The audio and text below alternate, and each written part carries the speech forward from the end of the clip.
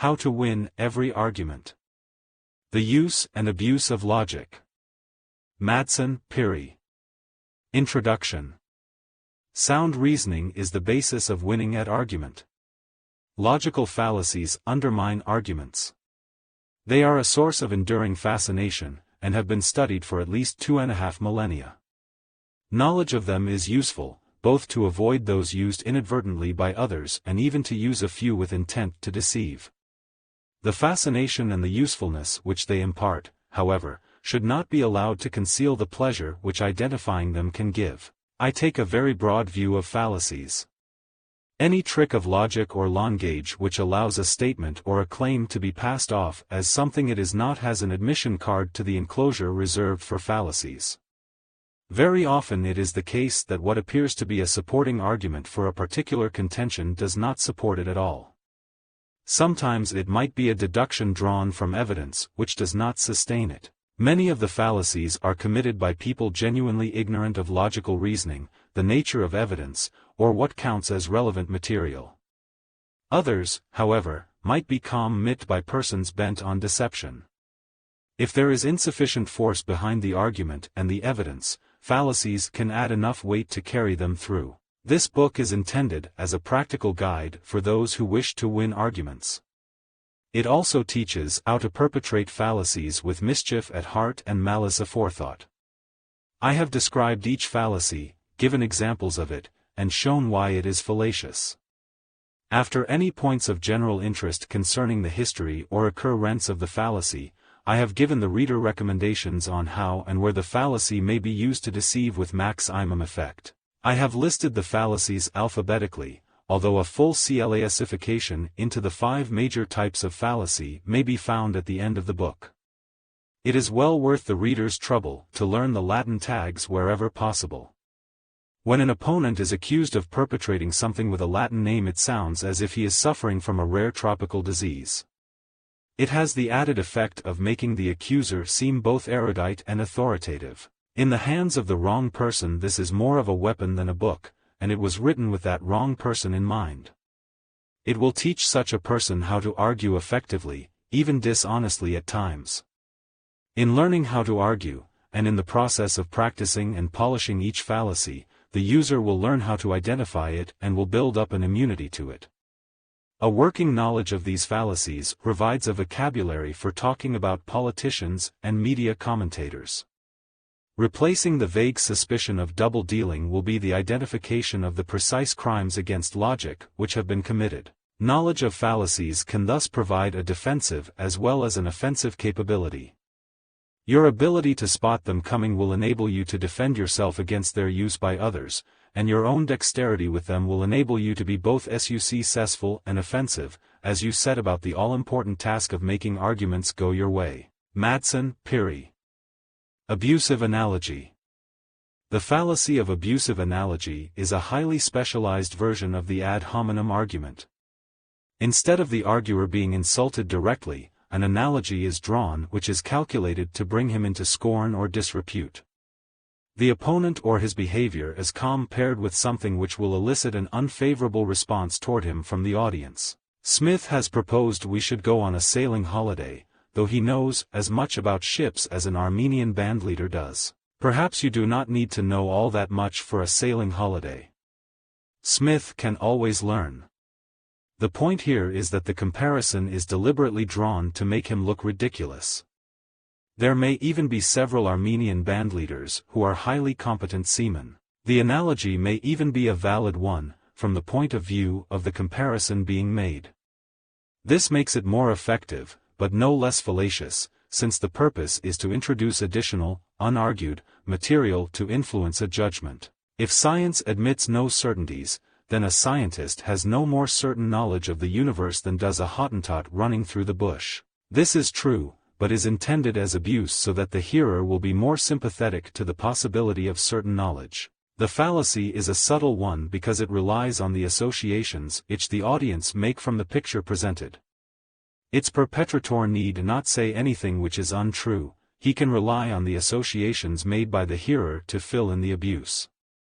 The abusive analogy is a fallacy because it relies on this extraneous material to influence the argument. In congratulating my colleague on his new job, let me point out that he has no more experience of it than a sniveling boy has on his first day at school. Again, true. But look who's doing the sniveling. While politicians delight in both abuse and analogies, there are surprisingly few good uses of the abusive analogy from that domain. A good one should have an element of truth in its comparison, and invite abuse by its other associations. All other things being equal, it is easier to be offensive by making a comparison which is untrue, than to be clever by using elements of truth. Few have reached the memorable heights of Daniel O'Connell's description of Sir Robert Peel. A smile like the silver plate on a coffin. True, it has a superficial sparkle, but it invites us to think of something rather cold behind it. The venom-loaded pens of literary and dramatic critics are much more promising springs from which abusive analogies can trickle forth. He moved nervously about the stage, like a virgin awaiting the Sultan, and died after the first night. Abusive analogies take composition. If you go forth without preparation, you will find yourself drawing from a well-used stock of comparisons which no longer have the freshness to conjure up vivid images. Describing your opponents as being like straight-laced schoolmistresses or sleazy strip club owners will not lift you above the common herd. A carefully composed piece of abusive comparison, on the other hand, can pour ridicule on the best presented case you could find, a speech like a Texas Longhorn, a point here, a point there, but a whole lot of bull in between. Accent. The fallacy of accent depends for its effectiveness on the fact that the meaning of statements can change, depending on the stress put on the words. The accenting of certain words or phrases can give a meaning quite different from that intended, and can add implications which are not part of the literal meaning. Light your cigarette. Without accent it looks like a simple instruction or invitation. Light your cigarette. Rather than the tablecloth, or whatever else you feel in the mood to burn. Light your cigarette. Instead of everyone else's. Light your cigarette. Instead of sticking it in your ear. Even with so simple a phrase, a changed accent can give a markedly changed meaning. We read that men are born equal, but that is no reason for giving them all an equal vote. Actually, we probably read that men are born equal. Born equal carries an implication that they do not remain equal for long. Accent is obviously a verbal fallacy, for the most part. Emphasis in print is usually given by italics, and those who supply them to a quotation from someone else are supposed to say so.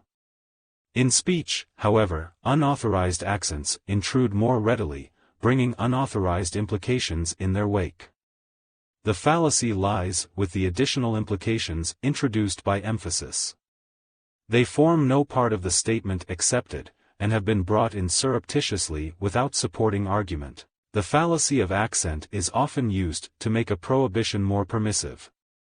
By stressing the thing to be excluded, it implies that other things are admissible. Mother said we shouldn't throw stones at the windows. It's all right for us to use these lumps of metal. And mother, who resolved never to lay a hand on them, might well respond with a kick. In many traditional stories the intrepid hero wins through to glory by using the fallacy of accent to find a loophole in some ancient curse or injunction.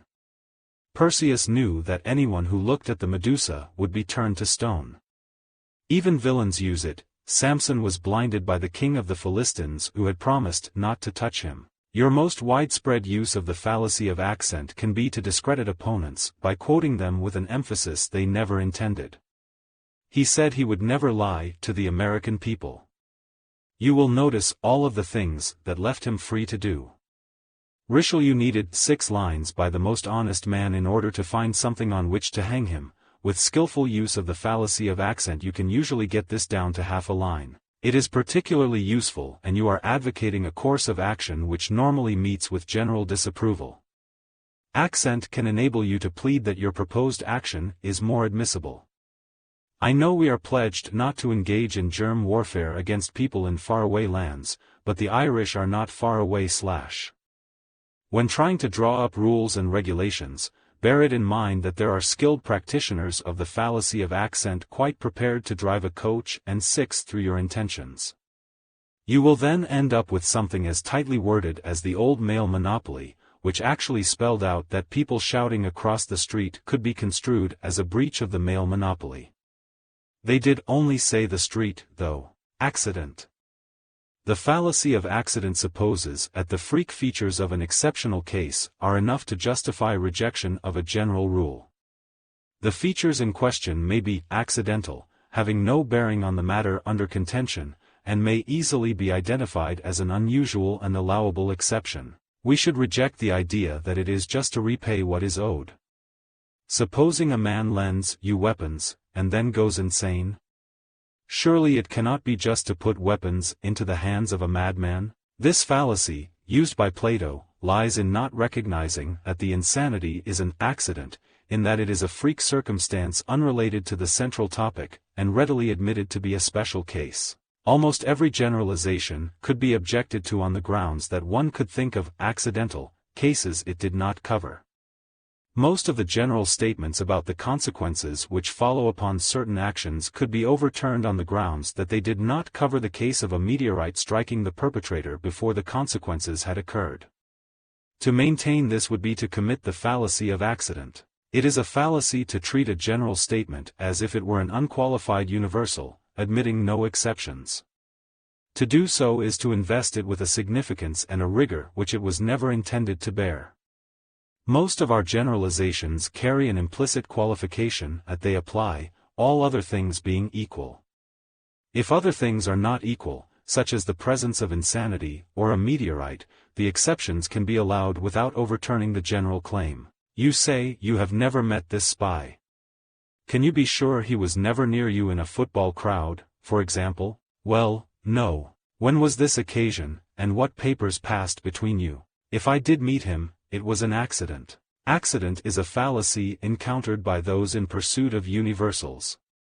If you are trying to establish watertight definitions of things like truth, justice, and meaning, you must not be surprised if others spend as much energy trying to leak the odd accident through your seals. Plato was searching for justice, John Stuart Mill, trying to justify liberty except where there is harm or serious risk of harm to others, found himself forever meeting objections which began, but what about the case where it is an occupational hazard? If you are to avoid accidents, avoid universals. Promises should not always be kept. Suppose you were stranded on a desert island with an Austrian count who was running an international spy ring. And suppose there was only enough food for one, and you promised him. The only amazing feature of these lurid stories is that anyone should suppose such freak cases to make the general rule any less acceptable. One of the famous examples of the fallacy is a schoolboy joke. What you bought yesterday you eat today. You bought raw meat yesterday, so you eat raw meat today. With the generalization referring to the substance, regardless of its accidental condition. The fallacy of accident is a good one for anarchists because it appears to overturn general rules. When it is claimed that you are breaking the rules, dig up the freakiest case your imagination will allow. If the rule does not apply in this case, why should it apply in yours? We all agree that it would be right to burn down a tax office if this were the only way to release widows and orphans trapped in the cellar. So what I did was not inherently wrong. Affirming the consequent. To those who confuse hopelessly the order of horses and carts, affirming the consequent is a fallacy which comes naturally. An occupational hazard of those who engage in conditional arguments, this particular fallacy fails to recognize that there is more than one way of killing a cat. When cats are bitten by rabid hedgehogs they die. Here is a dead cat, so obviously there is a rabid hedgehog about. Before locking up your cats, reflect that the deceased feline might have been electrocuted, garrote, disemboweled, or run over.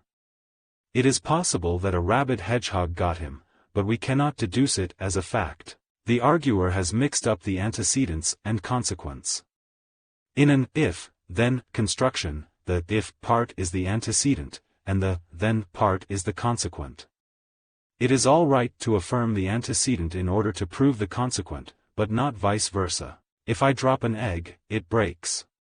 I dropped the egg, so it broke. This is perfectly valid. It is an argument called the modus ponens, which we probably use every day of our lives. Compare it with the following version. If I drop an egg, it breaks. This egg is broken, so I must have dropped it. This is the fallacy of affirming the consequent. There could be many other incidents leading to a broken egg, including something falling upon it, someone else dropping it, or a chicken coming out of it. For valid logic, we must affirm the first part in order to deduce the second. In the fallacy, we affirm the second part in an attempt to deduce the first. Affirming the consequent is fallacious because an event can be produced by different causes. Seeing the event, we cannot be certain that only one particular cause was involved. If the Chinese wanted peace, they would favor cultural and sporting exchanges. Since they do support these exchanges, we know they want peace. Maybe. This conclusion might be the most plausible, but there could be other, more ominous reasons for their support of international exchanges. The cat can be killed in more ways than one. This fallacy receives a plentiful airing in our law courts, since it is the basis of circumstantial evidence. Where we have no eyewitness evidence, we work back from what is known to those actions which might have caused it. If he had been planning murder, he would have taken out extra insurance on his wife. He did take out extra insurance. If he intended poison, he would have bought some. He did buy some weed killer. If he had wanted to cut up the body, he would have needed a big saw. Such a saw was found in his toolshed. There could be alternative explanations, innocent ones, for all of these actions. It would be fallacious to say that any of them proved him guilty. But as they mount up, it becomes progressively easier for 12 good persons and true to eliminate reasonable doubts about coincidence. No doubt they are sometimes wrong and thereby has hanged many a tale, together with the occasional innocent man. This is an extremely good fallacy to use when you wish to impute base motives to someone. Motives do not show, but the actions caused by motives do. You can always gain a hearing for your suggestion of less than honorable motives, by use of a skillfully affirmed consequent. She's just a tramp. Girls like that always flaunt themselves before men, and she did appear at the office party wearing a dress that was practically transparent. We can all see through this one. Amphibole. Amphibole is the fallacy of ambiguous construction. It occurs whenever the whole meaning of a statement can be taken in more than one way, and is usually the fault of careless grammar. The Duchess has a fine ship, but she has barnacles on her bottom. This is a duchess who requires especially careful handling. The fallacy is capable of infinite variation. Many excellent examples of amphibole make use of the confused pronoun. Does the she asterisk refer to the ship or to the Duchess? Similar confusion may occur with animals. I met the ambassador riding his horse.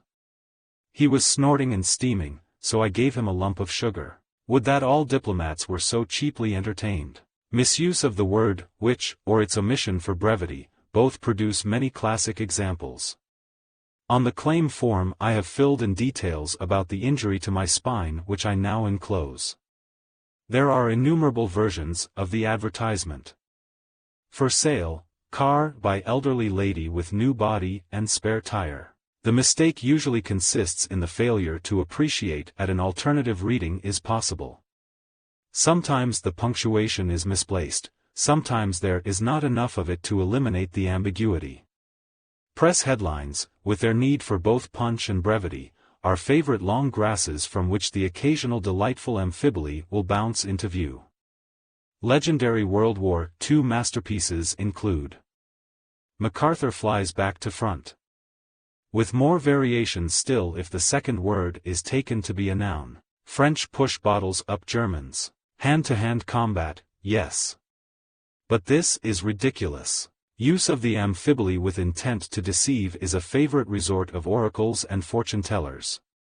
A timely amphibole enables the prophet to hedge his bets, having it both ways. After the outcome one can always take refuge in the meaning which was fulfilled. Croesus asked the oracle what would happen if he attacked Persia. The reply, a mighty empire will be humbled, was prophetic indeed. But it was his own. To become a skilled perpetrator of amphiboles, you must acquire a certain nonchalance toward punctuation, especially commas.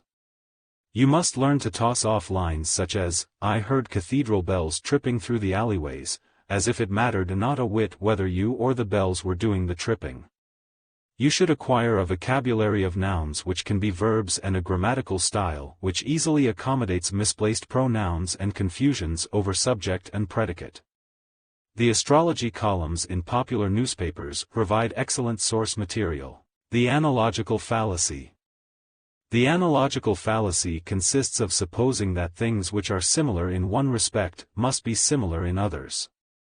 It draws a comparison on the basis of what is known, and proceeds to assume that the unknown parts must also be similar. The body politic, like any other body, works best when there is a clear brain directing it. This is why authoritarian governments are more efficient. None of these false analogies likening the state to a human body ever seem to say much about its liver, pancreas, or waste disposal mechanism. Analogies are a useful way of conveying information. They enable us to talk about the new concept in terms which the audience already have experience of.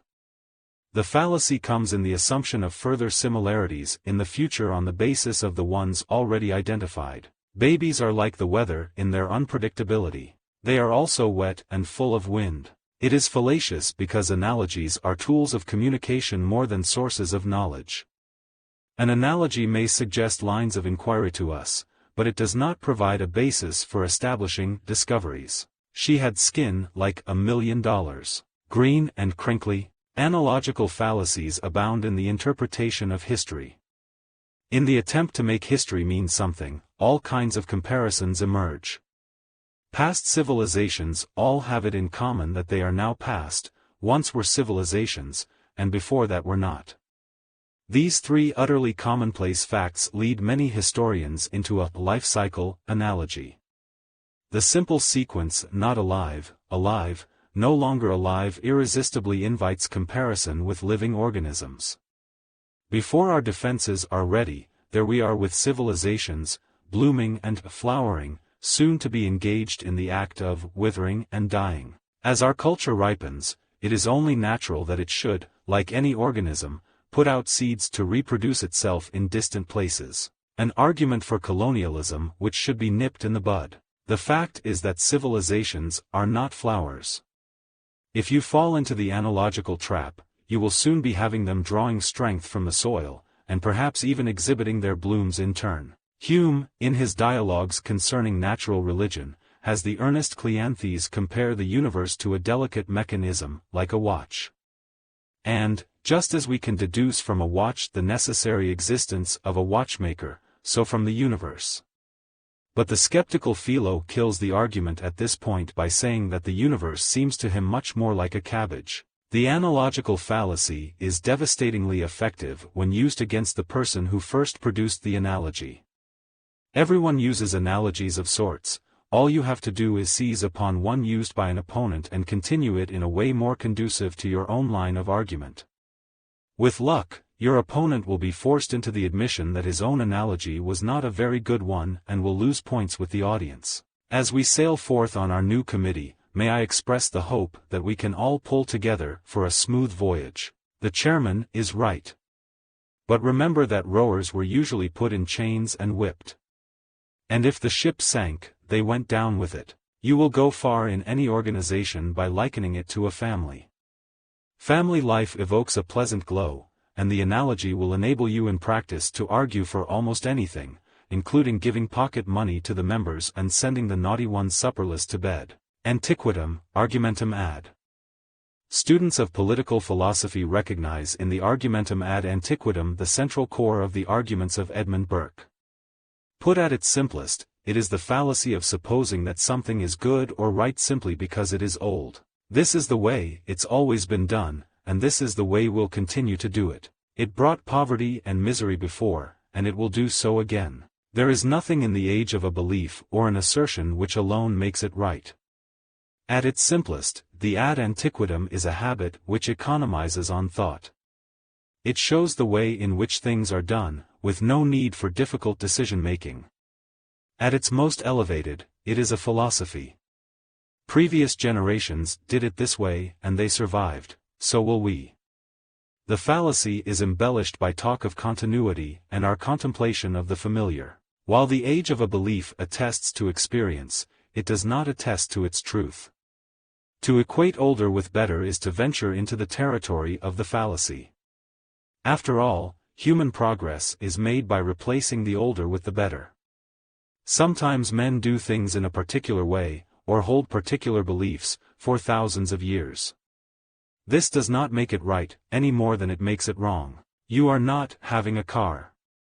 I never had a car, my father never had one, and nor did his father before him, which is probably why none of them got anywhere. The Conservative Party is the home of the ad antiquitam. They raised it and by golly they are going to keep it. The old values must be the right ones. Patriotism, national greatness, discipline, you name it. If it's old, it must be good. The commercial world is sensitive to the prevalence of the fallacy, and modifies its actions accordingly. A cigarette brand called Woodbine, with a large market share, feared its image was becoming dated, but did not wish to shatter the instinctive preference for the traditional. A science fiction magazine called Astounding feared that its name reflected an earlier era and might hold back its development. In both cases the decision was made to effect gradual change, with the cigarette packet design and the magazine name both changing imperceptibly over the weeks. Astounding made it into Analog, but Woodbines seem to have disappeared without trace. Perhaps cigarette customers are more conservative than science fiction readers? Skillful use of the ad antiquitam requires a detailed knowledge of China. The reason is simple. Chinese civilization has gone on for so long, and has covered so many different provinces, that almost everything has been tried at one time or another. Your knowledge will enable you to point out that what you are advocating has a respectable antiquity in the Xin-Shan province, and there it brought peace, tranquility of mind and fulfillment for centuries. We make our furniture in the best way, the old way, and it's every bit as uncomfortable as it always was. Apriorism. Normally we allow facts to be the test of our principles. When we see what the facts are, we can retain or modify our principles. To start out with principles from the first, a priori, and to use them as the basis for accepting or rejecting facts is to do it the wrong way round. It is to commit the fallacy of apriorism. We don't need to look through your telescope, Mr. Galileo. We know that there cannot be more than 7 heavenly bodies. This was a short-sighted view. The relationship between facts and principles is a complicated one. We need some kind of principle, otherwise nothing presents itself as a fact in the first place. The fallacy consists of giving too much primacy to principles, and in not permitting them to be modified by what we observe. It makes an unwarranted presumption in favor of a theory unsupported by the evidence, and therefore rejects evidence relevant to the case. All doctors are in it for themselves. If yours really did give up all that time for no payment, then all I can say is that there must have been some hidden gain we don't know about, in addition to the less well-hidden fallacy we do know about. Aphoristic reasoning is widely used by those whose beliefs have very little to do with reality anyway. The fallacy is the short brush which sweeps untidy facts under a carpet of preconception. It is a necessary household appliance for those determined to keep their mental rooms clean of the dust of the real world. Engraved on the handle, and on the mind of the user, is the legend, "My mind's made up." Don't confuse me with facts. Many of us might be unimpressed with a patent medicine for which the claim was made that recovery proved that it worked, and lack of recovery was proof that more of it were needed. We might point out that the facts were being used to support the medicine, whichever way they turned out. Yet every day precisely the same claim is made for overseas development aid to poorer countries. If there is development, that shows it works. If there is no development, that shows we must give more of it. Heads they win, tails logic loses. The fallacy of apriorism can also be used to support a preconceived judgment against the evidence. If a politician we support is caught cheating in examinations, or in a compromising position with an intern, these are character-improving situations. They steal him and test him, making him a fitter candidate for office. For anyone else, of course, they would disqualify them from office. Since there are no cats in Tibet, this animal here, with the ears of a cat, the tail of a cat, the fur of a cat and the whiskers of a cat, shows that Tibetan dogs are pretty good actors. Not only that, they also catch mice and drink milk from a saucer. It is generally unproductive, when using Apriorism, to dismiss the facts out of hand as untrue. After all, your audience might have been there to witness them. You will go much further by reinterpreting those facts, showing how they were not what they seemed. Far from contradicting your contention, they really support it. Still maintain that the books I recommended were the most popular ones. Of course, I don't deny that they were the least read ones in the entire library, but I take that as a sign of their popularity. You see, when a book is really popular, people buy it or borrow it from friends, they don't wait to borrow it from a library. At least the fallacy is popular. Baculum, argumentum ad. When reason fails you, appeal to the rod. The argumentum ad baculum introduces force as a means of persuasion, and is often resorted to by those who would lose the argument without it. It would be better if you told us what we want to know. After all, we wouldn't want your aged mother or your crippled sister to suffer, would we? Probably yes. The threatened force does not have to take the form of physical violence. The argumentum ad baculum is committed whenever unpleasant consequences are promised for failing to comply with the speaker's wishes. If you do not bring us the plans of the new missile, I regret I will be forced to send these photographs to the newspapers. The fallacy of the argumentum ad baculum lies in its introduction of irrelevant material into the argument. Strictly speaking, it leaves the argument behind, moving on to force as a means of persuasion.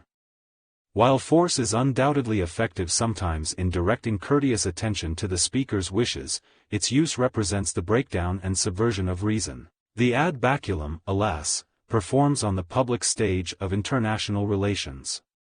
Powerful countries which fail to get their own way in reasoned discussion are not averse to tossing over an ad baculum to influence the talks.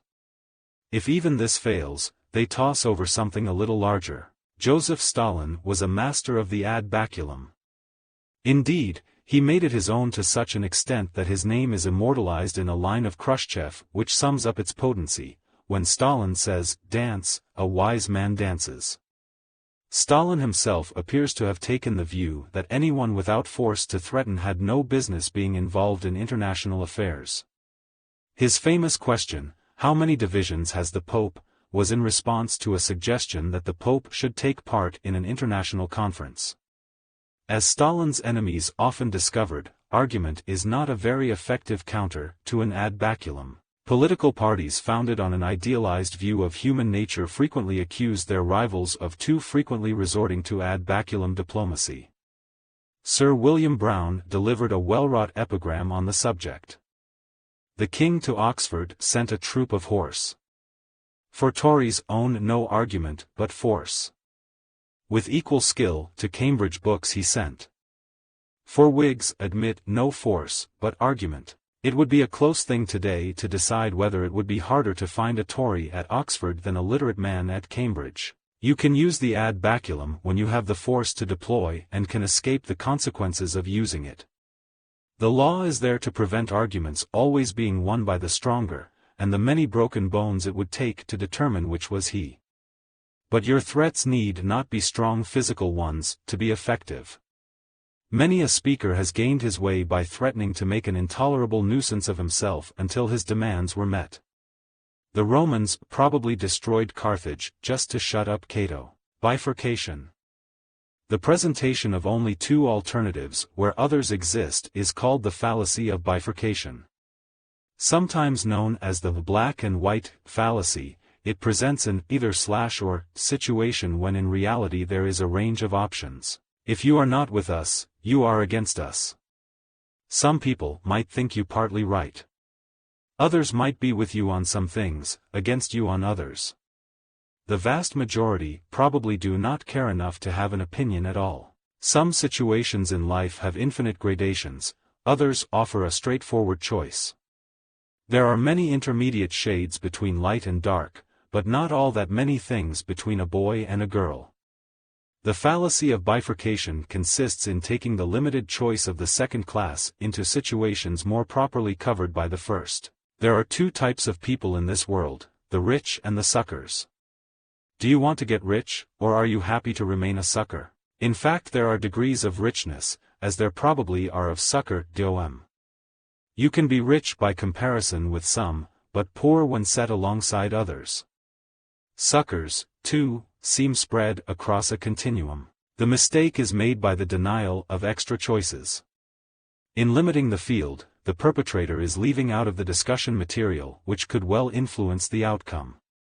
The fallacy this time is caused not by the intrusion of irrelevant material, but by the exclusion of relevant items. Bifurcation is used to limit choice. Large political parties employ it to squeeze out smaller ones by denying that they are valid options. Fanatics, for and against, use it to flail the vast mass in between who cannot be bothered. Ideologues use it to classify people into one category or another, rather than admit to the vast range of individual opinions. One of the more irritating uses of the fallacy of bifurcation occurs in the collection of statistical information. Marketing research polls, along with official forms, can only work by assigning people into broad categories. Information is often requested with the answer yes or no, when the individual concerned knows that neither is correct. Personality tests, which pose hypothetical situations, always grossly underestimate human ingenuity. Bifurcation often occurs in a dilemma, even though the dilemma itself is a sound form of argument. If we import goods, we send our jobs abroad. If we export goods, we send our property abroad. Since we must either export or import, we lose either our jobs or our property. But it is not a black and white choice.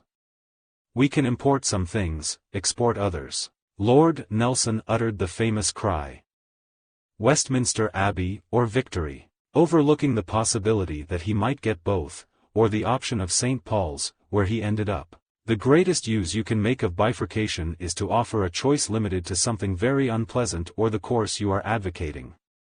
Either the audience does what you suggest, or it will be the end of all life on earth as we know it. Either we paint the door green, or we will be mocked and ridiculed. People will think we have no taste at all, and will become the laughing stock of the whole neighborhood. I leave the choice up to you. I'm not trying to influence your decision one way or the other. You must learn to introduce what you consider to be the only possible choice by saying, well, ladies and gentlemen, it seems we have two possible choices. Blinding with science. Science enjoys an enormous prestige because it has got so many things right. In the popular imagination, the dedicated scientist in his white coat is a fount of real knowledge as opposed to mere opinion. The fact that he is using that knowledge to make Frankenstein monsters scarcely diminishes the respect for his pronouncements.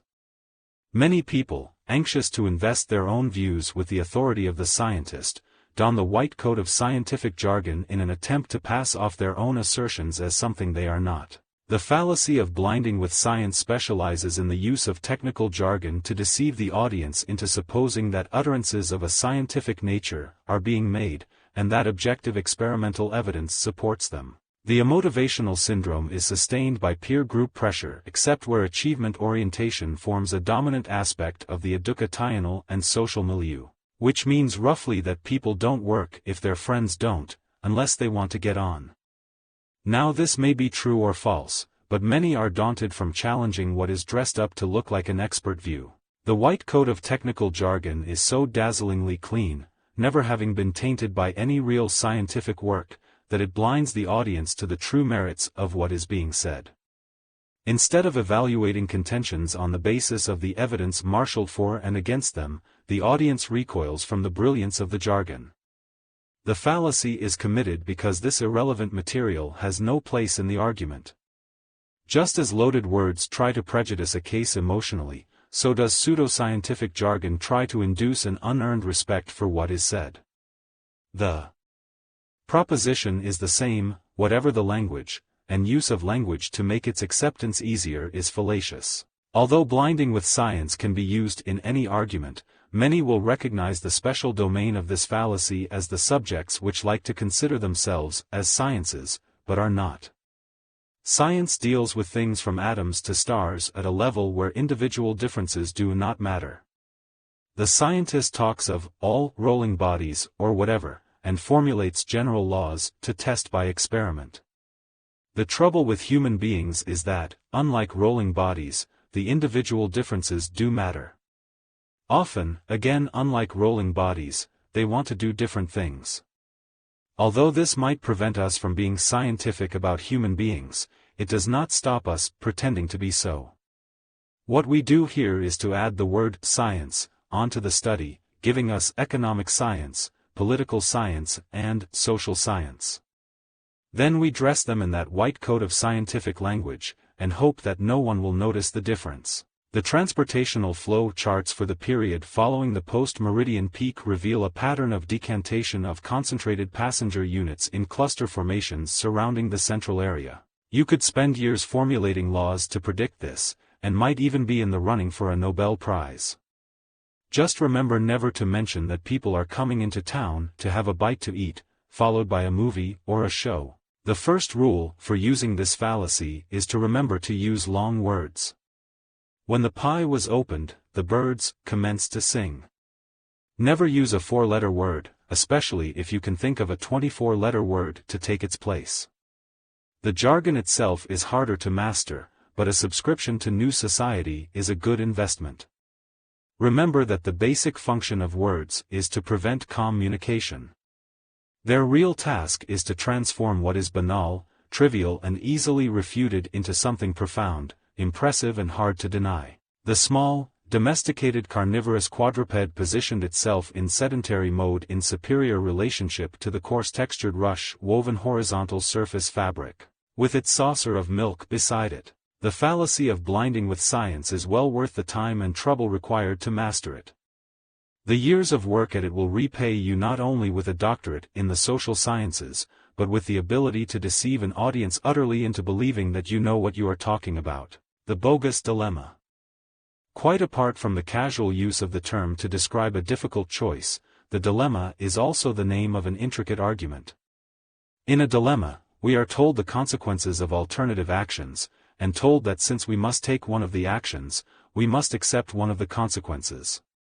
A Greek mother told her son who was contemplating a career in politics. Don't do it. If you tell the truth men will hate you, and if you tell lies the gods will hate you. Since you must either tell the truth or tell lies, you must be hated either by men or by the gods. The dilemma is a valid form of argument. If the consequences described are true, and if there really is a straight choice between them, then one or other of the consequences must follow. Very often, however, the information given is incorrect, and the choice is not as limited as is made out. In these cases a dilemma is bogus. The bogus dilemma is the fallacy of falsely or mistakenly presenting a dilemma where none exists. In the above example, the son has several possible replies. He can claim that the dilemma is bogus by denying that the consequences follow. This is called grasping the dilemma by the horns. He can simply deny that men will hate him if he tells the truth. On the contrary, he might claim, they would respect him for it. The alternative statements about consequences are called the conjuncts, and it is enough to show that one or both is false to label the dilemma as bogus. As another option, he might show that the choice is false. This is called going between the horns, and consists of showing that other choices are possible. Instead of limiting himself to truth or lies, he might be truthful at some times, deceitful at others. He might make statements which contain elements of both truth and falsehood. The dilemma is shown to be bogus if the choice, which is called the disjunct, is not an exhaustive one. A third way of dealing with a dilemma is to rebut it. This is an elegant technique which requires an equally ferocious beast to be fabricated out of the same elements as the original one, but sent charging in the opposite direction to meet it head-on. In the above example, the youth replied, "Shall do it, mother. For if I tell lies, men will love me for it, and if I tell truth the gods will love me." Since I must tell truth or lies, I shall be beloved of men or gods. This is so pretty that when one sees it done in debate, there is an urge to throw money into the ring. Protagoras, who taught law among other things, dealt with a poor student by agreeing to waive the fee until the man had won his first case. As time went by, and there was no sign of the youth taking on a case, Protagoras sued him. The prosecution was simple. If the court decides for me, it says he must pay. If it decides for him, he wins his first case and must therefore pay me. Since it must decide for me or for him, I must receive my money. The youth had been a good student, however, and presented the following defense. On the contrary, if the court decides for me, it says I need not pay.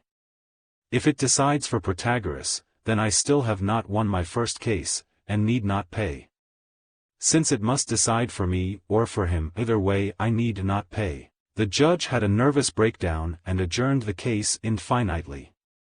He thereby proved the disjuncts false, and escaped between the horns of both dilemmas. The fallacy in the bogus dilemma consists of presenting false consequences or a false choice, and it will be of most use to you in situations where decisions which you oppose are being contemplated. Quickly you step in, pointing out that one of two things will happen, and that bad results will follow either way. If we allow this hostel for problem teenagers to be set up in our area, either it will be empty or it will be full. If it is empty, it will be a useless waste of money, and if it is full, it will bring in more troublemakers than the area can cope with. Reluctantly, therefore, cross your fingers and hope there are no students of Protagoras on the committee. Circulus in probando. Circulus in probando is a specialized and very attractive form of the petitio principii. It consists of using as evidence a fact which is authenticated by the very conclusion it supports. It is thus arguing in a circle. I didn't do it, sir. Smith minor will vouch for my honesty. Why should I trust Smith minor? Oh, I can guarantee his honesty, sir. Any teacher who falls for that one deserves to be suspended by his thumbs from two hypotheticals. The Circulus is fallacious for the same reason as is its larger cousin, petitio. It fails to relate the unknown or unaccepted to the known or accepted. All it gives us is two unknowns so busy chasing each other's tails that neither has time to attach itself to reality. We know about God from the Bible, and we know we can trust the Bible because it is the inspired word of God. A circle in a spiral, a wheel within a wheel. As with the petitio, its close relative, the Circulus is often found building a cozy little nest in religious or political arguments. If there really were convincing proofs of particular religions or ideologies, it would be much more difficult for intelligent people to disagree about them. In place of cast-iron demonstrations, petitio and Circulus are often called upon to serve. The same could even be said of science. How do we know that our so-called scientific knowledge is no more than one giant Circulus? When we perform scientific experiments, we are assuming that the rest of our knowledge is good. All we are really testing is whether the new theory under examination is consistent with the rest of our theories. At no point can we test any of them against some known objective truth. After all, even the theories about what our senses tell us are in the same predicament. It all comes down to saying that science gives us a consistent and useful look at the universe through the ring of a giant Circulus. You will find it difficult, however, to use the prestige of science in support of your own use of the Circulus. He is too easily spotted for effective application in argument, being rather less wily than his big cousin, petitio. I have the diamond, so I shall be leader. Why should you get to keep the diamond? Because I'm the leader, stupid. The more likely your conclusion is to be acceptable for other reasons, the more likely are you to get away with a Circulus in support of it. When people are already half disposed to believe something, they do not examine the supporting arguments as closely. That said, Circulus should be reserved for verbal arguments where memories are short. I'm asking you to do this because I respect you. How do I know that you respect me? Would I ask you to do it otherwise? If you want to do it, you'll believe it. The intelligent reader might suppose that fallacies such as Circulus are too obvious to be more than debating tricks. Surely they could never seriously distort decisions of state by slipping through the massed ranks of civil servants, government commits and the cabinet? Not so. A major policy of Britain's government in the 1960s, adopted after the most serious public debate, was based upon a relatively obvious Circulus in probando. This was the National Plan, an exercise in, then fashionable, national economic planning. Firms were asked to assume a national growth rate of 3.8% and to estimate on that basis what their own plans for expansion would be.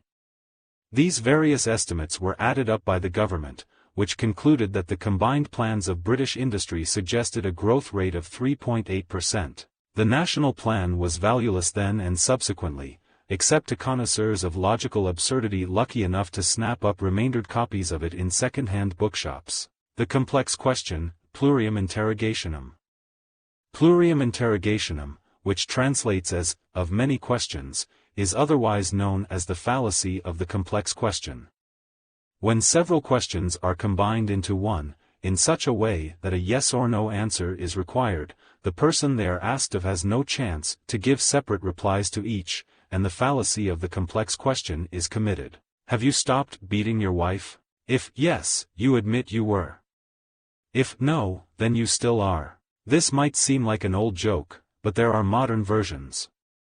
Did the pollution you caused increase or decrease your profits? Did your misleading claims result in you getting promoted? Is your stupidity inborn? All of them contain an assumption that the concealed question has already been answered affirmatively. It is this unjustified presumption which constitutes the fallacy. Many questions may be asked, but if the answer to some is assumed before it is given, a plurium interrogationum has been committed. A common version of the fallacy asks questions beginning zu or zwhy about facts which have not been established. Even oldies such as, who was the lady I saw you with last night, and, why did the chicken cross the road, are, strictly speaking, examples of this fallacy. They preclude answers such as, there was none, or, it didn't. Why did you make your wife alter her will in your favor? And why did you then go along to the chemist to buy rat poison? Why did you then put it into her cocoa, and how did you do it without attracting her attention? Attempt not more than 3 questions. The inhabitants of the world of the plurium are a puzzled lot. They can never understand why we tolerate television reporters who echo anti-patriotic propaganda, how we can curb drug abuse in our schools, or why it is that so many unemployable people are produced by our universities and colleges. The advertisers of that world want to know whether our families are worth the extra care that their product brings and if we are glad we chose their brand of shampoo. In the real world, none of these questions would be regarded as valid until the facts they depend on had been established. The complex question has to be broken into simpler ones, and often the denial of the fact presumed invalidates the larger question altogether. A variety of complicated genetic or evolutionary explanations could be advanced to explain why the adult human female has more teeth than the adult male. None of them would be as effective as counting along a few jaws and denying the fact. Plurium interrogationum is very effective as a means of introducing the semblance of democracy into the domestic scene. It enables you to give children a choice over their destinies. Would you prefer to go to bed now, or after you've finished your cocoa? Do you want to put your bricks in the box, or on the shelf? Beware, though. After about 10 years this will come back to you as, Mum, would you prefer to buy me a disco deck or a motorbike for my birthday? He who sows the wind. Composition. The fallacy of composition occurs when it is claimed that what is true for individual members of a class is also true for the class considered as a unit. Some nouns can be taken to refer either to the thing as a whole or to the various parts which make it up. It is fallacious to suppose that what is true of the parts must also be true of the new entity which they collectively make up. This must be a good orchestra because each of its members is a talented musician. Each individual might be excellent but totally unable to play in unison with colleagues. All of these virtuosos might be far too busy trying to excel personally to play as an effective team. Many a football manager has similarly transferred in many first-class players, only to find himself transferred out. Unless they can work as a team, it is easier to get the manager out of the ground than the ball into the net. Have gathered into one regiment all of the strongest men in the army. This will be my strongest regiment. I doubt it. The strength of a regiment depends on such factors as its morale and its teamwork, not to mention its speed, its ability to operate with minimal supplies, and similar attributes. The fallacy arises from a failure to recognize that the group is a distinct entity of which things can be said which do not apply to individual persons. Evidence advanced to attest to the qualities of the members is therefore irrelevant to an appraisal of the group. Americans are particularly vulnerable to this fallacy because their grammar makes no distinction between the collective entity and the individuals within it. It seems to be universal in the American language to use singular verbs for collective nouns, regardless of whether the members or the group are being referred to. In English we would say, "The crew is a good one," referring to it as a separate entity, but, "the crew are tired," if we are speaking of its members. In American one uses the singular verb in both cases, losing an important distinction. If everyone in society looks after themselves, then our society will be one that looks after itself. It will certainly be a society of people who look after themselves, but maybe society has aspects which need to be looked after by people acting in concert. A variant of the fallacy of composition covers cases in which things which are true for individuals become untrue if they are extrapolated to cover the whole group. Farmers benefit from price supports on beef, shoemakers gain from price supports on shoes, and so on. Obviously the whole economy would benefit if all products were subsidized. The point is that farmers and shoemakers only benefit if they are in a small group which benefits at the expense of everyone else. If the principle is extrapolated, everyone receives the subsidies, everyone pays the taxes to fund them, and everyone loses out to the bureaucrats who administer the transfers. Society, indeed, provides the best place to use the fallacy with intent to deceive. You should attribute all kinds of sympathetic qualities to the people in our country. An audience of your countrymen will have no difficulty in attesting to the truth of them. When you slide in a surreptitious fallacy of composition to urge the same for society as a unit, they will be reluctant to let go of the good qualities they just claimed. They all know that the average Briton is noted for a warm-hearted generosity. That is why our society has to increase the rights of the old, the sick, the unemployed, and those in less developed countries. These actions might be worthwhile, but are only generous when done by individuals. To take money away from people to give to others actually diminishes their opportunity to be generous. You might just as well try. Irishmen tend to die young, you know. I'm surprised the country is still going. Concealed quantification. When statements are made about a class, sometimes they are about all of the members of it, sometimes about some of them, and at other times it is not clear which is referred to. The fallacy of concealed quantification occurs when ambiguity of expression permits a misunderstanding of the quantity which is spoken of. Garage mechanics are crooks. What, all of them? It does not say, but there is a big difference. If it refers to all of them, then to talk to one is to talk to a crook. Although many motorists may have their convictions, few of the garage mechanics do. Very often the quantification is concealed because it sounds rather lame to make bold statements about some of a class. Ali is much better, but probably untrue. Rather than be limited by such a technicality, a speaker will often leave out the quantity in the hope that all will be understood.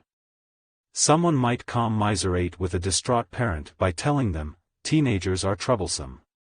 This can be accepted as, some are, or even, many tend to be so, but it could also be taken to mean that one has only to find a teenager to locate a troublesome person.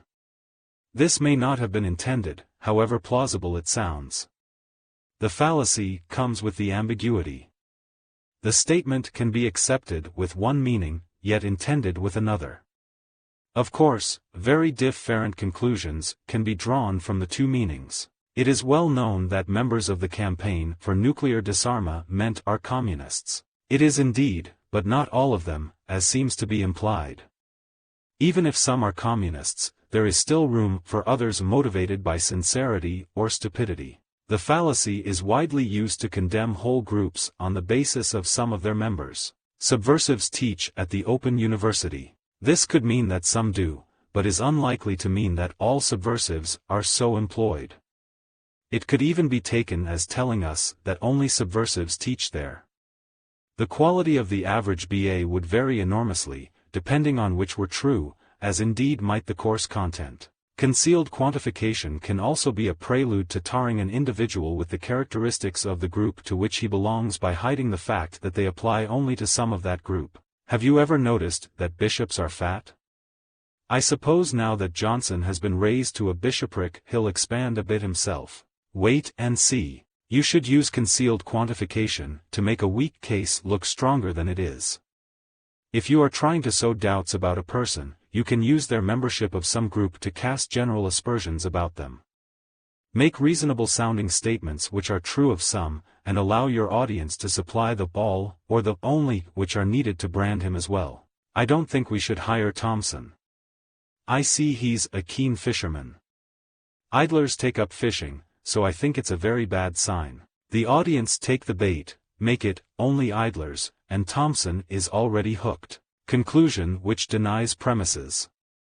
The conclusion which denies its premises is one of the, oh dear forgot what else started to say, fallacies. It starts by maintaining that certain things must be true, and ends up with a conclusion which flatly contradicts them. If the conclusion is not consistent with the arguments used to reach it, then somewhere there is a hole in the reasoning through which the logic has slipped silently away. Son, because nothing is certain in this world, we have to hold on to what experience tells us. Are you sure, Dad? Yes, son. I'm certain. The fallacy is identified by the inconsistency. If the conclusion contradicts the premises, at least one of them must be wrong. This means that our conclusion is either false itself, or derived from false information. The conclusion which denies its premises constantly slips uninvited into religious arguments.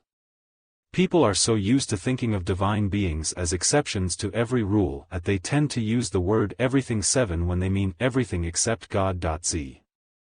Everything must have a cause. That, in turn, must result from a previous cause. Since it cannot go back forever, we know that there must be an uncaused causer to start the process. But if everything must have a cause, how can there be such a thing as an uncaused causer? The fallacy has a most distinguished history, being used, although not identified as such, by Aristotle and Thomas Aquinas among many others. It has many faces. The uncaused causer can be a first cause, or even a first mover. It can be reworded in many ways, but never without fallacy. Attempts to make a divine being the allowable exception to the original claim usually beg the question or subvert the argument. Everything in the universe must have a cause outside of itself. The intention is clearly to establish a cause which is outside of the universe and therefore needs no cause to account for it. Unfortunately, the rewording admits several faults. 1. The new version is more complex and is not obviously true. 2. The universe is not in the universe, it is the universe. 3. Everything in the universe is the universe. This allows us to translate the opening line as, the universe must have a cause outside of itself. Given such an assumption, it is hardly surprising that we go on to prove it. There are many simpler versions in popular currency, none of them free from the basic inconsistency of allowing the preferred answer to be the one permitted exception. No matter how many stages you take it back, everything must have had a beginning somewhere. God started it all. He, presumably, did not have a beginning somewhere. Nothing can go on forever. There must have been a God to start it. One who goes on forever, of course. When using the conclusion which denies premises, you should bear in mind 3 things. First, the more distance there is between your opening line and your conclusion, the less likely are your audience to spot the contradiction. Second, they will often allow a speaker to make statements about everyone without applying them to the speaker himself. Third, if your conclusion is about things which are usually admitted to have exceptional properties, your fallacy has a better chance of escaping detection. Never believe what people tell you about patent medicine, they are always liars.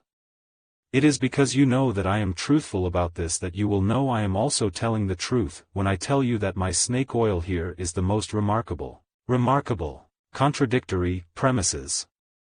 No matter how good the logic may be, you cannot rely on an argument which has certain falsity built into it.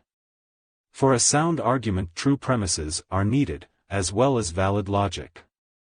The problem with contradictory premises is that they cannot both be true.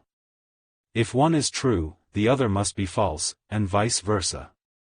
In other words, we can be certain that at least one of them must be false, and cannot therefore generate a sound argument. Everything is mortal, and God is not mortal, so God is not everything. This might look like an argument against pantheism, but it is in fact an argument against common sense. Since the premises contradict each other, one must be false. This makes any conclusion unreliable. The fallacy is an interesting one because it permits the logic to be valid. It usually amazes non-logicians to hear that with inconsistent premises any conclusion, no matter how irrelevant, can be validly inferred. Logicians, however, do not use the word valid to mean sound. If there is known falsity built in, as there must be with contradictory premises, then it matters not how good the logic is, the argument is not sound. This is the fallacy which enables us to prove that the moon is made of green cheese. The proof is quite complicated, but quite fun. We are given two premises, that milk is white, and milk is not white. If milk is white is true, then it is also the case that either milk is white or the moon is made of green cheese is true. This is correct. Since we are also given that milk is not white, the second alternative must be true, namely that the moon is made of green cheese. There is nothing wrong with the logic. The known falsity in the contradictory premises can be used to establish anything, including a rather smelly satellite. It is difficult to use the fallacy of contradictory premises in everyday argument, because your audience will normally see that you are contradicting yourself. What you can do, however, is to use contradictions, which are normally accepted in loose speech, and proceed to wrap them up in tight logic. He's a real professional, but a bit of an amateur at times. It sounds acceptable enough, but remember that from it you can literally prove that the moon is made of green cheese. Crumenam, argumentum ad. The argumentum ad Crumenam assumes that money is a measure of rightness, and that those with money are more likely to be correct. If you're so right, why ain't you rich, is the common form, but it translates poetically as the belief that truth is booty. There have been branches of Christianity which held that worldly success could be taken as a mark of divine favor, and there have been constitutions which loaded the franchise to the advantage of those with wealth and property. Note that those earning in excess of £100,000 per year tend to agree with me. Maybe so. He might have added that right-handed people disagreed with him, that 6-foot-tall people agreed, and that those with hazel eyes were evenly divided. These have about as much to do with being right as money does. The fallacy in the argumentum ad Crumenam is, of course, that wealth has nothing to do with it. It is a sweet and fitting thing to make a lot of money. It is also a sweet and fitting thing to be right, but only an undistributed middle can relate the two because of this. Behind the argumentum ad Crumenam lies the vague feeling that God would not allow people who were wicked and wrong to scoop the pool of life's goodies.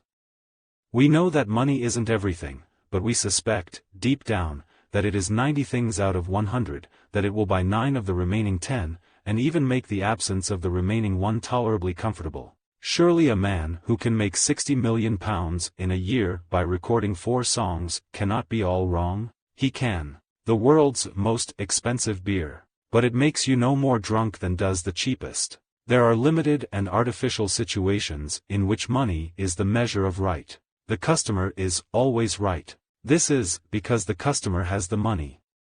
It is true in America, but in Britain the convenience of the shopkeeper often comes first, and in France or Germany it always does. In the field of tipping, money can often bring right in its wake. Cabby, get me to the airport by 10 o'clock. This cab ain't got wings, mister. Here's £20 if you make it. Stand by for takeoff. My friend wants to know where Big M was last night. Who's your friend? He sent his picture. Waves banknote. You can tell Sir Edward Elgar at Big M was at Molly's bar. A version of the argumentum ad Crumenam helped in the success of the Industrial Revolution. The belief that the virtues of thrift, perseverance and hard work are rewarded by wealth led not to rally to its converse, that worldly goods were the hallmark of virtue. A society in which one needs to make money to be respected for moral worth is probably conducive to an expand-ing economy. Your own use of the fallacy is best reserved for situations where you personally can ensure that money not only talks, but positively monopolizes the conversation. 7 Say we do it this way, and I own 60% of the shares in this company. Chorus, you're right, /g/. This differs only in degree from the junior version. 7 Say it was a goal, and it's my football. Cum hoc ergo, propter hoc. The cum hoc fallacy assumes that events which occur together are causally connected, and leaves no room either for coincidence, or for the operation of an outside factor which separately influences those events. A tourist met a Spanish peasant and his wife on a train. They had never seen bananas before, so he offered one to each of them. As the farmer bit into his, the train entered a tunnel. Don't eat it, Carmen, he shouted, they make you blind. Like the post hoc fallacy which links events because they occur consecutively, the cum hoc fallacy links them because they occur simultaneously. It is a fallacy because of its unwarranted assumption that either of the events would not occur without the other one. Things are happening all the time. Scarcely a day goes by without rain, electricity bills, televised show jumping, or the Guardian newspaper. It is inviting to link these endemic discomforts with simultaneous events, and conclude that they are all somehow connected. In primitive societies such assumptions are made routinely, and one of the jobs of the witch doctor is to sort out which actions are linked with various consequences. In our society, alas, life is more complicated. The field of statistics provides a natural habitat for the cum hoc fallacy to lurk undetected. Indeed, a whole branch of statistics called regression analysis is devoted to measuring the frequency and extent of simultaneous events, and to calculating the probability of their being linked. Correlation coefficients are produced, with percentages attached showing the likelihood that mere chance was involved. Statisticians routinely offer us relationships with a 95% or a 99% probability that more than chance is involved. A statistician looking over figures for pupil performance was astounded to discover in the 7 to 12 age group that neatness of handwriting matched with size of shoe. He checked the figures for hundreds of children, but it was quite clear. Neat handwriting correlated with large feet, with 99% probability that this was not mere chance. A teacher later told him that this was because older children tended to write more neatly. Being older, they tended to have bigger feet. Most disciplines which involve human measurement, including economics and sociology, find cum hos scattered liberally on their domain. The reason for this is that we do not really know what makes human beings act, so we look at their actions after the fact and try to relate them to other events. The cum hoc tares grow up with the wheat of genuine insights. Elections make people spend. The figures are clear. Spending always goes up in an election year. Could it be that governments seeking re-election tend to keep taxes down in election years, and that people, in consequence, have more to spend? Deliberate use of the cum hoc ergo propter hoc is best made with the support of reams of statistical information. Your audience, bemused by the figures, rarely have any of their own to set against you. They can be made even more disposed to accept the link which you are proposing if you cite the authority of leading figures in the social sciences. This is easy. There is nothing so absurd that it has not been attested to by such people. It helps to be selective in your use of information. Gun ownership is a major cause of violent crime. The prevalence of guns in the U.S. matches the high rates for crimes of violence. When violence is contemplated, the guns are all too available. Excellent, but remember not to mention Switzerland, where almost every household has a gun as part of military training. Switzerland has low rates for violent crime, and the guns are almost never used. A U.S. legislator recently noted that a high crime rate correlated with a high prison population, and suggested that the prisoners be released in order to cut the crime figures. For use of the fallacy in print, simply juxtapose articles. Study the front pages to see how it is done. Mark Twain comes to town.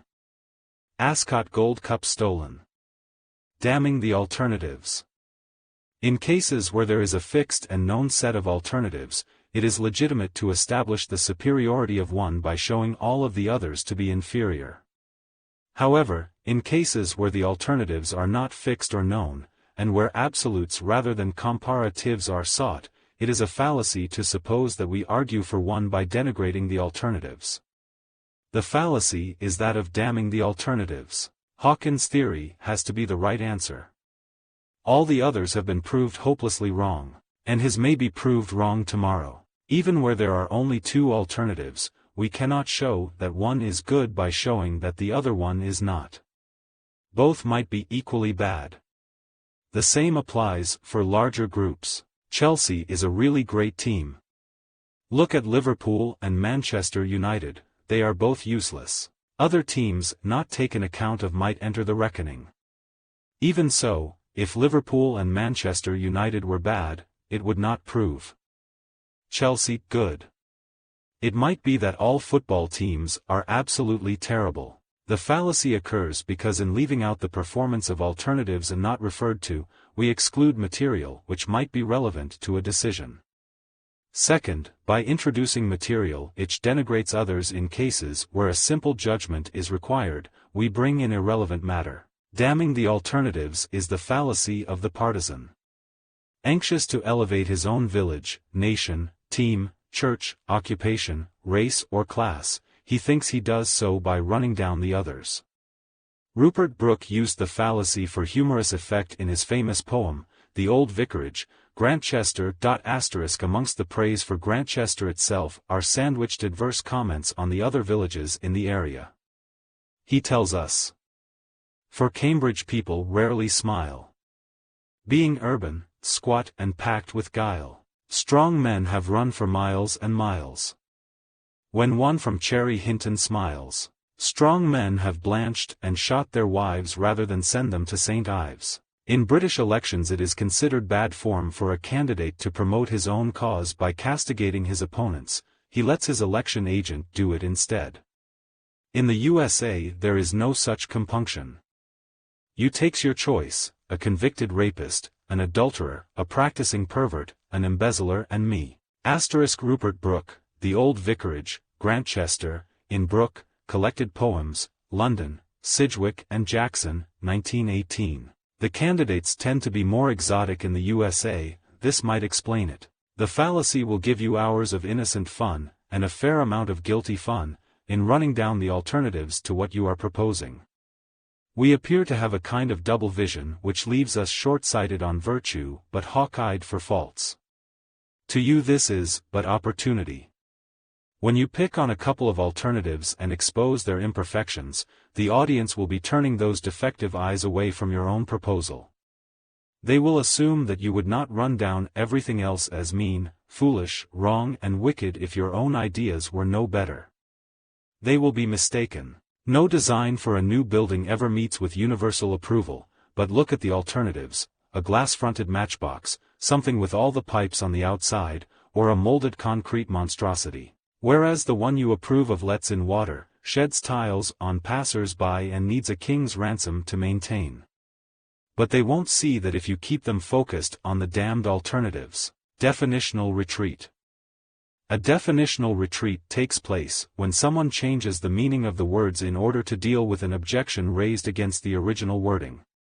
By changing the meaning, he turns it into a different statement. He's never once been abroad. As a matter of fact, he has been to Boulogne. You cannot call visiting Boulogne going abroad. What can you call it then? How about calling it sitting on a deck chair at Blackpool? Words are used with conventional meanings. If we are allowed to deal with objections to what we say by claiming that they mean something totally unusual, rational discourse breaks down altogether. The fallacy in a definitional retreat lies in its surreptitious substitution of one concept for another, under the guise of explaining what the words really mean. The support advanced for the one position might not apply to its substitute. When I said I hadn't been drinking, officer, I meant that I hadn't had more than I get through in a normal social evening. 0. The definitional retreat allows someone beaten in an argument to save face by claiming that he was really putting forward a totally different view. It also allows for a possible exception to be eliminated by a more restrictive interpretation. You have no experience of dealing with terrorism. Well, I did act as anti-terrorist advisor to the governments of Malaysia and Singapore, and I spent 4 years at the U.S. Anti-Terrorist Academy. 7 meant you have no experience of dealing with terrorists in England. He should have made it Scunthorpe, to be even safer. When I said that we were ruled by tyrants, I was naturally referring to the tax collectors and administrators, rather than to your majesty. Definitional retreat is a favorite recourse of philosophers. Their proposed definitions of virtue, the good, and even of meaning itself, are set up like wickets for their colleagues to bowl at. When the occasional googly scatters the stumps, instead of walking back gracefully to the pavilion, the philosopher is more likely to re-erect the stumps in a slightly different place and show that the ball would not have hit them in that position. A passage from Lewis Carroll sums it up. There's glory for you. I don't know what you mean by glory, Alice said. Humpty Dumpty smiled contemptuously. Of course you don't, till I tell you. I meant, there's a nice knockdown argument for you. But, glory, doesn't mean, a nice knockdown argument, Alice objected. When I use a word, Humpty Dumpty said in rather a scornful tone, it means just what I choose it to mean, neither more nor less. Asterisk. The UK's finance ministers are no less skilled. They have vast numbers of Treasury officials whose sole purpose is to redefine words like growth, investment, spending, and business cycle. When you marshal your own arguments into a timely definitional retreat, it is advisable to claim a meaning for the words, which is at least plausible. It should have some authority behind the usage. One good way is to slip into a technical vocabulary and you started out using ordinary speech. Of course, I was using expectation, as statisticians do, multiplying the probability of the returns by their size. I didn't mean it in the sense that we expected anything to happen, except, perhaps, for a fish wriggling artfully off a hook. A useful device to provide covering fire for a definitional retreat is the presumption that everyone understood your. Lewis Carroll, Through the Looking Glass, London, Macmillan, 1927, pages 124-5. Second meaning all along, and only your critic has been so finicky as to ignore it. Everybody knows that when we talk of trains being punctual, we use the railway definition of being within 10 minutes of the timetable. They do now, anyway. Denying the antecedent. As with affirming the consequent, the fallacy of denying the antecedent is for those who do not really care if their brain is going forwards or backwards. It does not admit the possibility that different events can produce similar outcomes. If I eat too much, I'll be ill. Since I have not eaten too much, I will not be ill. So saying, he downed a whole bottle of whiskey, cut his hand on a rusty nail and sat out all night in wet clothes. The point is, of course, that other events can bring about the same result, even if the event referred to does not take place. With these if, then constructions, it is all right to affirm the antecedent, the if part, and it is all right to deny the consequent, the then part. It is the other two which are fallacious, affirming the consequent or denying the antecedent. If he's slow, he'll lose. Since he isn't slow, he won't lose. But he might just be stupid. You can affirm the antecedent, he is slow, he will lose. You can deny the consequent, he didn't lose, so he can't have been slow. The first of these is a type of argument called the modus ponens, the second is called the modus tollens, and both are valid.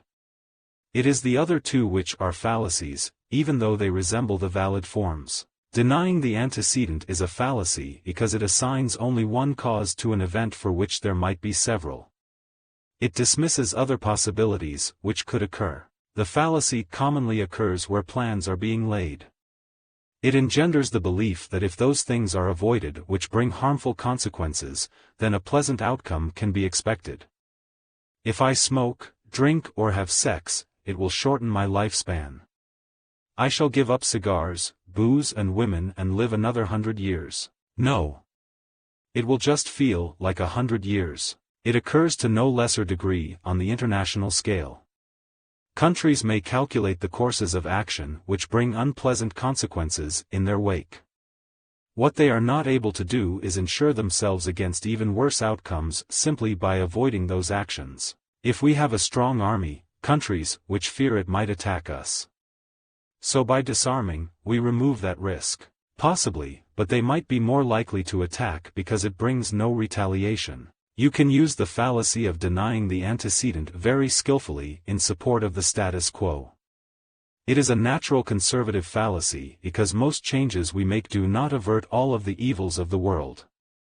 By pointing to the likelihood that death and taxes will be the result of the proposed actions, you might lull an audience into rejecting them. The fact that death and taxes will result anyway should not impinge on your success. Dicto, simpliciter. Dicto simpliciter is the fallacy of sweeping generalization. It consists of the application of a broad general rule to an individual case whose special features might make it exceptional. To insist that the generalization must apply to each and every case, regardless of individual differences, is to commit the fallacy of dicto simpliciter. Of course you voted for the resolution. You're a dock worker, and your union cast 120,000 votes in favor. Carried unanimously, brothers, and by a clear majority. Many of our general statements are not universals. We make them in the full knowledge that there will be cases whose accidental features make them exceptions. We are apt to say that various things make people healthy, knowing that we do not necessarily have to mean all people. We make similar generalizations about foods, even though we recognize that some people have allergies to various foodstuffs. When we insist on treating a generalization as if it were a universal which admitted no exceptions, we commit a dicto simpliciter. The fallacy arises because we use information about the whole of a class, which has not been established or accepted. We bring in outside material, therefore, without justification. Everyone knows that hooded teenagers are criminals. Since this hooded one isn't breaking any laws, he must be older than he looks. Or maybe he's just having a day off. Dicto simpliciter arises whenever individuals are made to conform to group patterns. If they are treated in tight classes as teenagers, Frenchmen, or traveling salesmen, and are assumed to bear the characteristics of those classes, no opportunity is permitted for their individual qualities to emerge. There are political ideologies which attempt to treat people in precisely this way, treating them only as members of subgroups in society and allowing them only representation through a group whose values they may not, in fact, share. Look, you're a civil servant. Your representatives voted for this action because they know it will be good for the civil service. It must therefore be good for you. He only imagined those lost wages. In discussing people of whom we have a little knowledge, we often use dicto simpliciter in the attempt to fix onto them the attributes of the groups they belong to. Knowing only that a neighbor is civil to us and drives a better car, we try to deduce things from the fact that he is a Catholic or a squash player. Our assumption of ancillary properties may, in fact, be correct. The mistake is to suppose that it must be. We all know that children are smaller than their parents. Well, now that I'm 50 and Dad is 80, I've noticed that I'm quite a bit taller. Maybe he isn't my real father. Dicto simpliciter can be used to fit people into stereotypical molds. Since they belong to the class of Frenchmen, ballet dancers and horse riders, they must be great lovers, effeminate and bow-legged. You must appeal to generally accepted truisms in order to fill in details about individual cases which would otherwise be resisted. You should as a parent use dicto simpliciter to trick your child into doing what you want instead of what they want. Spinach is good for growing children. Eat it up, but beware of the construction which says that all good children do such and such. Your progeny might slip out of the group in question by recognizing themselves as bad. Division.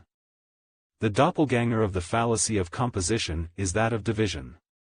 When we attribute to the individuals in a group something which is only true of the group as a unit, we fall into the fallacy of division. Welsh speakers are disappearing.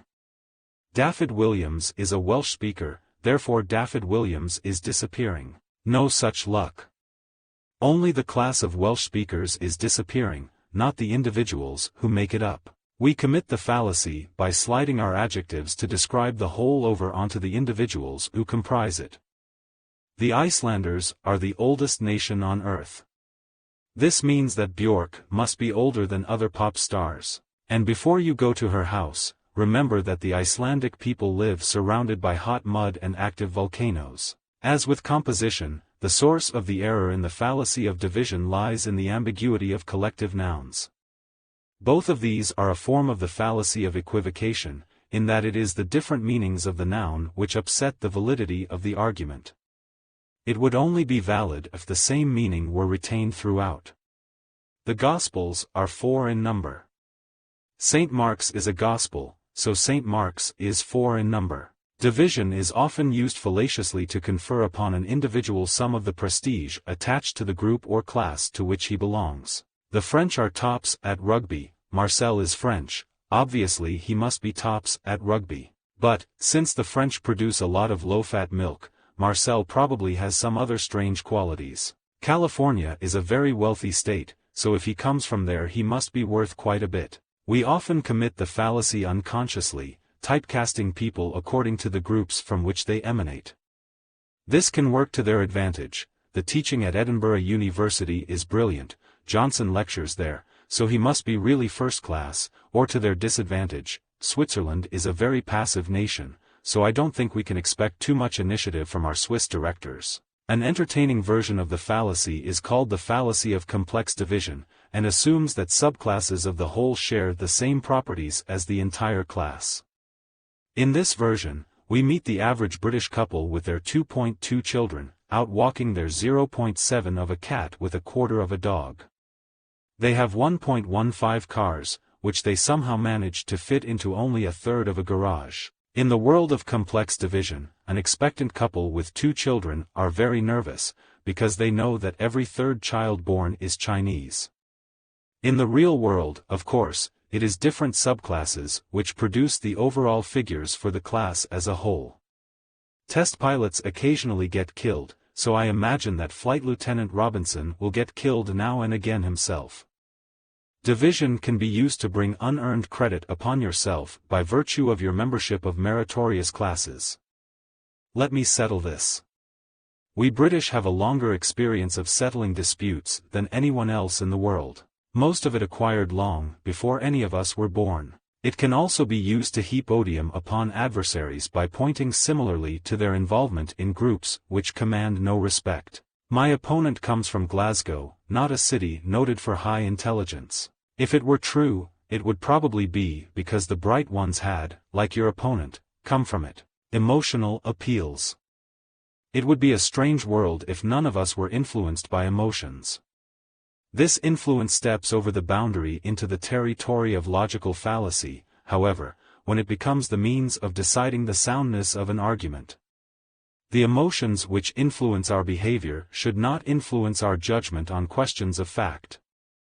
While it might be appropriate to show pity to a convicted criminal, it is certainly not sound procedure to let pity affect our judgment of whether or not he committed the crime. Recognition that reason and emotion have separate spheres of influence is as old as Plato's division of the soul. David Hume put it succinctly, telling us that passion moves us to act, whereas reason directs the course of those actions. Emotion, in other words, motivates us to do things, but reason enables us to calculate what to do. Separate spheres they may inhabit, but sophists and tricksters have long known ways of making emotions invade the territory of reason. Once whipped up, the emotions can be set at such a gallop that they easily clear the gulf between their domain and that of reason. A complete range of fallacies is available, with as many names as there are emotions to draw on. In addition to the ones important enough or common enough to be covered by separate treatment, there is a list of assorted and miscellaneous emotions, complete with Latin tags, which can be drawn upon at one time or another to lead reason astray from its intended course. The unwary sailor is entranced by the alluring calls of the appeal to fear, argumentum ad metern, to envy, ad invidium, to hatred, ad odium, to superstition, ad superstitionem, and to pride, ad superbiam. There is even more to tempt our preference for a quiet time with an appeal to a just proportion of everything, ad modum, and one which actually says straight out that sentiment is a better guide than reason, sentiment superior. Unless one deliberately blocks out the pull of these emotions, as the sailors of Odysseus blocked up their ears to the allure of the siren's call, it is difficult not to be influenced. Therein lies their enduring effectiveness as fallacies. Those who still oppose nuclear disarmament should study the effects of a thermonuclear blast. It can melt the eyeballs and vaporize human flesh from great distances. This argumentum ad metern can be intensified by the use of photographs and films and simulated burns, and anything else which might distract the audience from asking whether nuclear disarmament will make it more or less likely. There is no way in which Robinson could have solved the problem. That would make him better than we are. Right. Envy will not affect the outcome, though a timely ad invidium might persuade people not to believe it. The secret of using these fallacies is a simple one. Take the trouble to discover the emotional disposition of your audience and use language calculated to arouse that emotion. When you have built it up assiduously by means of graphic descriptions, you turn it to bear on the question of fact. Very few audiences are able to turn it off abruptly. Most will allow it to flood out onto the area normally reserved for reasoned assessment. Whether your appeal is to fear, envy, hatred, pride or superstition makes no difference. Indeed, you can use them alternately. Pride in one's own race, class or nation can be appealed to, even as envy of others is built up, perhaps to the point where an ad odium becomes possible. The argumentum ad modum deserves a special mention because its appeal is to the audience's desire for gradualism. An audience is most vulnerable to it when they are trying to be reasonable. They equate reason with a quiet life, thinking that something admitted in due measure is more likely to be right. Like the argumentum ad temperantium, which urges the middle course between extremes, the ad modum appeals to that most ancient of maxims which recommends moderation in all things. You should always introduce your subtle appeal to lure them away from reason by urging your audience. Let's be reasonable about this. A strong emotional appeal for the quiet life. Sentiments is a clever fallacy. Its idiotic claim, that emotion is a better guide, is most alluring to an intelligent audience. Intelligent people are often afraid of being thought rather cold because they use reason so much.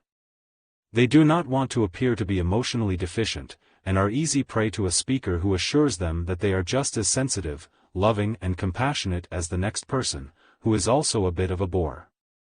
This permits them the delusion that they are welcome into the common fold, instead of remaining aloof from it. They happily abandon reason as the price of their admission ticket to the human race. An individual can be ensnared with sentiments, and led to drop a carefully thought-out position after being assured that he or she cares just as much about humanity as the rest of us. A denial would hardly count as a good response. A crowd is even easier to lead by the nose on a sentimental string. I have rarely seen an international gathering which did not give a standing ovation to any gaga idiot who urged them to forget reason and concentrate on loving each other. Most of the troubles of this world are caused by people thinking things out, instead of responding naturally with warmth and humanity. We should ignore these facts about third world dictatorships, and reach out with love in our hearts and yuck. Equivocation. Equivocation means using words ambiguously. Often done with intent to deceive, it can even deceive the perpetrator. The fallacy of equivocation occurs when words are used with more than one meaning, even though the soundness of the reasoning requires the same use to be sustained throughout. Happiness is the end of life. The end of life is death. So happiness is death. The form of the argument is valid, but the end of life refers to its aim in the first line, and to its termination in the second. With this discovery, out go a million schoolboy conundrums. Half a loaf is better than nothing. Nothing is better than good health. So half a loaf is better than good health. Equivocal use of words is fallacious because it invites us to transfer what we are prepared to accept about one concept onto another one which happens to have the same name. Logic, which processes the relationship between concepts, is useless if the concepts themselves change. Elephants are not found in Britain, so if you have one, don't lose it or you will never find it again. The word found represents two different concepts here. Many of the equivocal uses are easy to spot. Many more of them are not. Clairvoyants specialize in equivocal expressions to give them cover in the event of quite different outcomes. Politics would be a totally different art if it had to forego the fallacy of equivocation. So would business correspondence. You can rest assured that your letter will receive the attention it fully deserves, as it executes a gentle parabola towards the bin. Anyone who gets Mr. Smith to work for him will indeed be fortunate. Puns and music hall jokes often depend on this fallacy. My dog's got no nose. How does he smell? Terrible. Calvin Coolidge was asked, "What do you think of the singer's execution?" He replied, "I'm all for it."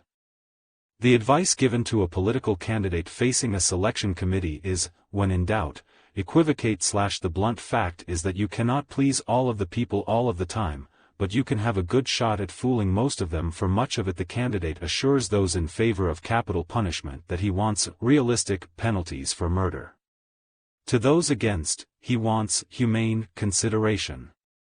But he could be in favor of realistic light sentences or humane killing. Equivocation is a particularly tough paste for pouring into the cracks of international discord.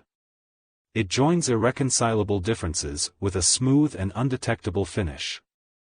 Many full and frank discussions are terminated happily by the appearance of a joint treaty whose wording is carefully chosen to mean entirely different things to each of the signatories. The vocabulary of equivocation may be learned from the Strangers' Gallery of the House of Commons. If you have a seat in the chamber, there is nothing you have to learn about it. Once you have acquired the knack, and are fluent in phrases such as, having due regard for, you can move on to the more subtle manifestations of the fallacy. Well, it all depends on what you mean by full-hearted consent. You might have thought it obvious. You'd be wrong. Every schoolboy knows. You would be amazed what every schoolboy knows. Anxious to secure acquiescence in their controversial claims, disputants solemnly assure their audiences that every schoolboy knows the truth of what they are saying.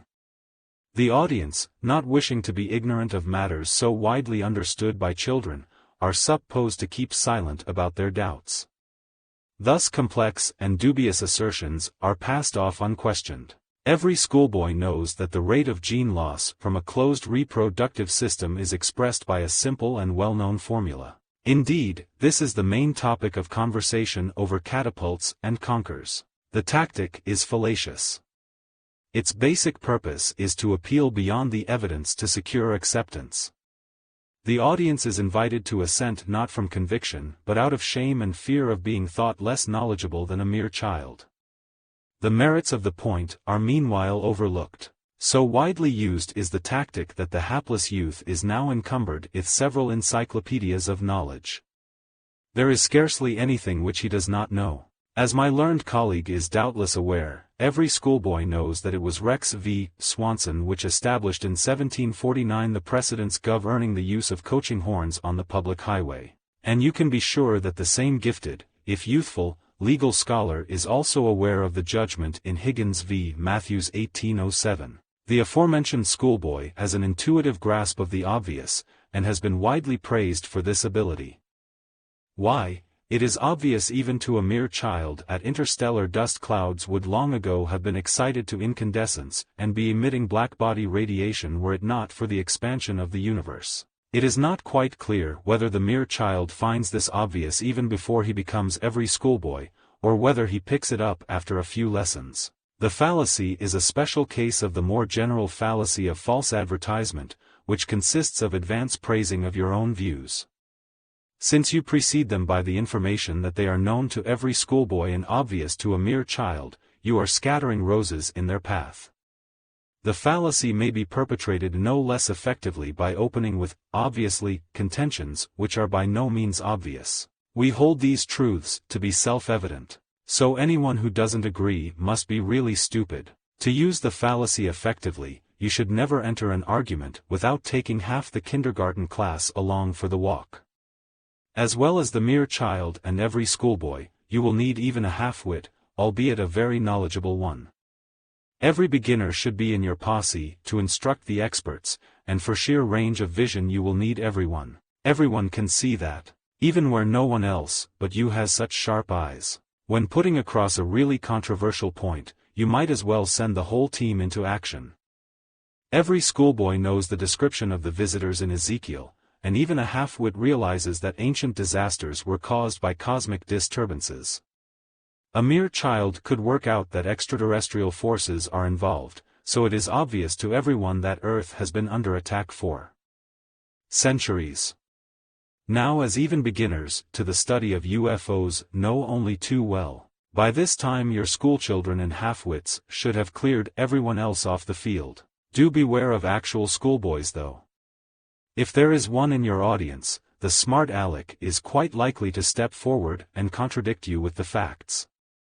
Some of them are too good. The exception that proves the rule.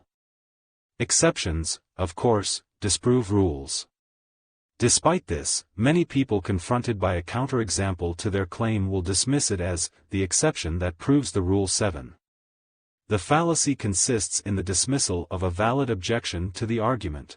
You never find songs written about any towns in Britain apart from London. What about Scarborough Fair? That's the exception that proves the rule. If one leaves Liverpool and Old Durham Town out of it, the origin of the fallacy lies in the changing uses of language. The word prove, which is now taken to refer to establishing something beyond doubt, used to mean test. Something would be proved to establish its quality, and this is the sense which has passed down to us in this fallacy. The exception puts the rule to the test and, if it is found to be a valid exception, refutes it instead of proving it in the modern sense of the word. No fictional character ever attracted fan clubs in distant countries like pop stars do. Sherlock Holmes does, of course, but he's simply the exception that proves the rule. An elementary fallacy, dear Watson. There is a very loose way in which an exception can help to point to an otherwise general truth. If we all recognize an exception as remarkable, and identify it as such, then it does show that we accept that the rule which it counters does usually apply. In this sense, the one case we recognize as a freak points to the otherwise general truth. Medical advances are made by painstaking research, not by chance. I know there was penicillin, but everyone knows that was a chance in a million. Whether true or not, this is a legitimate line of argument provided the rule is not claimed as universal.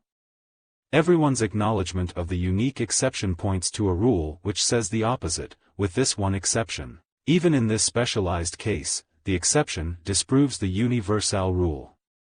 The trouble with sweeping statements is that it really does take only one exception to negate them. The medieval world abounded with universals which assured people that the sun would always rise and set each day, and that there could be no such thing as a black swan. A visit to the land of the midnight sun scuppered the first one, and the discovery of black swans in Australia polished off the second. It would be pleasant for many people if they could live in a world of certainties, surrounded by huge general truths. Exceptions come baying at that cozy world like wolves at the fringes of a campfire. They introduce uncertainties and doubts, and the temptation there is to use the fallacy quickly to get rid of them so that we can continue as before. The exception that proves the rule is a fallacy beloved of those who are emphatic in their judgments. They have the world neatly divided into categories, and do not intend the irritant sand of exceptions to intrude into the well-oiled machinery of their worldview. In their smooth-running world, all pop stars are drug addicts, all feminists are lesbians, and all young people are weirdos. Any honorable exceptions to the above categories are ejected with equal smoothness as exceptions that prove the rule. The great thing about this particular fallacy is that it renders your argument invulnerable to factual correction. The most embarrassing proofs that you are just plain wrong can be swallowed whole as exceptions that prove the rule, and need occasion no more than a slight pause in your declamation. Lend us a $5. I've always paid you back before. What about last week? That was the exception that proves the rule. You know you'll get it back in the long run. Put on your trainers. Exclusive premises. The standard three-line argument called a syllogism has two premises and a conclusion. The premises are the evidence and the conclusion is deduced from them. If both of the premises are negative, no conclusion can be validly drawn from them, and the fallacy is called the fallacy of exclusive premises. No handymen are bakers, and no bakers are fishermen, so no handymen are fishermen. It seems innocent enough, but the logic is fishier than the handymen. If we had used tax dodgers instead of fishermen, we would have ended up saying no handymen are tax dodgers, which everyone knows is untrue. The fault lies with the two negative premises. The source of the fallacy is fairly clear. The three-liner relates two things to each other by means of the relationship which each has with a third. When both premises are negative, all we are told is that two things lie wholly or partly outside the class of a third thing.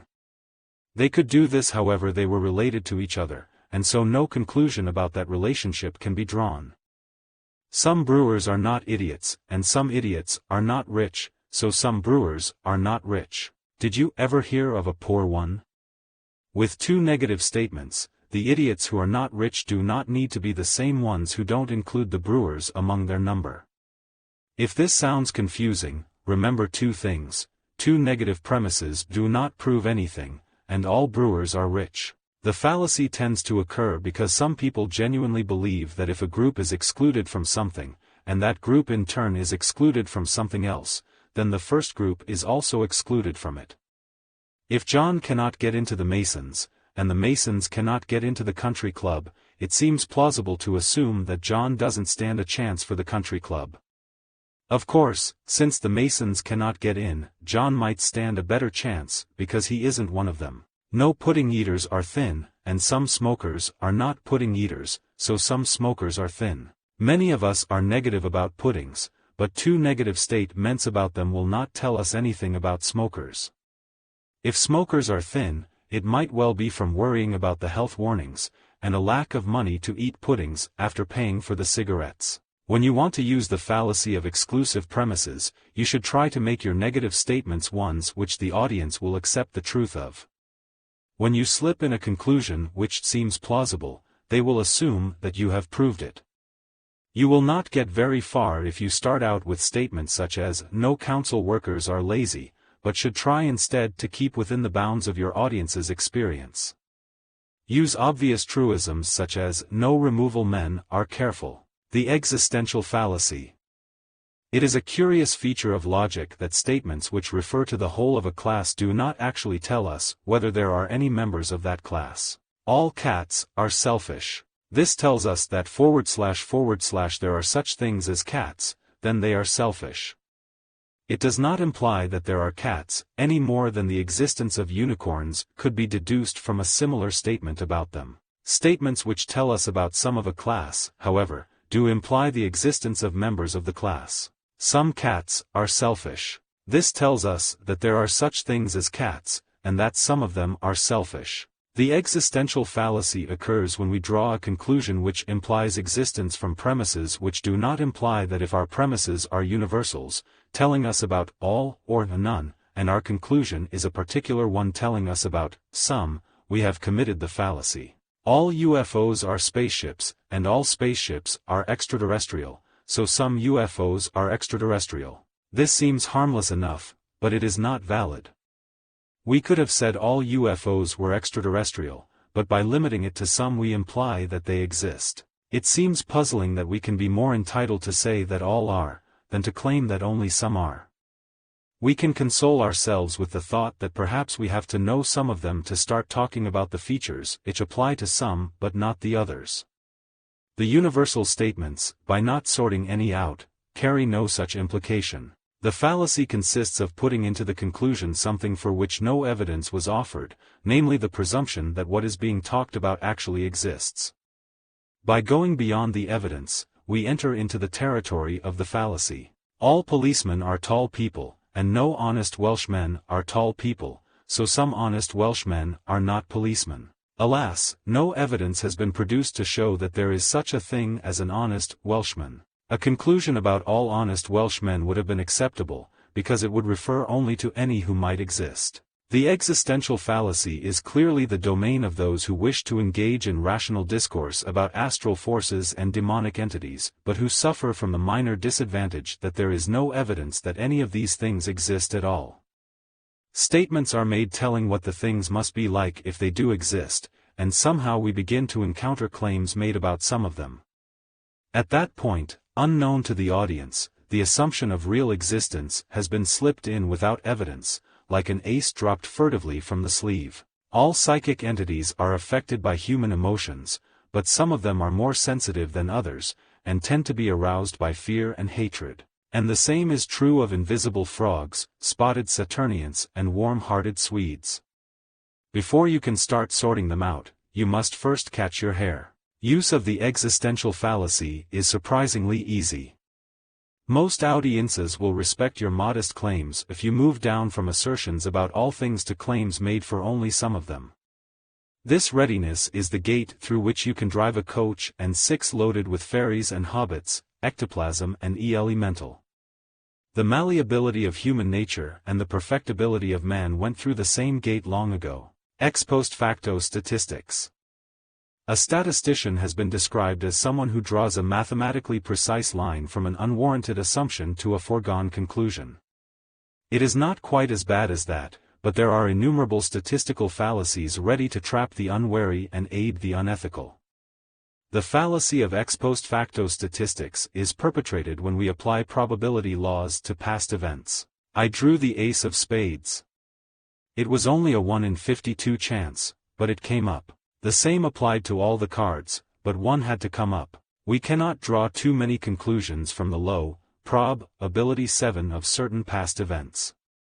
Something has to happen, and if the range of possibilities is large, the probability of each one occurring is small. Whichever one occurs thus has a low probability. The fallacy is committed when we go on to suppose, from the occurrence of events of low probability, that something supernatural was operating. I met my aunt in Trafalgar Square on Wednesday. Think of the hundreds of thousands going through the square that day, and you'll realize how unlikely it was that we should meet there. Maybe we are telepathic. And the same applies to the thousands of others you met. The probability of heads coming up 4 times in a row is only 1 in 16. The same is true of every other combination which might come up. Only one thing is certain, that Al in 16 chance will come up if you make 4 tosses. The fallacy goes beyond the evidence, using statistics in an inapplicable way to point to mysterious influences where none are needed. Ex-post-facto statistics often appear in speculations concerning the origins of life and the universe. Exotic calculations are trotted out showing the incredible unlikelihood that things could ever have happened as they did. How lucky we are that our planet has just the right temperature range for us, and just the right atmosphere for us to breathe. It has to be more than luck. 10-legged blue things breathing ammonia on the 3rd planet of 70 Ophiuchi are even now saying the same thing. Similar claims are made of the probability of the right chemicals coming together to form life. The fact is that in our universe chemicals combine in certain ways. If they were different, no doubt different beings in a different universe would be congratulating themselves on their good fortune. The fallacy is a great prop for those who suppose themselves the children of destiny. Looking at the unlikely events which have led to their present position, they see the unseen but inexorable hand of fate behind them, never realizing that had things been different they could have said the same. Just think, if we hadn't happened to be staying in the same hotel, we might never have met and never have married. But they might have met and married other people, and thought themselves just as fortunate. Your use of this fallacy will depend a great deal on your temperament. It can be deployed at short range to convince others that you are a favored child of the universe and entitled to receive special consideration. /believe I was meant to get this job. I saw the advertisement for it in a paper. The wind blew against my face in Oxford Street. I feel that something put me in that place at that time so that I would get this job. I'm not saying that should influence your decision, but it should. Few of us like to confront the remorseless hand of destiny by stamping on its fingers. If you have the other temperament, you can always use the fallacy to gain some sympathy. Just my luck. Of all the parking meters in London she could have been checking, it had to be mine. And just at the worst possible time. If you can fit going to the pub in between being used as a punch bag by the universe, lines like this should be good for the odd sympathetic pint. Extensional pruning. We are guilty of extensional pruning if we use words in their commonly accepted meaning, but retreat when challenged into a strictly literal definition. The fallacy becomes possible because there are two ways of understanding what words mean. We can describe the properties of what we refer to, or we can give examples. The first is called the intension 7, and the second is the extension 7 of the word. We could convey the sense of an expression such as a movie star 7, for example, either by describing the role of lead actors and actresses in films, or by listing several well-known stars. Words carry nuances of meaning by their associations. Little tendrils of thought ripple around them, evoking all kinds of ideas dependent on past associations. These nuances are part of the meaning of the word, provided they are understood by user and hearer alike. The fallacy of extensional pruning takes place when the user subsequently retreats from that meaning by insisting upon only a literal, intentional 7 definition. While I said I would accept an inquiry, I at no time said that it would be independent, that it would be a public one, or that its findings would be published. He might be correct in a limited, technical definition of the word. But this is not what most people normally understand from the associations they make with previous inquiries. The fallacy is committed by saying one thing, but permitting another to be understood. A contention must be the same to both user and hearer, or no reasoned discussion is possible.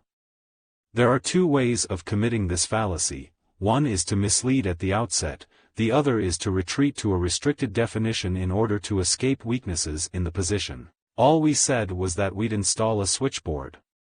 We didn't say it would work, nor did they. Advertisers often take pruning shears over the extravagant claims they have made. We'll take your 1-year-old car as trade-in, at whatever you paid for it. Strictly speaking, you paid one sum for the car, and another sum for the tax. They are not offering to give you the tax back as well, whatever you might have thought. Friends who are free with advice often cut back the meaning in a similar way, after the consequences have emerged. Look, I know I said you'd feel like a millionaire. I know lots of millionaires who feel pretty miserable. Stop complaining. You would feel like a swine if you hit him, but you probably know lots of swine who'd enjoy it. The extensional pruner announces his activity. Like the bow wave of an advancing ship, his utterances mark his passage. The inevitable all I said was. And if you examine my exact words, show him to be a man of great qualifications. You recognize him as the man who never really said at all what most people took him to be saying. The fine print one always watches is in this case in the dictionary. You can add extensional pruning to your repertoire once you are adept at making a limited statement pass itself off as a wider one. Gather yourself a collection of phrases whose meaning is understood by everyone, even though the words themselves are more restricted. I said I'd get you another drink if I was wrong. Water is another drink. I said I wouldn't have any more cigarettes until later in the week. 5 minutes afterwards was later in the week. Speak softly, and carry a big dictionary. False conversion. False conversion takes place and we deduce from the fact that all cats are animals the additional information that all animals are cats. The converse of a statement, made by exchanging the subject and predicate, is true in some cases, false in others. When it is performed for one of the invalid cases, it is called false conversion. All rats are four-legged animals, so obviously all four-legged animals are rats. This one is obviously false.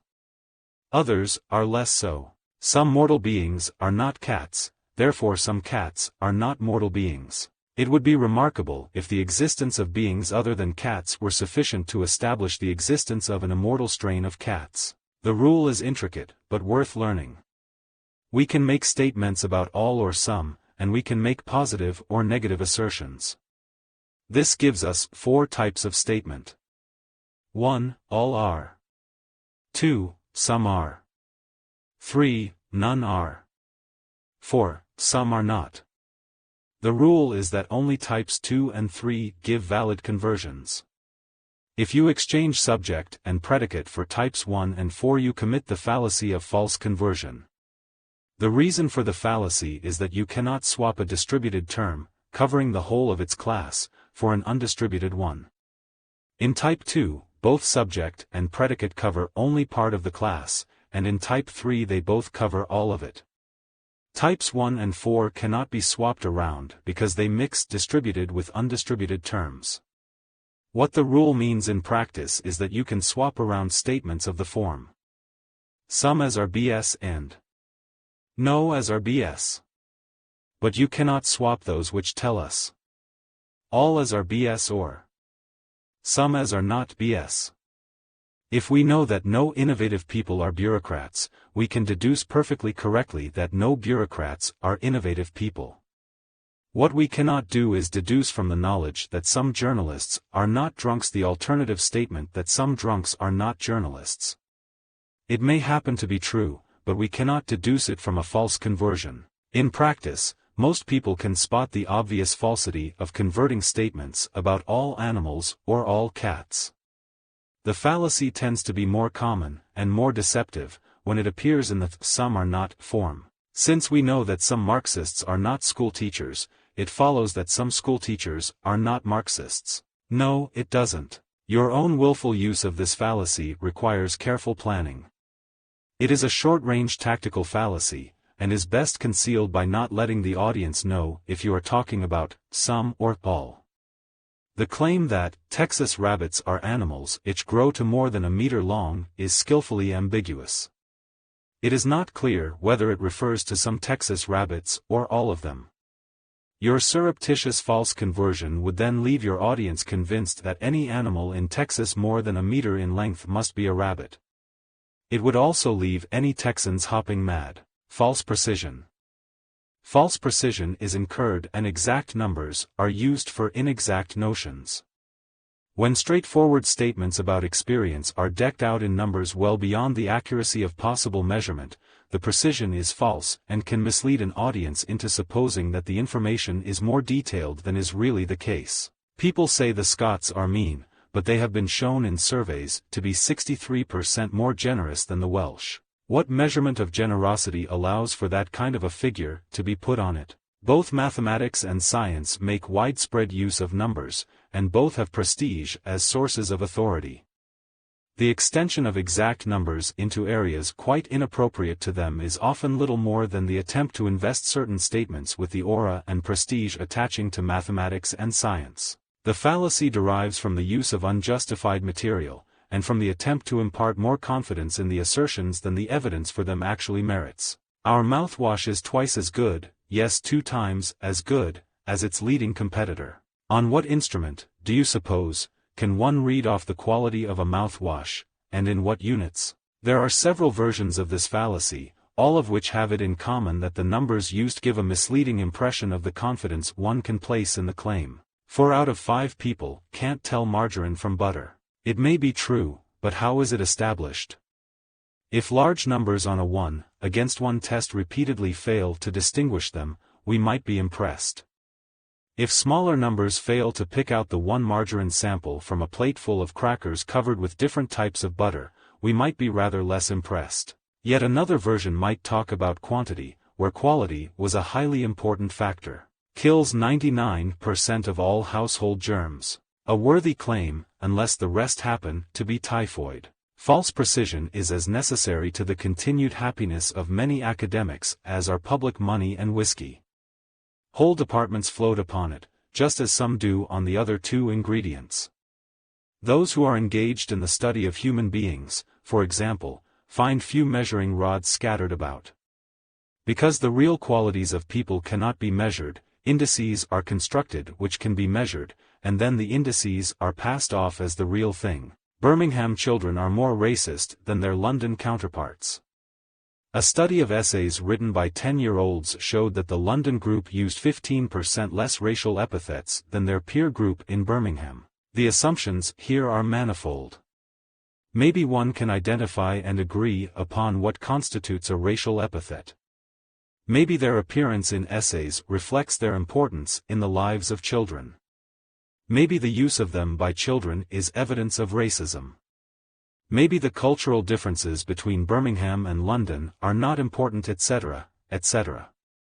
None of these doubts qualify the opening line. Macroeconomists happily report that growth rates were only 1.4% instead of the predicted 1.7%, without telling us that some measurements of GDP cannot be taken within 5% accuracy. Some figures for growth of GDP could be out by up to 10%. Psychologists measure the ability of children to solve set problems and call their answers intelligence. Social scientists measure how people respond to questions and describe the answers as a measurement of attitudes. False precision is like a hastily erected and flimsy bridge to carry our knowledge over from reality into the world of our desire. The load is more than it will bear. Always use the fallacy when you need more authority for your claims.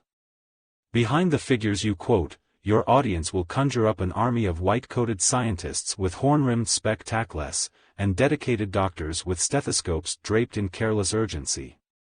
The invisible army will nod sagely in support of each precise statement you make, and if the audience might have doubted you, they will be reassured by the phantom legions who underwrite your figures. Whatever the academic merits, single-stream schooling certainly produces more balanced children. Surveys have revealed 43% fewer psychological abnormalities among groups which just don't tell them that the abnormalities included self-esteem, competitiveness, and the desire to learn. Remember to be exact, especially when you are being vague. We can be 90% certain that Blogs is the guilty man, and 100% certain that you cannot prove it. The gambler's fallacy. Few fallacies are more persistent in gambling circles than the belief that the next toss, or spin, or draw, will somehow be influenced by the last one. Gamblers, and others, are led into this fallacy by confusing the odds against a whole sequence with the odds against any event in that sequence. The odds against a tossed coin coming down heads 5 times in a row are easy to calculate. The answer is 1/2 x 1/2 x 1/2 x 1/2 x 1/2, or 1 in 32. If the first 4 tosses, despite the odds, come down heads, the chance of the 5th toss being heads is not 1 in 32, but 1 in 2, as it was for each of the other tosses. The previous tosses do not affect the odds for the next one. In random or chance events, each go is separate from previous or future ones. Most casual gamblers, seeing 4 heads in a row, would bet on tails for the 5th toss because 5 in a row is unlikely. The professional gambler would probably bet on heads again, suspecting a crooked coin. Red has come up 13 times out of the last 20. That means we are due for a run of blacks. I am betting on black. If the table is honest, the odds on black remain, as before, the same as the odds on red. There is widespread belief in everyday life that luck will somehow even out. The phrase, "third time lucky," is indicative of a general feeling that after 2 failures the odds for success improve. Not so. If the events are genuinely random, there is no reason for supposing that 2 losses improve the chances of a win. If, as is more common, the results reflect on the character and competence of the performer, the 2 losses begin to establish a basis for judgment. I'm backing Hillary Clinton on this one. She can't be wrong all the time. Oh yes, she can. One area where previous events do influence subsequent ones is in the draw of cards from a limited pack.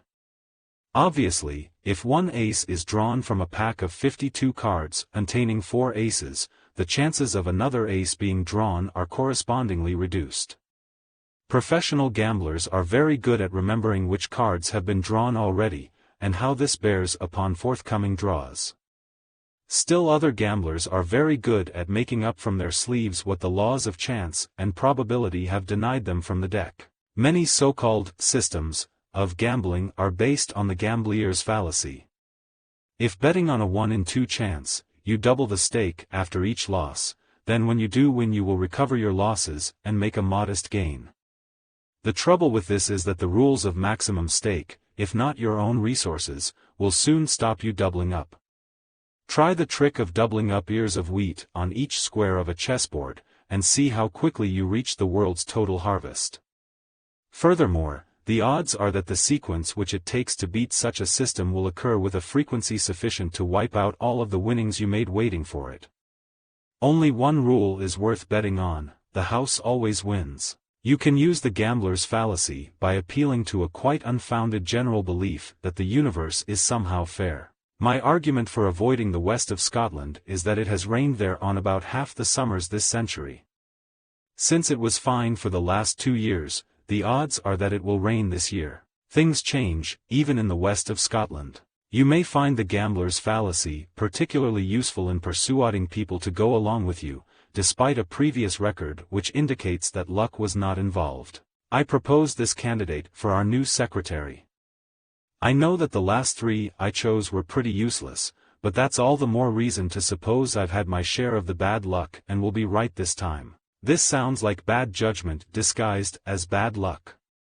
The odds are that the new choice will be both pretty and useless. The last 4 lawyers I had dealings with were all crooks.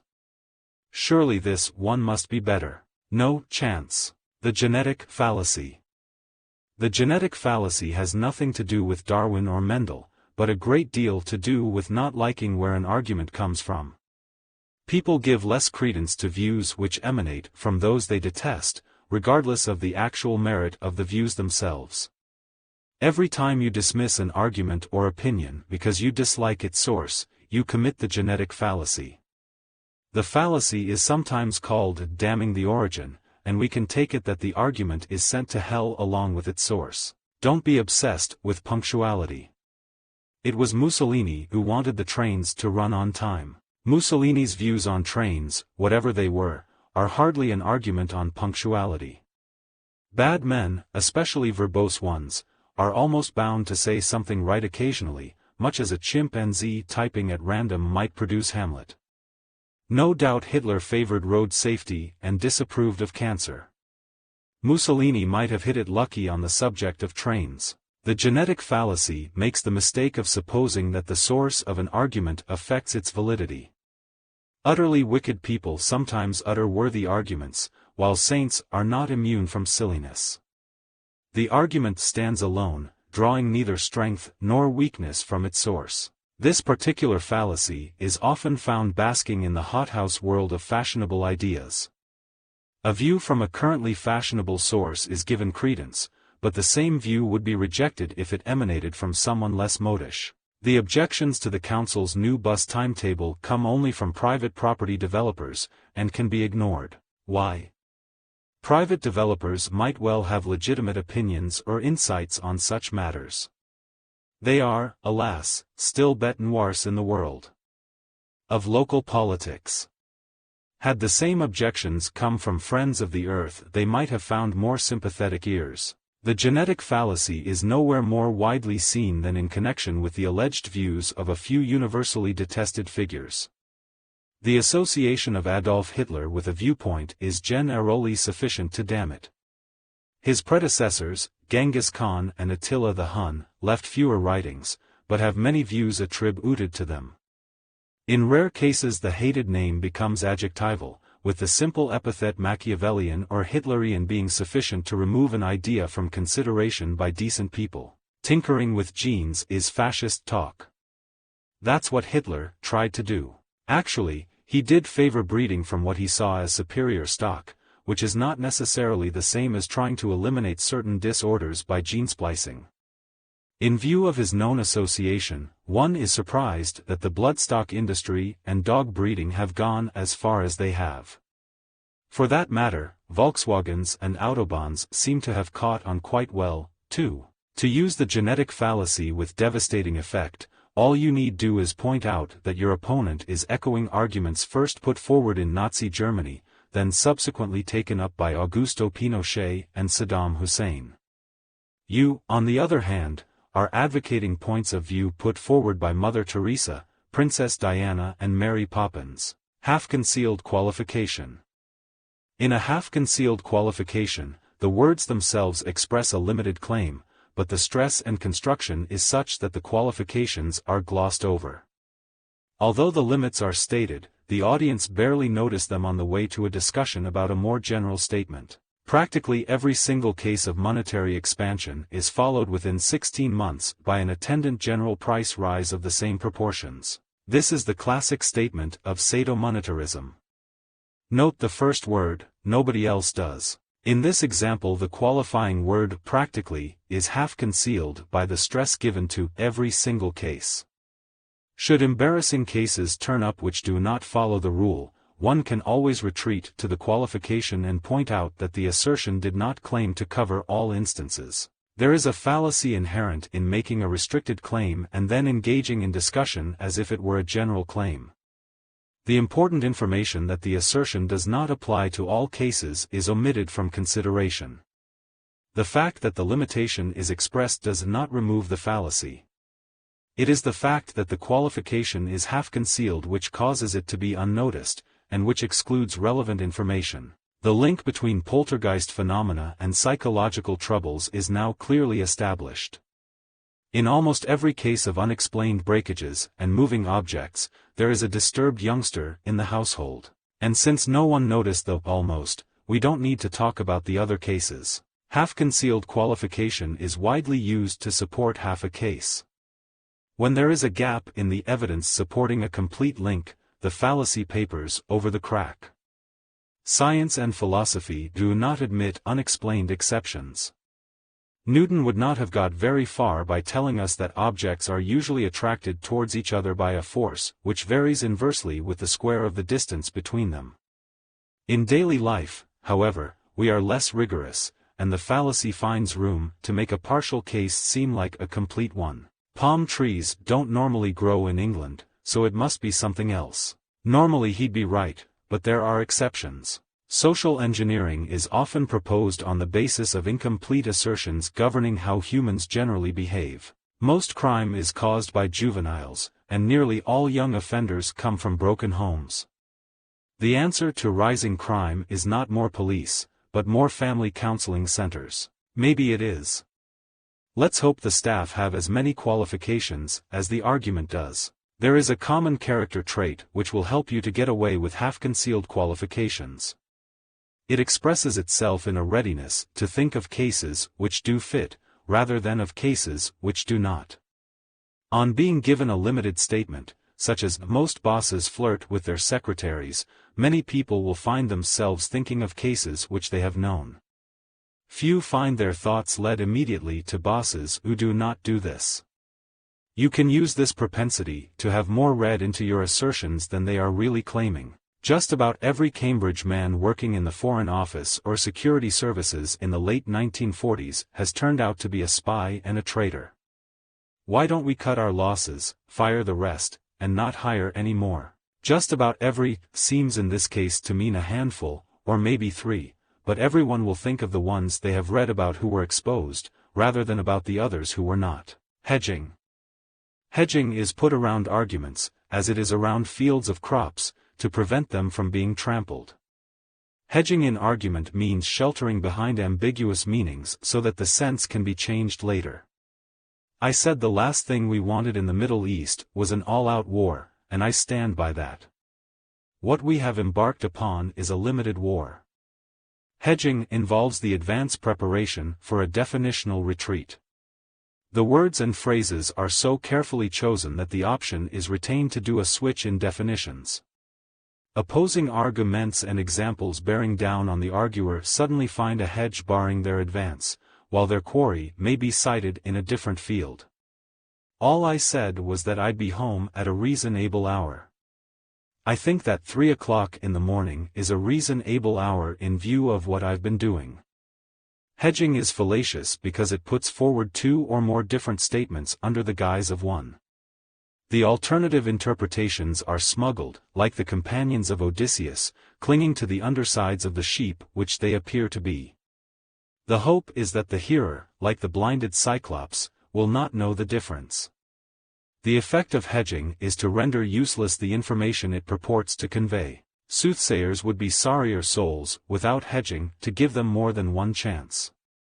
Just as you hedge bets in a race by backing more than one horse, so in prophecy you can bet on more than one outcome. Be bloody, bold and resolute, laugh to scorn / the power of man, for none of woman born / shall harm Macbeth *. The hedge was that the witches failed to tell Macbeth that this description did not apply to those such as Macduff, born by William Shakespeare, Macbeth, 4 I, 79-81.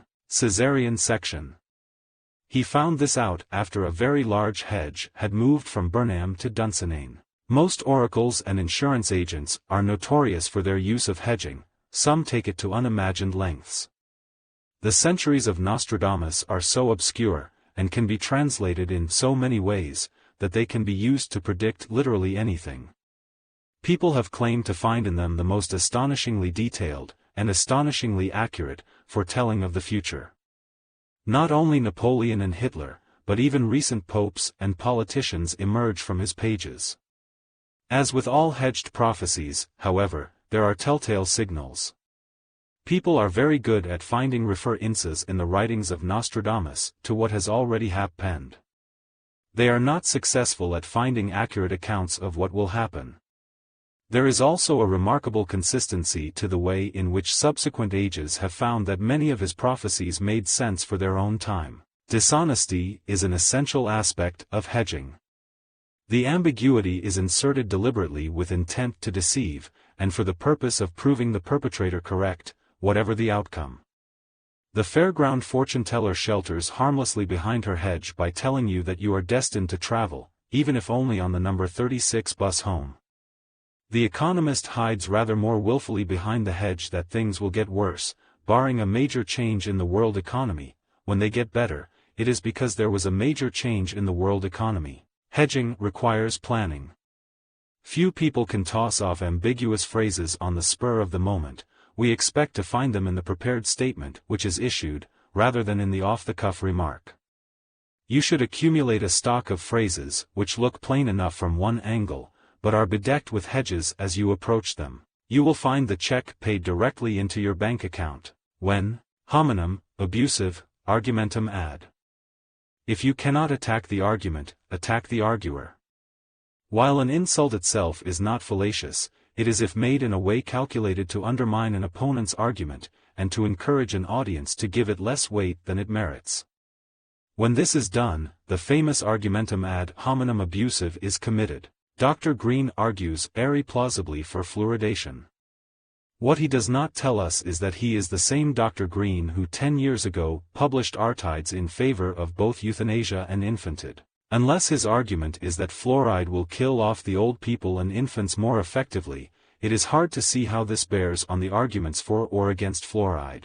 The fallacy here, as with most fallacies of relevance, is that the argument is not treated on its merit. Arguments should stand or fall by their own qualities. Strictly speaking, the merits of the arguer do not come into it. Even the public relations industry is not always in error. It is only because we are reluctant to suppose that a good and sensible argument can come from a bad and stupid source that the ad hominem abusive has any effect. Now I come to Professor Robinson's argument in favor of amalgamating the two colleges. Far be it from me to reopen old wounds by referring to the professor's conviction 3 years ago for drunk driving, but we have to ask ourselves. Note the ritual, denial. It is usually the signal for an ad hominem abusive. I don't wish to be catty, but, meow. There are many forms of this fallacy, some so specialized that they are identified and named as separate fallacies. Effective use demands a bold attempt to make the abuse appear to have some bearing on the issue under consideration. The use of personal attacks to cast doubt on the arguer's judgment gives one possible avenue. Lawyers when cross-examining hostile witnesses tread a fine line between establishing the character of a witness and a simple ad hominem abusive to discredit the testimony.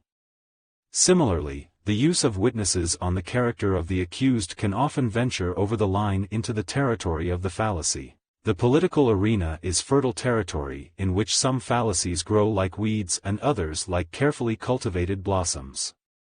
The ad hominem abusive is one of the staples of parliamentary question time. / would remind the House that when my questioner was in office unemployment and inflation doubled, and wages went down almost as fast as prices went up. And he has the temerity to ask me about the future of the mining industry. No comment, which is what he is saying in a more circumlocucious form. Some of the poor quality of parliamentary debate can be laid at the door of the press. So long as there are sycophantic journalists prepared to praise an ordinary ad hominem abusive as a splendid riposte, there will be politicians laboring through the midnight hours to compose such gems as, like being savaged by a dead sheep. They perform, to their audience. The rules to remember when committing this fallacy are that the hostile material should, wherever possible, be introduced with apparent reluctance, and it should be made to bear on the question of whether your opponent deserves consideration by such a worthy and serious audience as you are both addressing. It is with a heavy heart that I release copies of these photographs and letters.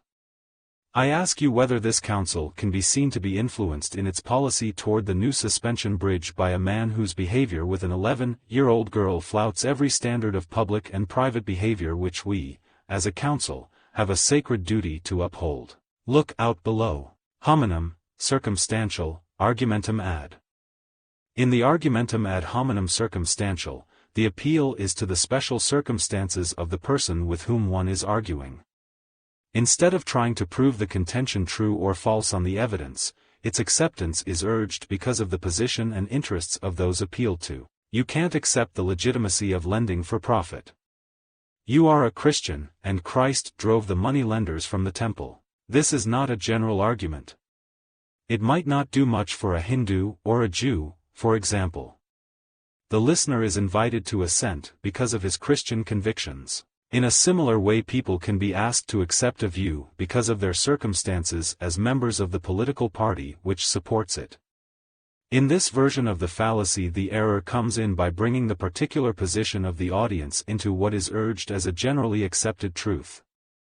While such tactics might indeed convince that specific audience, they would not establish the rightness or wrongness of what is urged, nor the truth or falsity of a statement. No one in this university audience can be opposed to handing out state money to subsidize services, otherwise you would not be here, occupying a subsidized place. Actually, it is other state handouts which students oppose. A variant of the fallacy dismisses a person's views as representing only their special circumstances. It assumes that an oil company executive can reflect only his corporation's interest when he voices an opinion on the future of energy supplies. In the first place, the executive may well have independent views which differ from those of his company. In the second place, there is nothing to say that the corporation view is not the correct one, self-interested though it may be. The fallacy arises in this version by the wanton dismissal of possibly relevant material as much as by bringing in irrelevant matters such as the circumstances of the audience. Even if it can be shown why an opponent thinks as he does, it still does not show him to be wrong.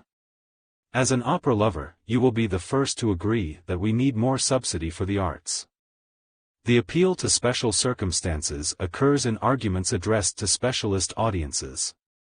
The American expression, building a constituency, refers quite often to the process of adding together enough interest groups, all of which give support on account of their special circumstances.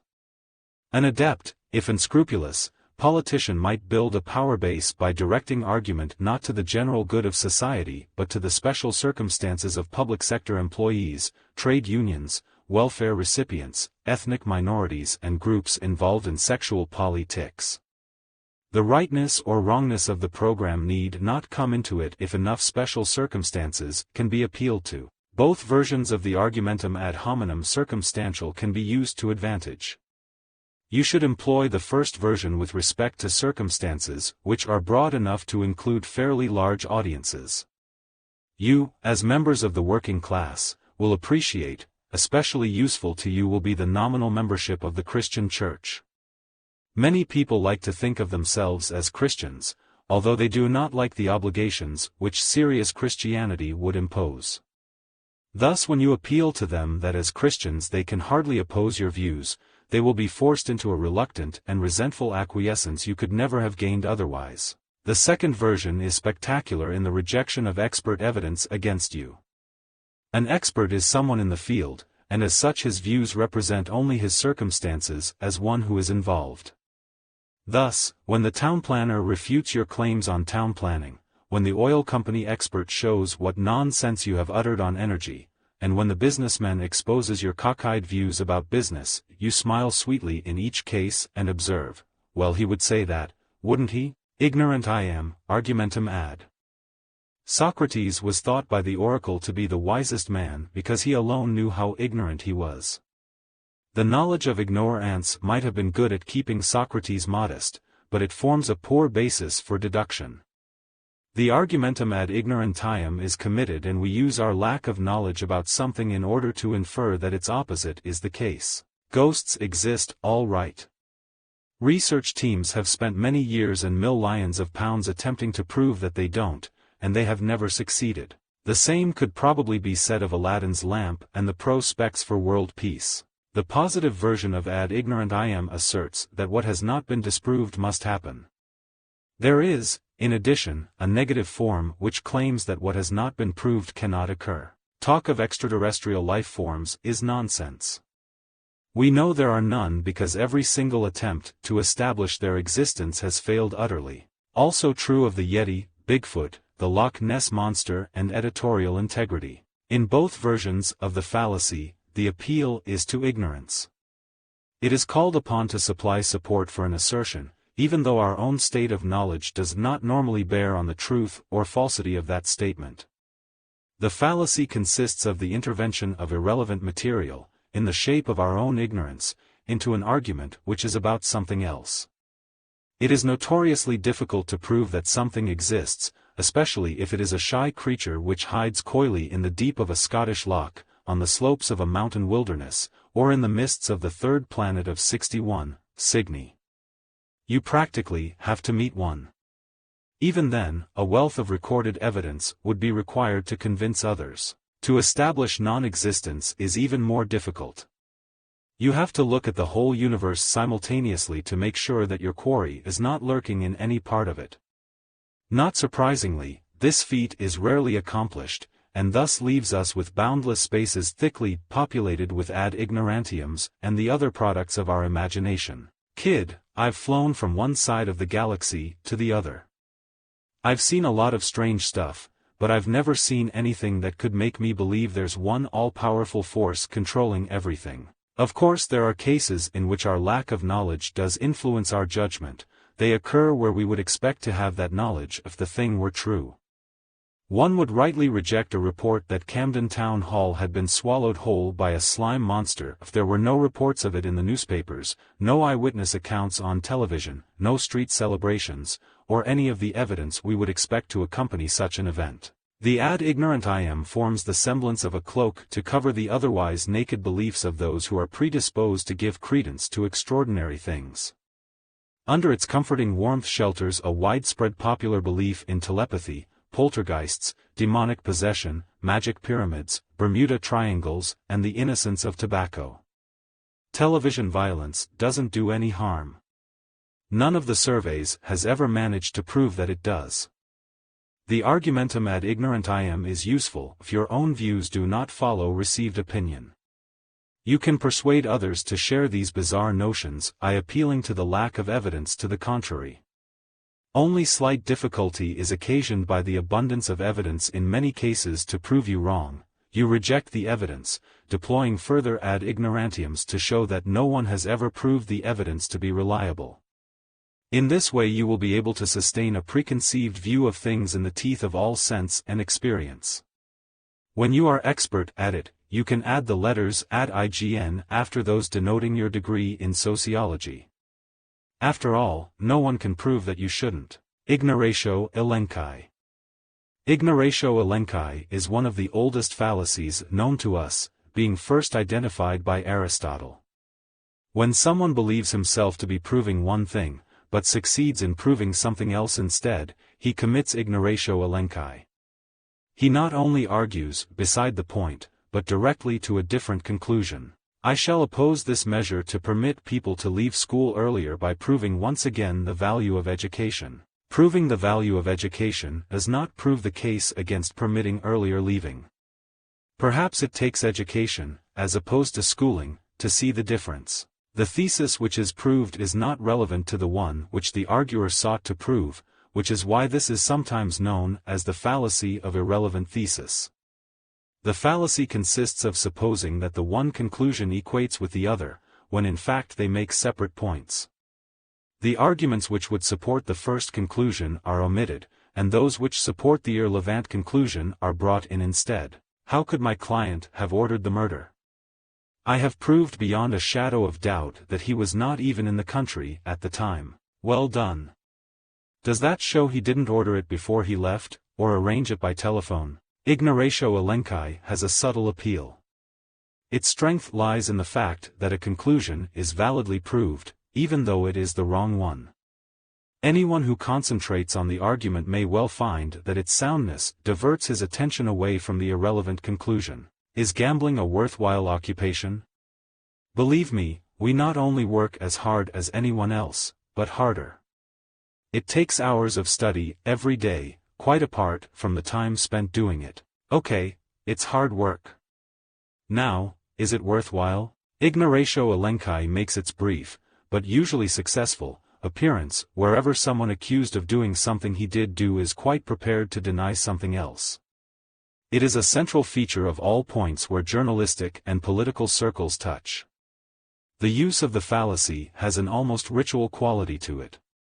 Whether it is under the steady beam of studio lights, or the staccato illumination of flash cameras in the streets, the little tableau is enacted.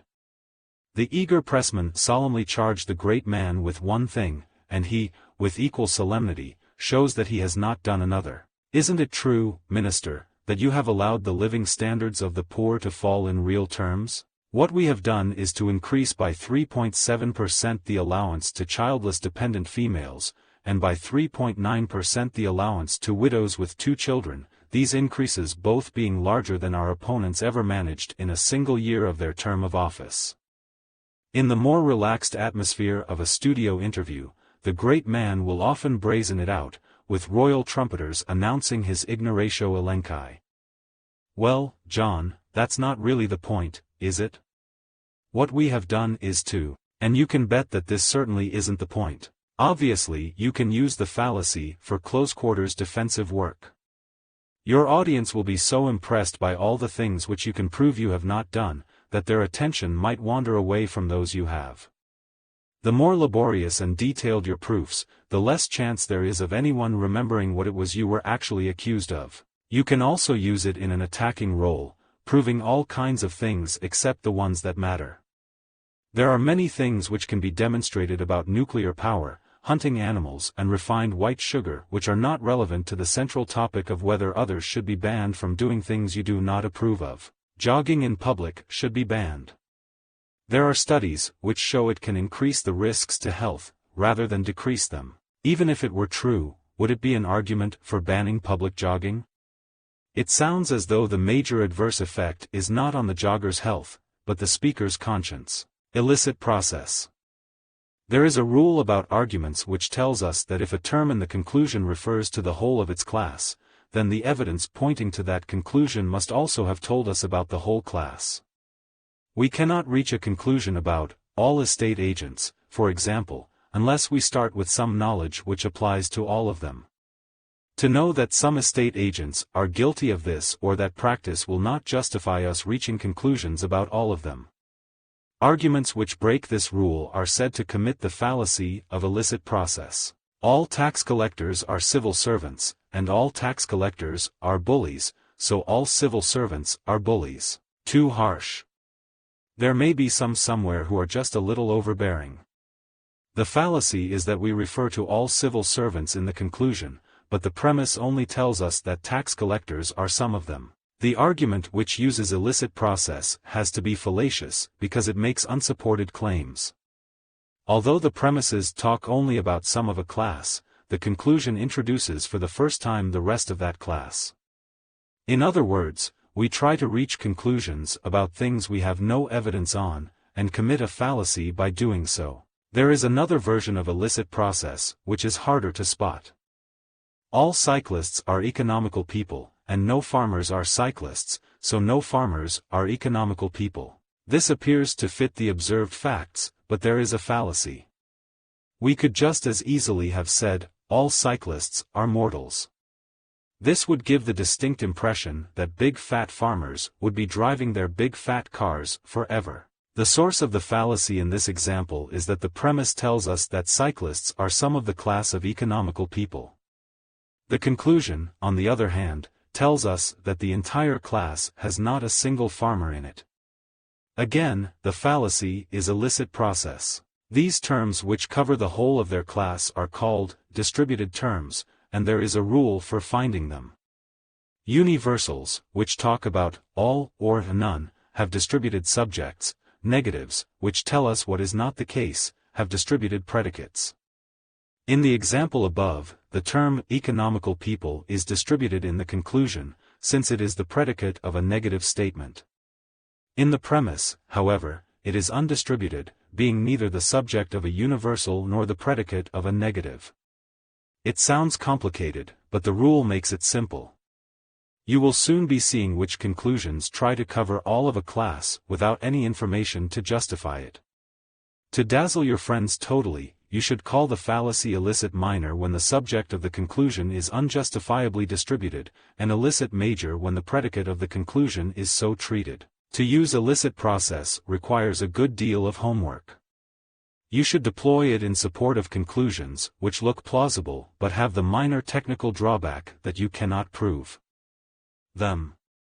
Your expertise at illicit process will enable you to construct arguments based on what some of the class doesn't and slide smoothly into conclusions about all of them.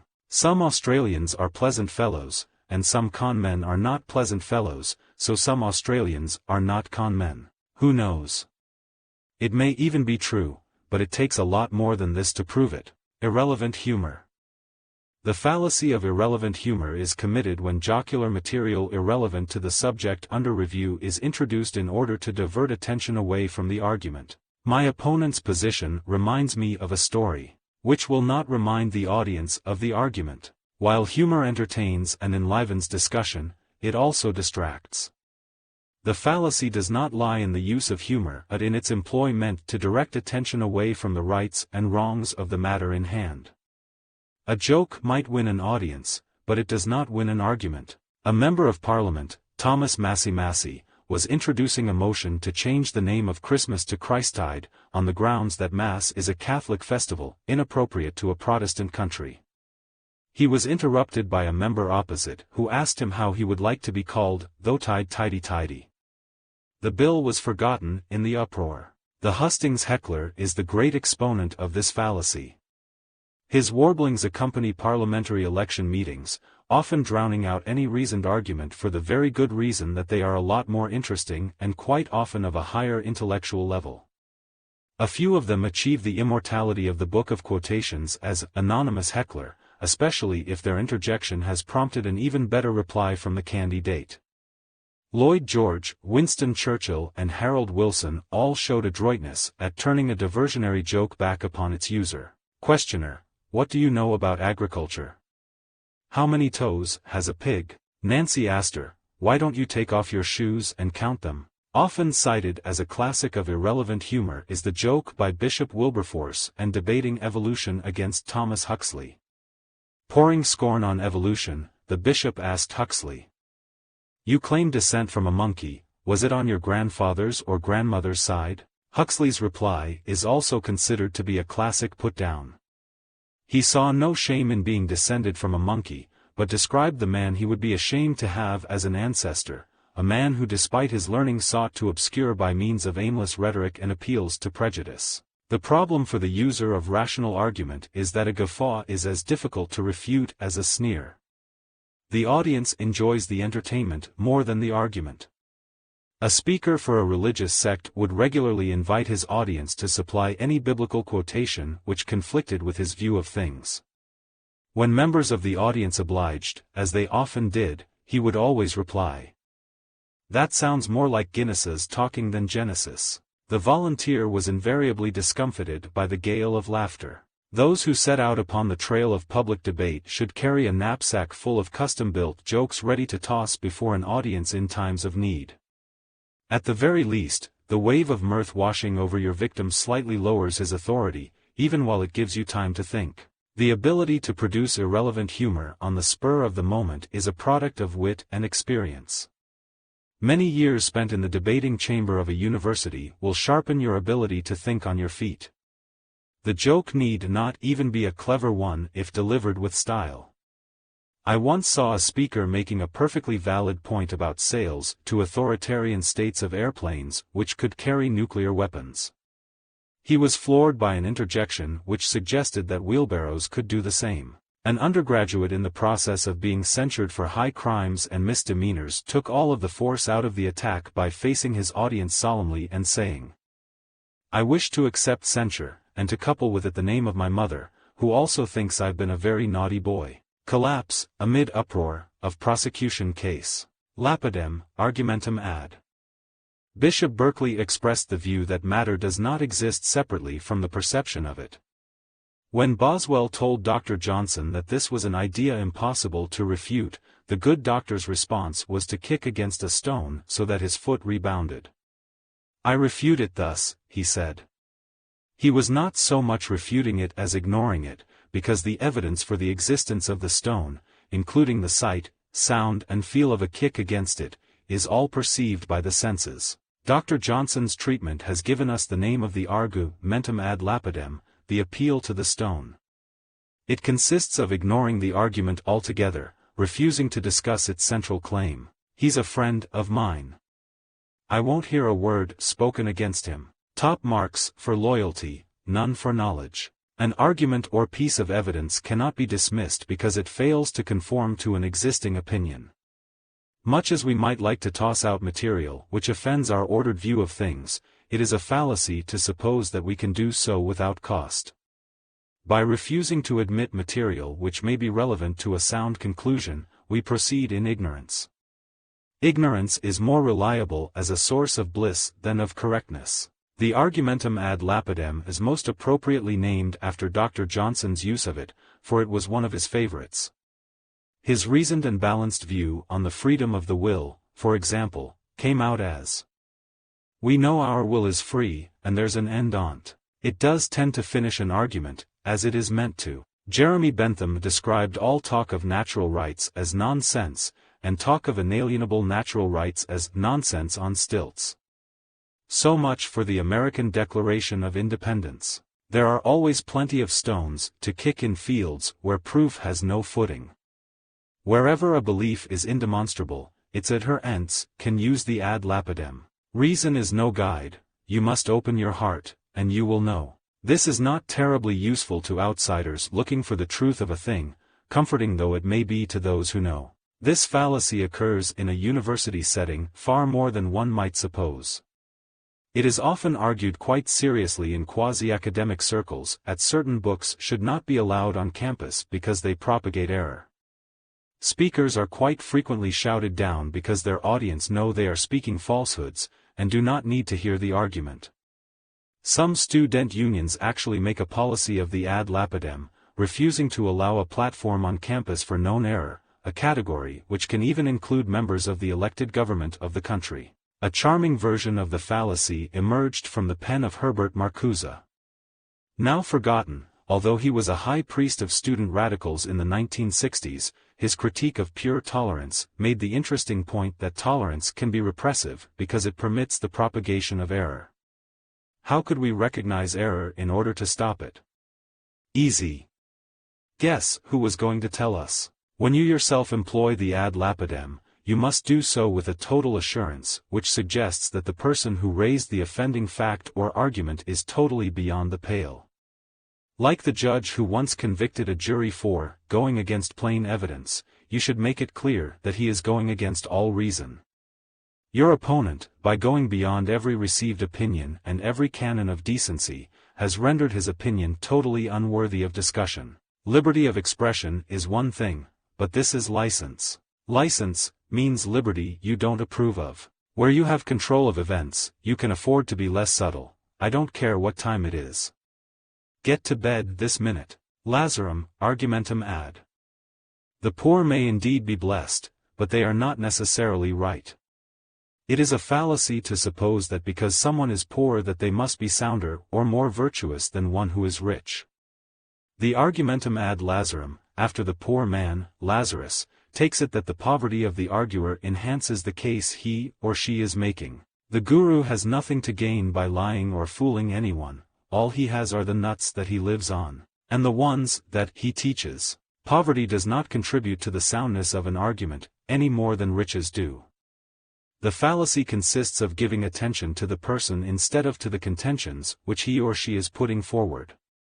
It may well be that the poor are less exposed to the temptations of affluence, but it may equally be that the rich are less distracted by disease, hunger and degrading toil, and the temptations to escape them. Even if we take it that a person who eschews wealth is not acting for material gain, we should remember that there are other ways of achieving satisfaction. All power is delightful, we are told, and absolute power is absolutely delightful. Although we should not take account of the circumstances of the arguer, the ad Lazarum is deeply ingrained into our thinking. We tend to suppose that the poor have less opportunities for error, having less opportunity, full stop. The literature of our culture compensates them for their poverty with extra measures of wisdom and virtue, sometimes of beauty. With her clogs and shawl she stood out from the others. It could just have been malnutrition, though.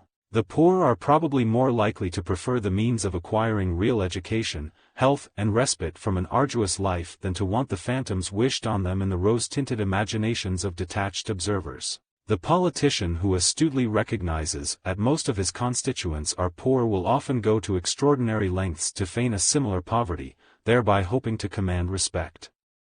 His limousine is left at the frontier with his well-cut suit, as he changes down to the car and clothes of his constituents. Those selfsame electors, did he but know it, probably regard him as no better than themselves, and reserve their admiration for the guy with the flash car and the swanky outfit. The point is that the argumentum ad Lazarum is a fallacy which appeals to the well-to-do. The real poor have no time for it. The best view I ever heard on this was told to me by a simple, honest woodcutter, who was probably smart enough not to depend on the views of woodcutters. Woodcutters, like aged peasants with weather-beaten faces, should be lined up in orderly squadrons in support of your arguments. A few simple fishermen should act as outriders, with a score or two of wise old washerwomen in reserve. Their faces, lined by experience, should nonetheless reflect an inner placidity and acceptance of life. The views which you put forward were, of course, gained from sources such as these. He puffed reflectively on his pipe, then looked at me with those strangely quiet eyes. He told me that, although poor himself and honest, he had always reckoned that deficit spending by government could stimulate production by priming demand, and similarly, if he's so sincere, how can he be wrong? Loaded words. It is possible to influence the outcome of a judgment by the deliberate use of prejudiced terms. When the words used are calculated to conjure up an attitude more favorable or more hostile than the unadorned facts would elicit, the fallacy used is that of loaded words. Hitler summons war lords. M. Daladier consults defense chiefs. The two headlines tell us the same thing, that the leaders of Germany and France had seen the heads of their armed forces. In Germany these are warlords, but in France they are defense chiefs. The German leader is simply Hitler, without title, and he summons his men imperiously. Daladier, however, is a monsieur, and being a good Democrat, consults. Near synonyms carry subtle nuances of meaning which can be used to influence attitudes to the statement which bears them. The fallacy derives from the fact that these attitudes are not part of the argument. They were conjured up illicitly to achieve more effect than could the argument alone. The extra nuances and the response to them are both strictly irrelevant to establishing the truth or falsehood of what is being said. Language abounds with ways of putting our own attitudes into a description in order to elicit a response from others. People may be forgetful or negligent, they may be steadfast or unyielding, they may be confident or arrogant. Many of these terms are subjective, they depend for their accuracy on the feelings of the observer and on how he or she interprets the situation. A fair argument requires a conscious effort to put forward the case in terms which are reasonably neutral. Once again Britain has been found sucking up to dictatorships, or maintaining friendly relations with strong governments. Note how "found" implies that they were discovered in a guilty secret. The judge's bench, as he directs the jury, is good territory for loaded words to roam on. English law, through a tiresome oversight, gives the jury the right to decide the verdict. Many a judge will help to fill this gap in legal procedure by choosing words to help the unfortunates in their deliberations. Are we to believe the word of this sniveling, self-confessed pervert, or that of a man whose reputation is a byword for honor and integrity? If you had thought of doing so, this is a good point at which to change your mind. There is a series of verb conjugations which brings out the different loading a speaker will apply to words describing him, the person he speaks to, or an absent third party. Thus, I am firm, you are stubborn, he is a pig-headed fool / Descriptions of contests can invite us to take sides by the choice of terms, rather than by the events they report. Scotland stole a goal in the first half, but England's efforts were well rewarded in the second half when. Guess which side of the border the reporter comes from. What goes for the sports section applies even more to the leader page. The public can distinguish labor bribes from Tory pledges. They can certainly distinguish whose side the writer is on. Public affairs programs on television are great fun for the connoisseur of loaded words. There is an unfortunate conflict of interests. They want to present material to make you share their prejudices, their authority requires at least some semblance of objectivity and balance. While blatant bias does occur, the satisfaction comes in spotting the loaded words at a slightly more insidious level. Which side has terrorists, for example, and which has freedom fighters? Which countries have a government and which a regime? When you are in the situation of trying to persuade people, you will find loaded words most useful. Your verbal picture shows the bleak outlook of one alternative, and contrasts it with the rosy setting which results from the other. Your listeners need never know that you could have done it just as easily the other way round. Would you rather believe the careful words of an internationally respected columnist, or the incoherent ramblings of a well-known hack? Are you not moved by the just case which is even now being voiced by thousands of concerned demonstrators outside this very building? I'm not going to be taken in by the bleatings of a mob. When describing actions, remember to load your words in such a way that even to observers who know nothing of the facts, there will be an obvious distinction between your prudent investments and the reckless spending of others, between the modest perquisites to which you were entitled and the wholesale embezzlement in which they have engaged. Your dispassionate testimony should contrast well with their frenzied diatribe. Misericordiam, argumentum ad. While pity is an admirable human quality, it does not provide the best basis for argument. When we turn to pity instead of raison discourse to support a particular contention, we commit the argumentum ad misericordiam. In asking yourself if this man is to be convicted, ask yourself what it will mean for him to be locked up in prison, deprived of his liberty, and turned into an outcast from humanity. The question is whether he is guilty or not what conviction will do to him. When we are called upon to settle questions of fact, we should be weighing up the evidence on each side and attempting to arrive at the truth. The introduction of pity does nothing for the argument. While it might reasonably influence our actions, it should not influence our judgment. The consequences to various parties of the truth or falsehood of a statement does not bear on that truth or falsehood. Whether a man is sent to prison or to the South Seas for a holiday does not alter the fact itself. An ad misericordiam is committed if pity is appealed to in the set clement of questions of truth and falsehood. Can we continue to afford Jeeves as our groundsman? Look what will happen if we don't.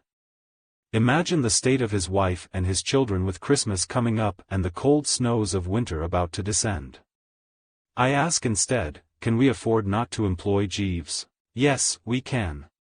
Of course, we might decide to afford him, which is quite a different thing. Quite apart from its use in courts of law, where no self-respecting defense lawyer will venture without his handkerchief, the ad misericordiam pokes its head into any argument where facts have consequences.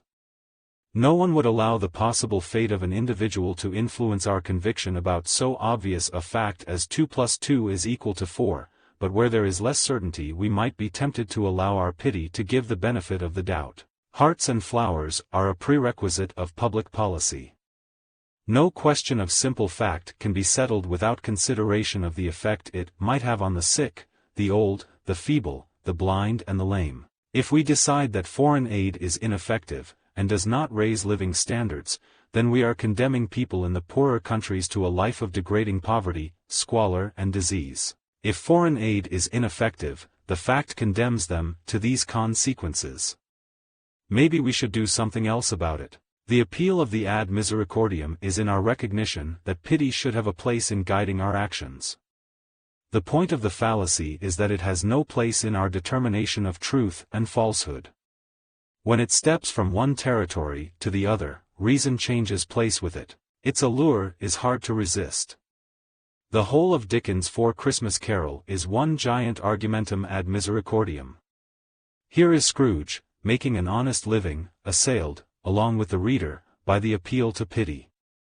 Bob Cratchit commands a skill as a clerk and scribe, and is perfectly free to seek employment elsewhere at market rates if he is dissatisfied with what Scrooge offers. But no, ghosts rise up to torment his employer with the ad misericordiam, and the hapless Scrooge is morally compelled to reach a decision quite contrary to economic reality. A more valid response to this treatment would have been, bah! Humbug! You will have a great time making your opponents squirm under the ad misericordiam. Your audience is not too interested in the fine distinction between fact and fiction, so you can easily make those who reach different conclusions about the truth of things seem like the most hard-hearted of Victorian landlords for doing so. If you really believe that high wages keep teenagers from getting jobs, then all I can say is that you will have on your conscience the thousands of poor families who struggle to find the means for life's necessities. May God have mercy on your soul. Even if he does, the audience won't. When faced with this treatment, turn it right back. What about the suffering and humiliation of those poor teenagers, unable to find work because of your heartless opponent? You can't expect to win with dueling pistols and your opponent is using a howitzer. Nauseam, argumentum ad. Simple repetition of a point of view does nothing by way of supplying additional evidence or support. Yet it can erode the critical faculty. There is a completely mistaken supposition that a thing is more likely to be true if it is often heard. The argumentum ad nauseam uses constant repetition, often in the face of massive evidence against a contention, to make it more likely to be accepted. Just the place for a snark. I have said it thrice, what I tell you 3 times is true. Whereas in fact if someone repeats the same thing 3 times it is because he has nothing else to say. The point is that repetition adds nothing at all to the logic. It is done in an attempt to persuade an audience, either by wearing down their resistance, or by deceiving them into supposing that objections have somehow been dealt with. Since they add nothing, the extra versions are irrelevant to the consideration, and fallaciously appeal to psychological factors rather than to reason. Please sir, it wasn't me. But this is your catapult, Smith Minor. Please sir, it wasn't me. And witnesses saw you pick up the stone. Please sir, it wasn't me. This could go on indefinitely, unless the heavy hand of an ad baculum cuts it short. We can all spot that Smith Minor would have done his case more good if he had been able to find anything else to say. Would we spot it if he simply kept saying, socialism means rule by the workers, however? Utterly discredited political credos, which adherents cling to for other than intellectual reasons, are supported by the ad nauseam fallacy. If an economic system brings general prosperity and gives ordinary people access to the things which were once the prerogative of the rich, it is quite difficult to make out a case that this is exploitation. Fortunately, one does not have to. The ad nauseam effect means that the charge can simply be repeated over and over again without argument or evidence. Eventually, some people will fall for it. Advertisers have long been life members of the ad nauseam society. They know that a specious claim acquires credibility and force if it is repeated often enough. They know the importance of building up not a rational conviction but a habit of association. It washes whiter than bleach. That's whiter than bleach, yes, whiter than bleach. What they tell us 3 times is true. Many of the proverbs we hear in childhood are dinned into us so many times that we often come to suppose that there must be truth in them. This assumption seems able to survive all of the contrary evidence which life thrusts before us, and in some cases survives a simultaneous belief in contradictory proverbs. It is quite hard to look before you leap without being lost through hesitation, and while many hands make light work, they do tend to spoil the broth. All of which shows the power of the simple ad nauseam. To use the argumentum ad nauseam is easy enough, all you have to do is to repeat yourself. It is harder to recognize the situations where it might succeed. The general rule is that constant repetition over a long period of time is more effective than short bursts. You must be totally impervious to arguments against you, always reiterating the same point. This not only bores your audience to tears, it also instills in them the futility of opposing you. And when they give up in total weariness, observers will begin to suppose that they can no longer counter your claims. The civil servant advising his minister provides a case study of the argumentum ad nauseam. But minister, as I have been explaining for 2 years, there is no way in which we can cut the administrative costs of this department. Every single job is vital to our efficiency.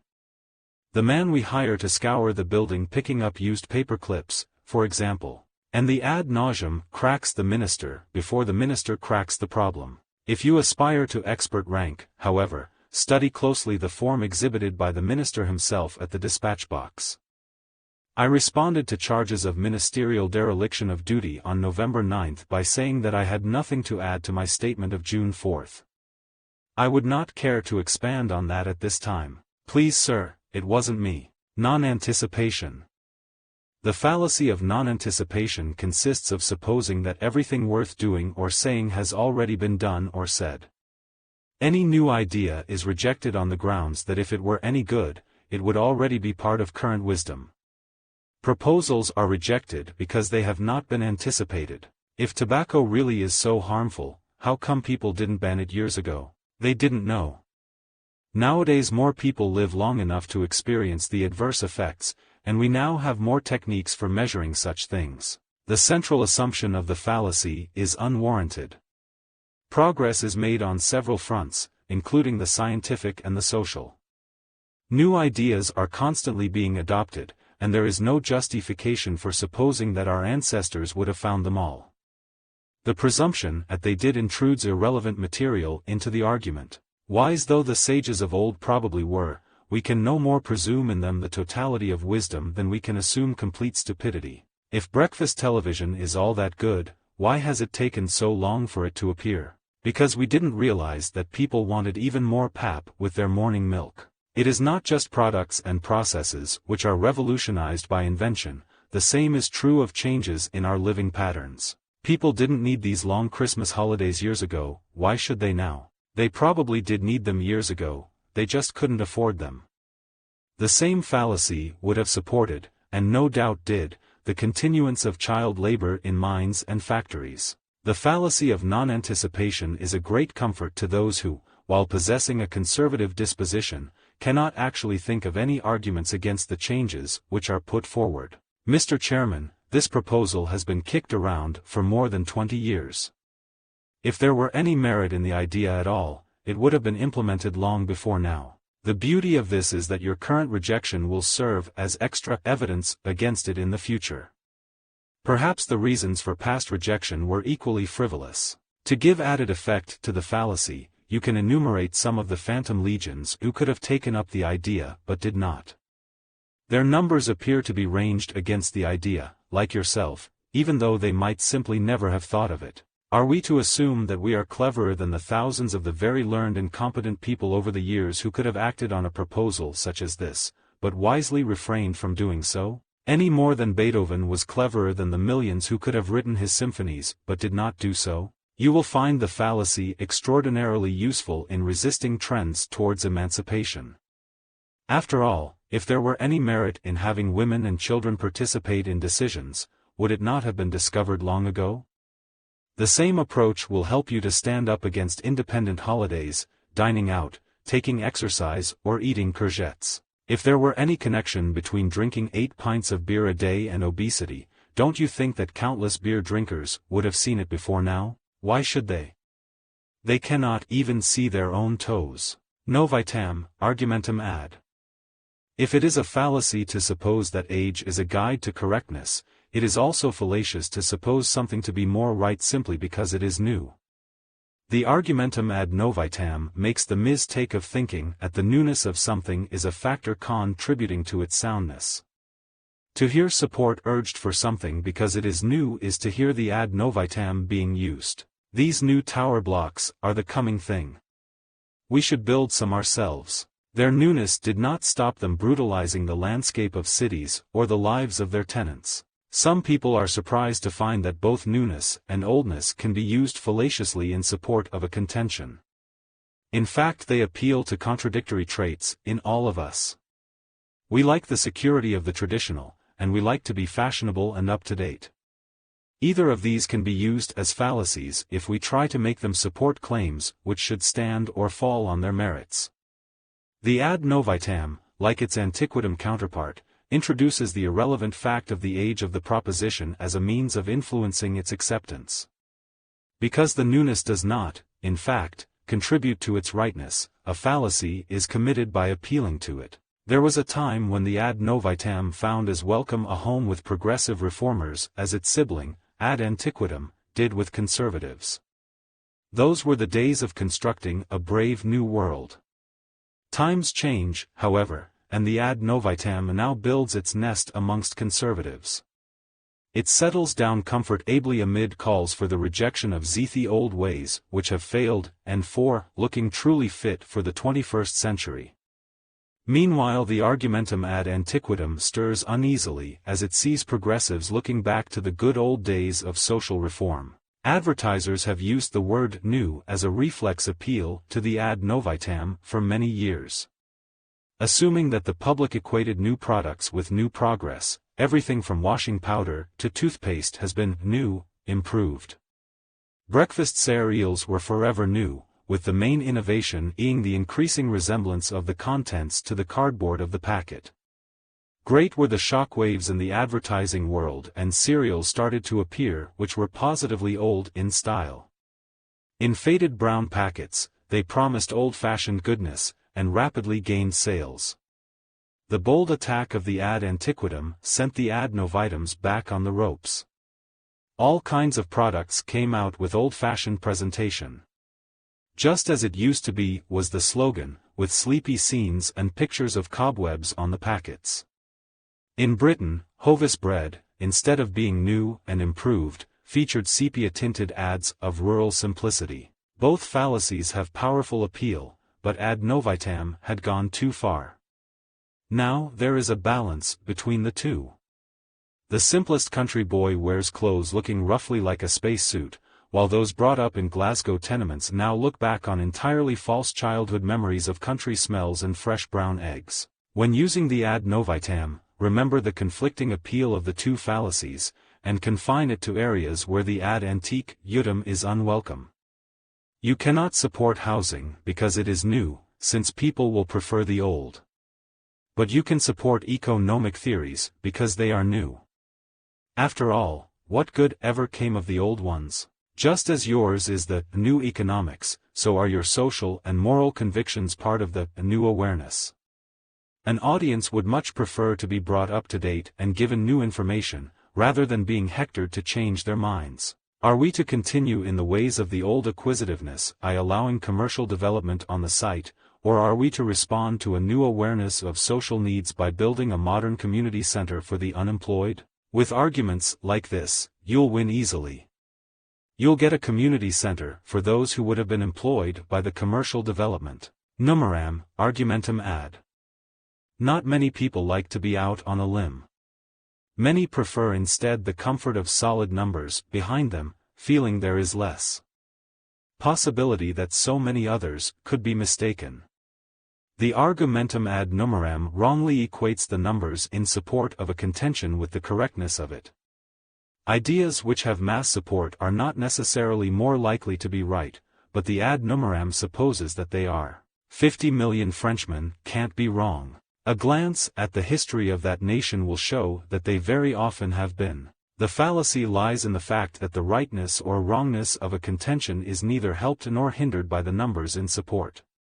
Many people are quite often wrong about even simple things, and received wisdom is not to be equated with factual knowledge. Simple observation, such as that which shows planets and stars turning across the skies, can be an unreliable guide, no matter how many millions attest to its truth. Everybody's smoking whifters, why don't you? Because he thinks everybody is stupid. The ad numeram can appeal to general numbers, or more insidiously, to the numbers of those you respect. You might be more impressed by the proportion of top people taking the Times, than by the numbers backing Britain's biggest daily sale. The question to ask yourself is whether the numbers add anything to the claim. We have an argument here about whether Ballesteros ever captained a European golf team. Let's settle it democratically. And before you jump off a building, make sure you have enough votes to carry repeal of the law of gravity. If ideas were decided by numbers, no new ones would ever be admitted. Every new idea starts out as a minority viewpoint and gains acceptance only if the evidence for it wins converts over from the prevailing view. If numbers are the test, then Giordano Bruno was wrong when he said the earth moved around the sun, and the authorities were right to burn him at the stake. We have to give him a fair trial before we string him up. All those who say he did it shout, "Aye. Amazing proof." Sounds kinda unanimous to me. The ad numeram provides an excellent defense of established attitudes. If it's not true, then why have so many millions of people believed in it for so many centuries? Easy. We all make mistakes. The ad numeram is the special fallacy of the demagogue and the mob orator. Those who govern us tend to form a special class whose outlook and assumptions are not commonly shared. They often come from a milieu in which the pressures of poverty, overcrowding and crime bear rather less upon them than they do upon most. This gives the demagogue the opportunity to appeal to numbers in support of ideas which find little echo in government. On subjects such as capital punishment or race relations, he can appeal to the agreement of large numbers on his side as evidence of a conspiracy of silence by the governing elite. Every opinion poll shows that public whipping is the best remedy for those who commit crimes of violence. And if you ask them, they'd probably say the same about garroting and disembowelment. They could be just as wrong or, indeed, right. The ad numeram is a fallacy to be used with passion. In its ideal setting, you would be haranguing a rabble of 600 people armed with blazing torches outside a corn merchant's house during a famine. Even in print, you should not turn an ad numeram into a clinical counting of heads, but conjure up outrage that the obviously correct view of so many should be ignored. When your side is in an unfortunate minority, the technique is to quote from the past, when your lot were on top, or from foreign countries where you do have a majority to back you. Sweden is an excellent source for majorities in favor of the most bizarre things. Are we to say that all Swedes are fools? That the people of the world's most enlightened country don't know what they are talking about? Yes. One-sided assessment. Many of the decisions we are called upon to weigh up have both advantages and drawbacks. The fallacy of one-sided assessment is fallen into when only one side of the case is taken into consideration. Decisions usually require both pros and cons to be taken account of, and a preference made for the side that wins on balance. To look at one side only is to avoid judgment of that balance. I'm not going to get married. There would be all that extra responsibility, not to mention the loss of my freedom. Think of the costs of raising children and putting them through college. Then there are the increased insurance premiums. If that really were all, no one would ever do it. It is equally possible to look only at the positive side. This encyclopedia is one you will be proud to own. Your friends will admire it. Your children will benefit. You will learn from it. It will complement your bookshelf. On the other hand, it will cost you a lot of money. Either way, the fallacy of one-sided assessment is committed. By looking only at the objections, or only at the advantages, we are excluding material which bears on the decision, and which should be taken account of. The omission of this relevant material from the argument is what is fallacious about one-sided assessment. One-sided assessment is not a fallacy when space is allocated for the other side to be presented similarly. There is in Anglo-American culture an adversarial tradition, which has it that if each side has the strongest case put forward, then a dispassionate observer is likely to arrive at a fair judgment.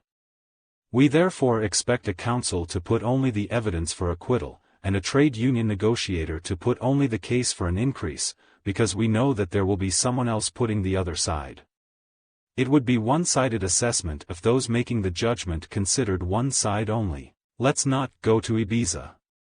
Think of the heat, the mosquitoes, and the crowds. On the other hand, what about the lovely sunshine, the cheap wine, the excellent food and the low prices? Life's judgments often call for trade-offs.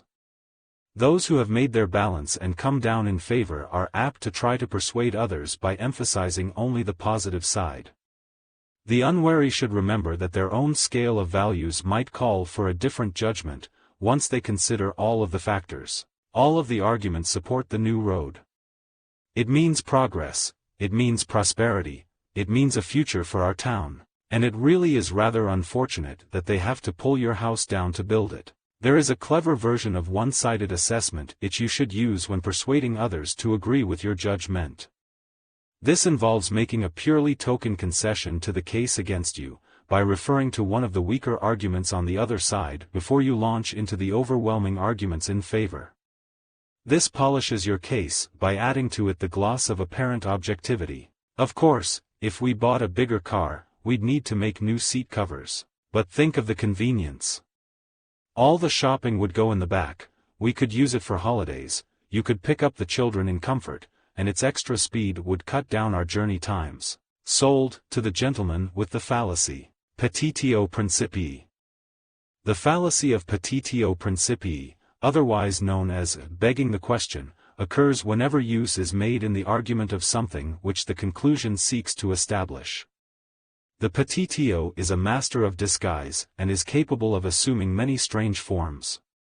One of its commonest appearances has it using a reworded conclusion as an argument to support that conclusion. Justice requires higher wages because it is right that people should earn more. Which amounts to saying that justice requires higher wages because justice requires higher wages. It might seem to the novice that petitio is not a fallacy to take for a long walk. It seems too frail to go any distance. Yet a short look at the world of political discourse reveals petitios in profusion, some still running strongly after several hundred years. It is quite difficult to advance arguments for a commitment which is in essence emotional. This is why politicians deceive themselves accidentally, and others deliberately, with a plethora of petitios. The political petitio usually appears as a general assumption put forward to support a particular case, when the particular case is no more than a part of that same assumption. The British government should prohibit the sale of the Constable painting to an American museum because it should prevent the export of all works of art. It looks like an argument, but the same reason could be advanced for each particular work of art. Adding them up would tell us no more than that the government should prevent the export of all works of art because it should prevent the export of all works of art.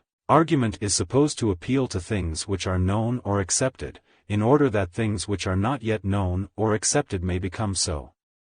The fallacy of the petitio principii lies in its dependence on the unestablished conclusion. Its conclusion is used, albeit often in a disguised form, in the premises which support it. All arguments which purport to prove the unprovable should be carefully scrutinized for hidden petitios. Arguments in support of ideologies, religions or moral values all have it in common that they attempt to convince skeptics. They also have it in common that petitios proliferate in the proofs. Everything can be defined in terms of its purpose. Never be surprised when a discussion starting like this ends up proving the existence of a purposive being. If things are admitted at the outset to have a purpose, then a being whose purpose that is has already been admitted.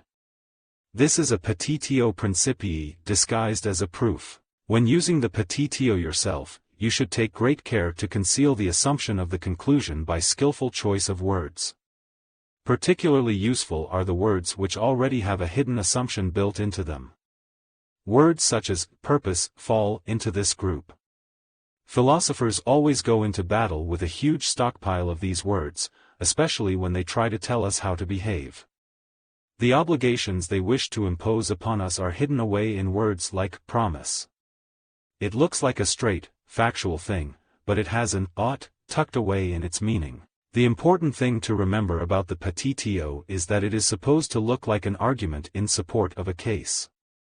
You should therefore spatter it with argument-link words such as because, and therefore, even if it is no more than a simple rewording. When pushed into a corner you can often effect a dramatic escape with a well-chosen petitio by combining both the assumption of a general truth, and a rewording of the conclusion. We should not sell arms to Malaysia because it would be wrong for us to equip other nations with the means of taking human life. This looks and sounds like an argument, but it is really just a clever way of saying that we should not sell arms to Malaysia because we should not sell arms to anyone. Poisoning the well.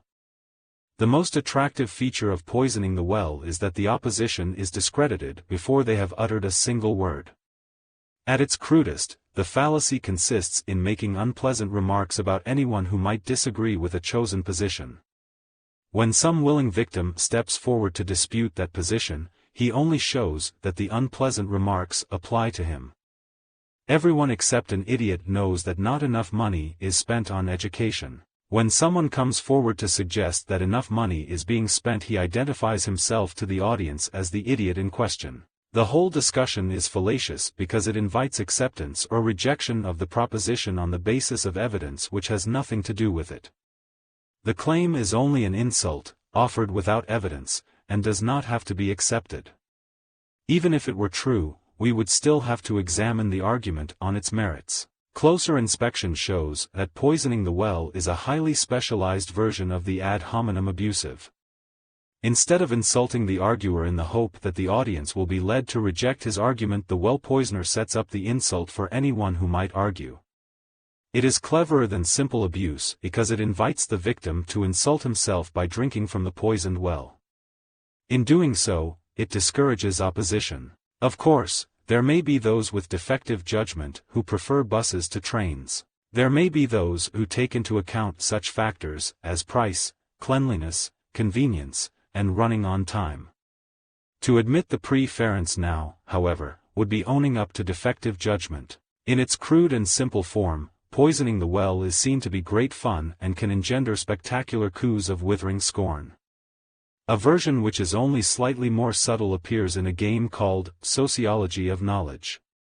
To play the game, one player starts by asserting that everyone else's view about society and politics is only the unconscious expression of their class interest.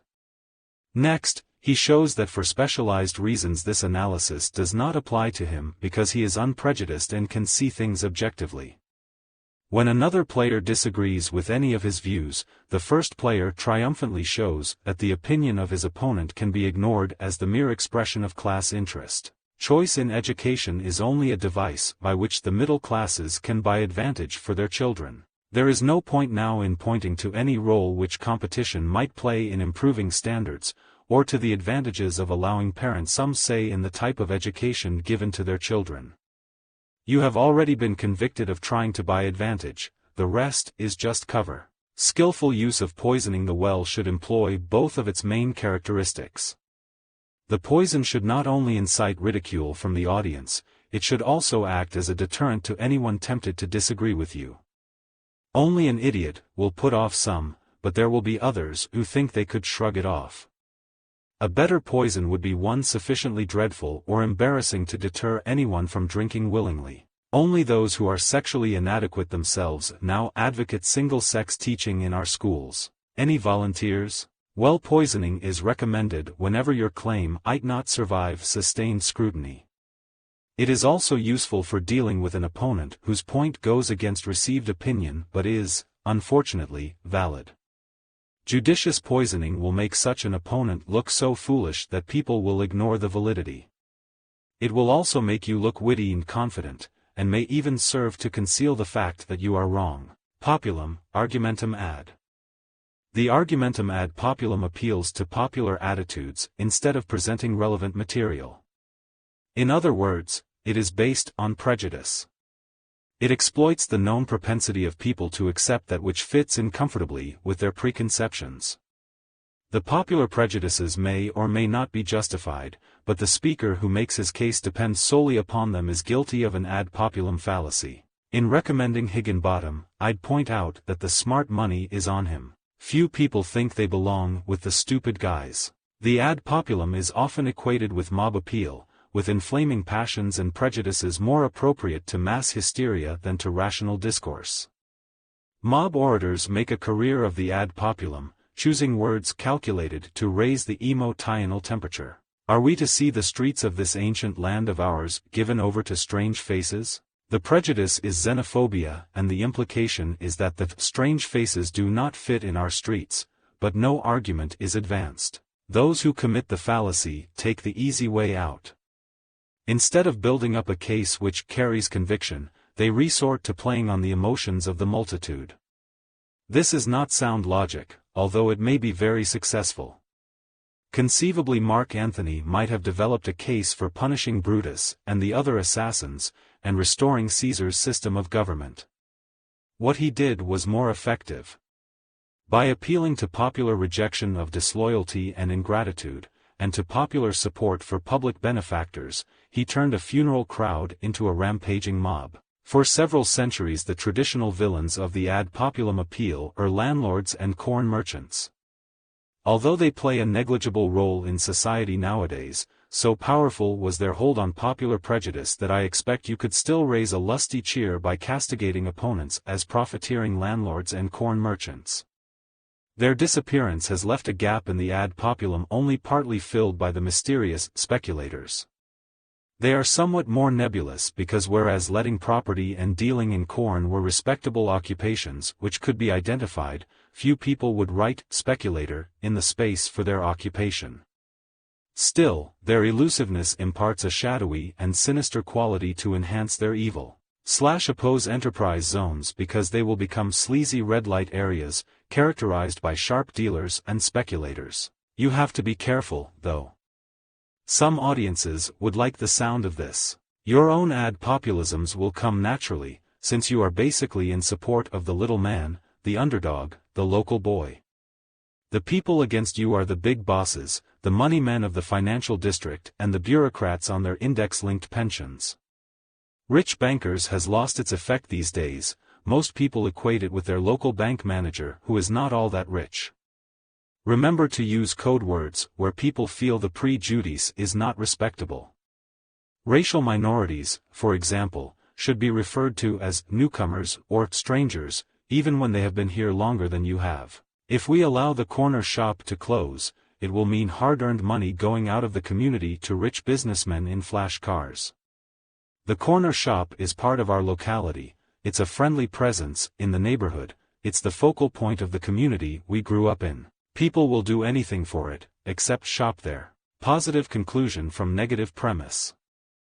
An argument which draws a conclusion from two premises is not allowed to have two negative premises, but it is allowed one, provided the conclusion is also negative. A fallacy is committed whenever a positive conclusion follows from two premises which include a negative one. Some cats are not stupid, and all cats are animals, so some animals are stupid. Even though some of them are smart enough not to be cats, the conclusion does not follow. One premise is negative, so any valid conclusion would also have to be so. Although two things can be related to each other by means of the relationship which each has with a third, if one of the relationships is concerned with what is not true for one, the deduction must show that the other one is also wholly or partly excluded from some class. In other words, if they each enjoy a different relationship with a third thing, they cannot both be in the same class. The fallacy of drawing a positive conclusion from negative premises persuades us that things do belong to a class by telling of things which do not. The trouble with this fallacy is that it can be seen coming a mile away. You can try persuading an audience that rats are sheep by telling them what rats are and what sheep are not. You are unlikely to succeed for the simple reason that people smell the rat before the wool is pulled over their eyes. It is just too easy to spot that you cannot claim that things are the same simply because they are different. The only time you stand a chance of getting away with this one is when you are calling up a radio phone-in show. And that is only because anything goes on a radio phone-in show. Post hoc ergo, propter hoc. The Latin translates as, after this, therefore on account of this, and it is the fallacy of supposing that because one event follows another, then the second has been caused by the first. Immediately after the introduction of canned peas, the illegitimate birth rate shot up to a new high from which it did not decline until frozen peas edged canned peas out of the market. The link is all too obvious to be true, perhaps. If your thoughts turn to feeding your daughters beans instead, remember to keep them clear of everything else which preceded the rise in illegitimacy. They should stay away from television, jet aircraft, polythene and chewing gum, to name but a few of the more obvious hazards. Although two events might be consecutive, we cannot simply assume that the one would not have occurred without the other. The second might have happened anyway. The two events might both be linked by a factor common to both. Increased prosperity might influence our propensity to consume canned peas, and also to engage in activities which increase the rate of illegitimacy. Small children at gaming machines provide vivid illustrations of the post hoc fallacy. They may often be seen with crossed fingers, eyes closed, hopping on one leg, or in whatever physical contortion once preceded a win. They link their random preparations with the outcome of their luck, and in this they differ in no wise from more adult gamblers, whose concealed rabbit's feet and clenched teeth incantations betray the same supposition. If it worked once, it can work again. Unfortunately for our predictive ability, every event is preceded by an infinite number of other events. Before we can assign the idea of cause, we need rather more than simple succession in time. The philosopher David Hume pointed to regularity as the chief requirement, with some contiguity in time and space. We are more likely to describe a germ as the cause of an infection in a man if its presence has regularly preceded the infection, and if it is found in the body which is infected. The charm of the post hoc fallacy emerges when we leave behind the everyday idea of cause and effect. Although we suppose we understand the mechanisms by which one event leads to another, Hume showed that it boils down to our expectation of regularity. The candle flame on the finger and the subsequent pain are called cause and effect because we expect the one to follow on regularly from the other. Of course, we concoct all kinds of explanations as invisible threads to link the two, but they come down to interposing unseen events between our first and second. How do we know that these unseen events really are the cause? Easy. They always follow from one another. This gap in our knowledge provides a vacant lot in which fallacies can park at will. Greek historians regularly discussed natural disasters in terms of human actions. In looking for the cause of an earthquake, for example, we are likely to find Herodotus, or even Thucydides, gravely discussing the events which preceded it before concluding that a massacre perpetrated by the inhabitants of the stricken town was probably the cause. The determined fallacist will see this as a field of opportunity. Whatever your opponent is urging is bound to have been tried somewhere, in some form, at some time. All you need do is attribute the unpleasant things which followed it to the operation of that factor. We know that unpleasant things followed it because unpleasant things are happening all the time. There are always plenty of earthquakes, sex offenses, and political broadcasts on TV which you can lay at your adversary's door. Imprisonment is barbaric. We should try to understand criminals and cure them using open prisons and occupational therapy. They have been trying that in Sweden since 1955, and look what's happened: suicides, moral degeneracy, and drunks everywhere. Do we want that here? A term such as moral degeneracy is the hallmark of the sterling fallacist, being more or less impossible to disprove. Quatimeo terminorum. Quaternio terminorum is the fallacy of 4 terms. The standard 3-line argument requires that one term be repeated in the first 2 lines, and eliminated from the conclusion. This is because it works by relating 2 things to each other by first relating each of them to a third thing. This syllogistic reasoning depends on one term, the middle term, being repeated in the premises but disappearing from the conclusion. Where there are instead 4 separate terms, we cannot validly draw the conclusion, and the quaternio terminorum is committed. John is to the right of Peter, and Peter is to the right of Paul, so John is to the right of Paul. This looks reasonable, but one line has to the right of Peter where the other one simply has Peter. These are 2 separate terms, and the 4 terms fallacy is involved. The conclusion is not validly established.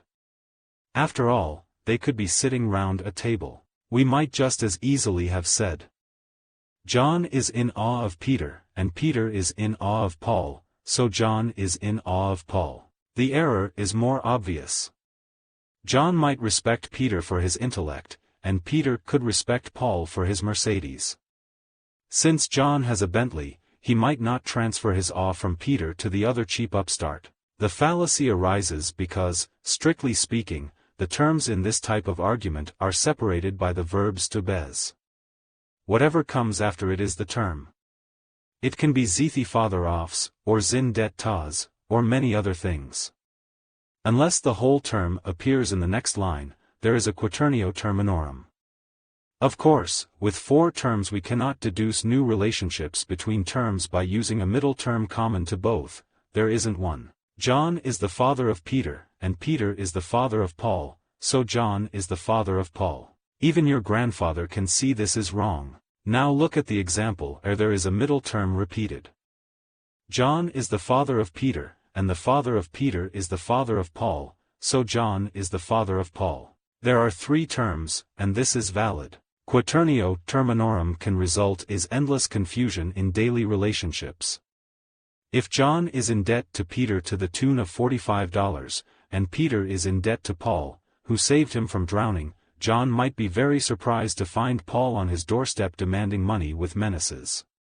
On the other hand, if John is in love with Mary, and Mary is in love with Paul, no one except a theater dramatist would attempt to complete the fallacious deduction. The 4 terms fallacy is more likely to appear as a source of genuine error and of deliberate deception. People may fool themselves with arguments constructed around it, but they are unlikely to fool others. There is something about the odd look of it which alerts the unwary. It is like a check without the amount filled in. No date perhaps, maybe even no signature, but everyone looks at the amount. China is peaceful towards France, and France is peaceful towards the USA, so China must be peaceful towards the USA. You do not even need to know anything about China to know this is wrong. Just remember not to trust any relationship with France in it. One way to use the fallacy with a fair chance of success is to smuggle it in amongst a group of comparatives. Comparatives, such as bigger than, better than, stronger than, or fatter than, do work because they are transitive, despite the 4 terms. After a few of these, slip in the non-transitive relationship and it might get by. Darling, I'm bigger than you are, stronger, and richer, yet I respect you. You stand in the same relationship to your mother, so I, in turn must respect your mother. I just don't want her in the house. The red herring. When the hounds are intent on following a scent of their own choosing, in preference to that selected by the master of the hunt, a red herring is used to effect the transfer. Tied to a length of string, it is led across the trail the hounds are following. Its powerful aroma is sufficient to make them forget what they were following, and to take up its trail instead. The red herring is then skillfully drawn onto the trail which the huntmaster prefers. In logic, the red herring is drawn across the trail of an argument. It is so smelly and so strong that the participants are led irresistibly in its wake, forgetting their original goal. The fallacy of the red herring is committed whenever irrelevant material is used to divert people away from the point being made, and to proceed towards a different conclusion. The police should stop environmental demonstrators from inconveniencing the general public. We pay our taxes. Surely global meltdown is infinitely worse than a little inconvenience? It may well be, but that particularly ripe and smelly fish is not the one we were following. The use of the red herring is fallacious because it uses irrelevant material to prevent a conclusion being reached in its absence. If the argument leads in a particular direction because reason and evidence are taking it there, it is not valid to divert it by means of extraneous material, however attractive that new material may be. Excuse me, sir. What are you doing with that diamond necklace hanging out of your pocket? I say, isn't that a purebred German Shepherd dog you have with you? Even if the policeman is put off the scent, the dog won't be. The more the red herring appears to follow the original trail for a little way, the more attractive it is to follow, and the more effective it will be at diverting attention. Publicans always try to promote whatever makes them most profit. I think these fashions come and go. One time they will promote light beer because they think that is where the demand is, but a year or two later it might be cask-conditioned ale. The attraction here is that it smells a little like the original trail. It talks about what publicans promote, but after following this one for an hour or two, the talkers will be as much fuddled by the argument as by the beer. Red herrings are used by those who have a bad case, and can feel the hounds getting uncomfortably close to it. Politicians under pressure will toss out so tempting a red herring that the dogs will turn after it, even in the act of leaping for the kill. Lawyers scatter them at the feet of juries to divert attention away from crooked clients. Every famous attorney has been credited with the trick of putting a wire through his cigar so that, instead of listening to the details of his weak case, the jurors watch with bated breath as the ash grows longer and longer. The red herring in this case is a visual one, like the salesman's illuminated bow tie, which diverts attention away from his inferior product. You never remember my birthday. Did I ever tell you what beautiful eyes you have? You should never set out upon a weak argument without a pocketful of red herrings to sustain you through the course of it. As your intellectual energies begin to fail, your supply of them will give you breathing space. If you aspire to the ranks of the experts, you should select your red herrings on the basis of the known interests of your audience. Every pack has its favorite aroma, and your red herrings should be chosen with that in mind. As you toss them out as needed, the audience will be unable to resist their favorite bait. You can gain respite in the most difficult situations by skillfully introducing the subject of the arguer's bad back, or even his summer holidays. In real deparation you can bring up his pet cat, refuting the example. Examples are often adduced in support of an argument. When attention is focused on showing the example to be a false one, but leaving the central thesis unchallenged, the fallacy is known as refuting the example. Teenagers are very bad-mannered these days. That boy from next door nearly knocked me over in the street yesterday, and didn't even stay to apologize. You're wrong. Simon is no longer a teenager. None of which knocks over the original assertion, only one example. While an example can illustrate and reinforce an argument, the discrediting of it does not discredit the argument itself. There may be many other instances which support the thesis, and which are genuine cases. There is a fine distinction between the quite legitimate activity of casting doubt on an opponent's evidence, and concentrating criticism on the example instead of on the thesis which it supports. If the rejection of the central claim is urged only because a bad example was used to support it, the fallacy is committed. I can show that there is no truth at all in the allegation that hunting is cruel to animals.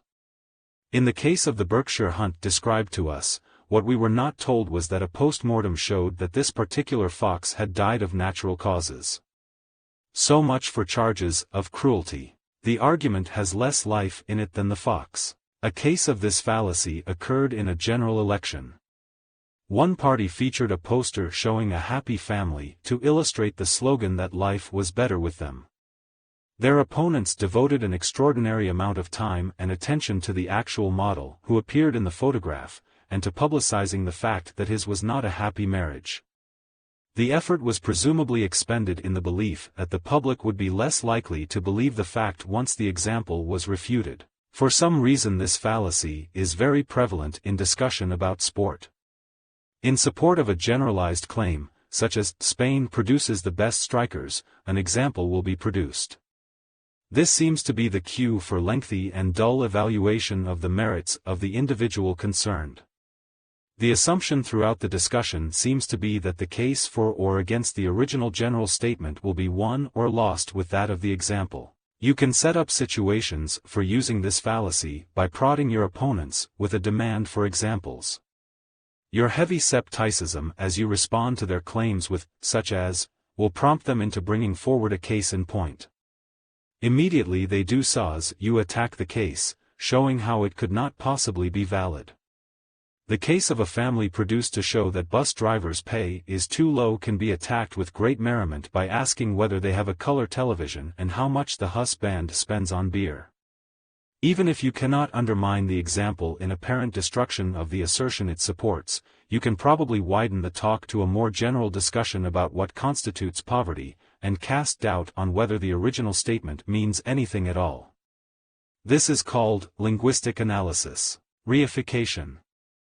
The fallacy of reification, also called hypostatization, consists in the supposition that words must denote real things.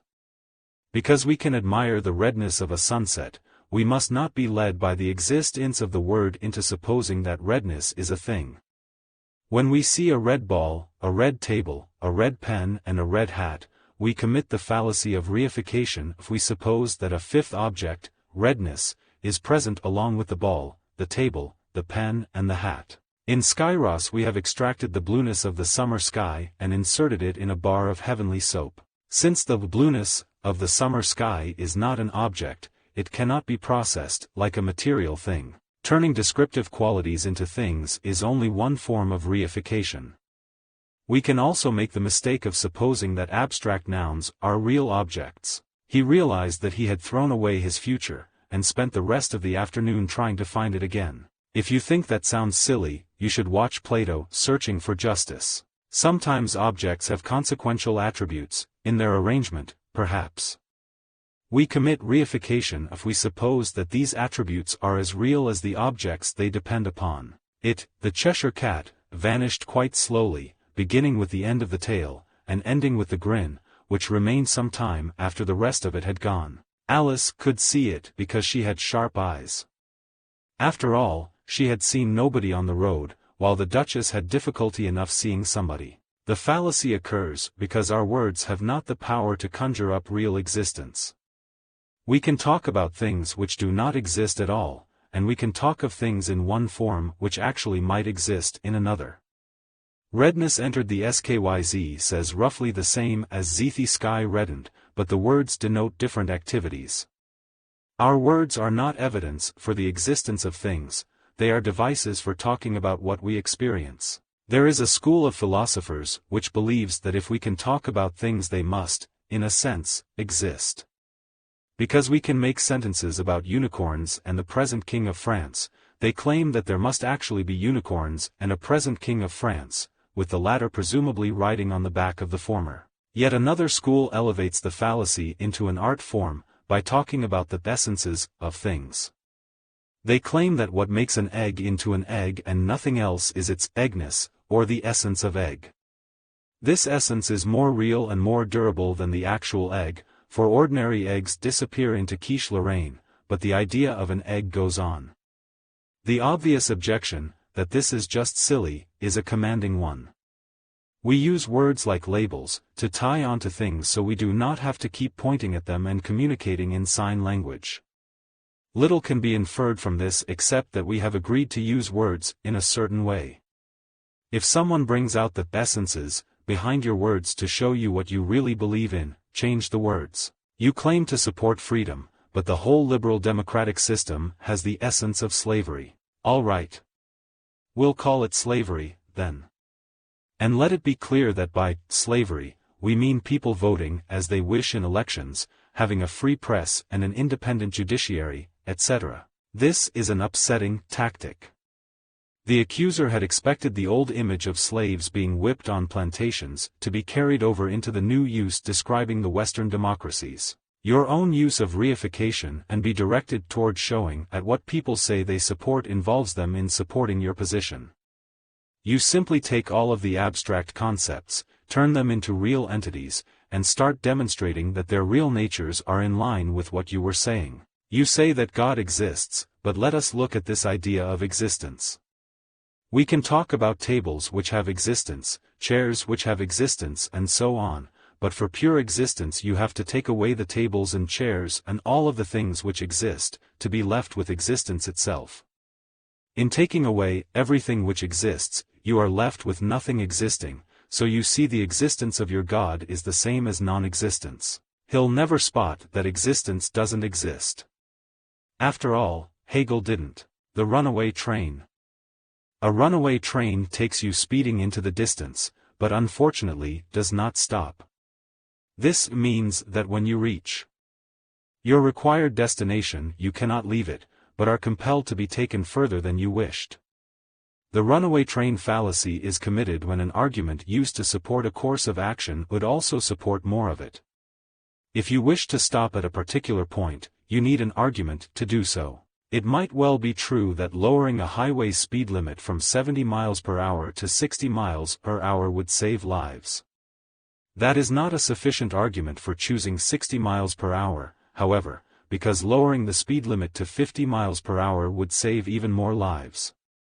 And more still would be saved at 40 miles per hour. The obvious conclusion of this runaway train is that if saving lives is the sole aim, the speed limit should be set at the level which saves the most, and this is 0 miles per hour. In practice, the lives at risk for each proposed speed limit have to be measured against what is achieved by the ability to travel and to transport goods rapidly. Most of our daily activities involve a degree of risk which could be reduced if we limited our actions. In practice, we trade off risks against convenience and comfort.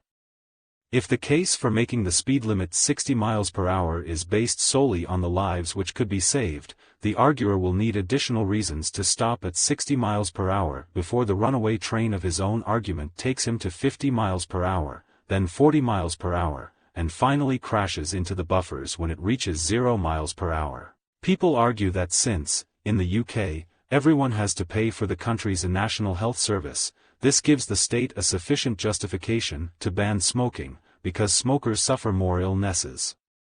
There may be good reasons to ban smoking, but the argument that the costs of the smoker's behavior should be imposed on others is a runaway train. Why stop there? The same argument applies to all behavior which affects health adversely. It could be applied to the eating of saturated fats such as butter, or refined white sugar. The state could require people to exercise in order to prevent the health costs of their laziness from falling on others. If this argument is to apply only to smoking, there have to be reasons why the train stops there. Someone boards a runaway train and they are so concerned about direction that they forget to attend to distance. They can continue happily on their journey until their reverie is broken by someone calling, "Why stop there?" The state should subsidize opera because it would be too expensive to mount productions without the extra support from public funds. And as the train heads off into the distance, wait for the stations marked Sun et Lumiere concerts, Civil War reenactments, and gladiatorial displays. If opera is different, we need to know why. The fallacy is often committed and someone advances a general argument for something he regards as a special case. If the argument has any merit, the listener immediately wonders why it should be limited to that case. To combat a runaway train, it is usually sufficient to point to some of the absurd stations further down the same line. If good schools are to be banned because they give children an unfair advantage, why not prevent rich parents from doing the same by buying their children books, or taking them on foreign holidays? To lure people on board the runaway train, simply appeal to things which most people favor, like saving lives, aiding widows and orphans, and having better behaved children. Use the general support which such things enjoy to urge support for the one proposal you favor which might help to achieve them, even as you carefully ignore the others. In a very specialized use of the fallacy, you should gain acceptance of the principles to support a reasonable objective, and only when that point has been reached, reveal the unreasonable objective also supported by the same principles. You agreed to allow a bingo hall in the town because people should have the choice to gamble if they want to. I'm now proposing to have gaming machines on every street corner for precisely the same reasons. Secundum quid. The fallacy of secundum quid is otherwise known as the hasty generalization. Whenever a generalization is reached on the basis of a very few and possibly unrepresentative cases, the fallacy is committed.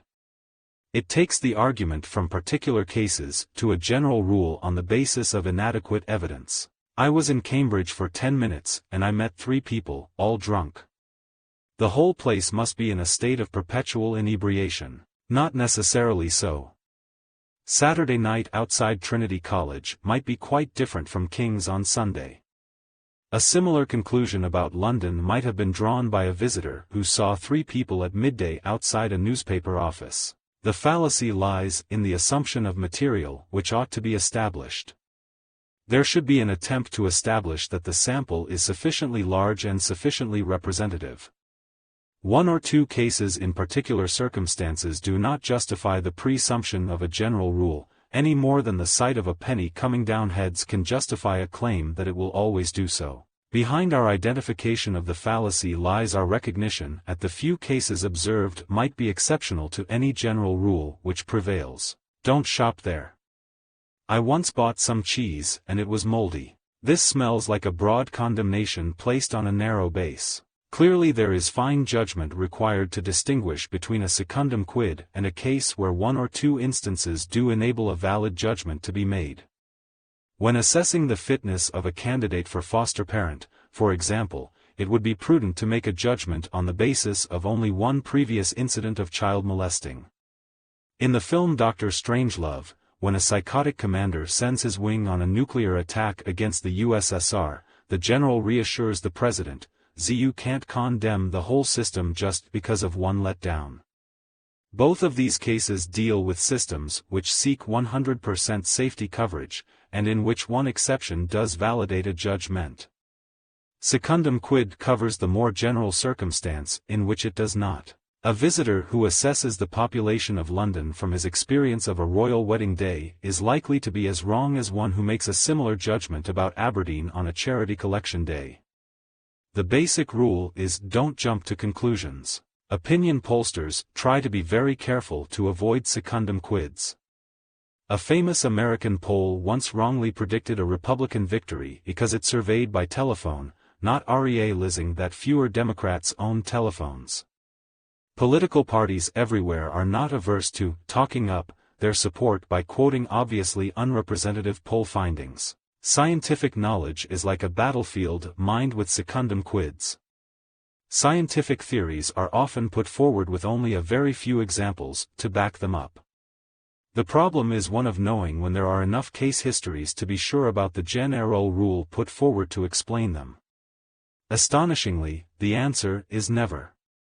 Science proceeds with the knowledge that a new case could suddenly appear to show that even its most solid theories are no good.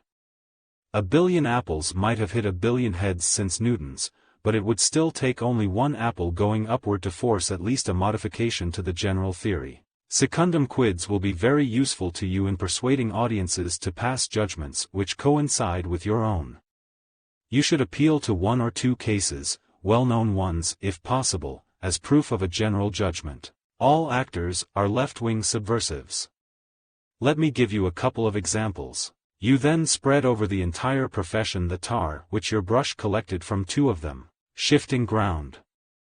People may employ hedging to make their contentions ambiguous, or they may use a definitional retreat to claim that their words meant something else. In the 3rd version of this defensive type of operation, they may actually change the whole ground they were maintaining, while still claiming continuity. When people do shift the substance of what they were saying, they commit the fallacy of shifting ground. Said, "I liked the project and thought it a good one. However, I share the objections you have all voiced, and can only say how much this reinforces a view I have long held that it is not enough for a project to be likable and good. A leap from one bank to the other with the grace of a ballet dancer superimposed on the desperation of a stranded man. The deception is the source of the fallacy. Criticism of the original stance is avoided by shifting to a different one. In that the argument has taken place about the position as understood, it is irrelevant to the new position which is now claimed. Similarly, a critique now has to start all over again on the new position because what has passed so far has not been centered upon it. Said we'd come out stronger after this election. Look, we both know that many things can strengthen a party. I have always thought it a source of strength if a party can respond to criticism. Now, with our share of the poll down to 9%, I think that this can be seen in every election by every party except the winner. It is roughly equivalent to, I don't think that a score of 5-1 against us should be seen as a defeat for Scottish football. It is more of a challenge which. The shifting sands of political fortune often coincide with the shifting ground of the fallacy. This is because of a patently absurd rule that no politician must ever change his mind about anything. To do so would be to admit he was wrong before, and could, by implication, be wrong now. Infallibility must, therefore, be sustained. Shifting ground, insecure though it might look to us, provides a solid foundation for political continuity. There is a certain class of religious argument in which anything at all whose existence is assented to can be called divine. Here the base of discussion seems to slide quite happily across several continents, as what started out as a discussion about a man in the sky with a white beard ends up in consideration of some abstract principle of the universe. Shifting ground is for defensive use. You cannot convince others of a new point with it, but you can use it to avoid it being known that you were wrong.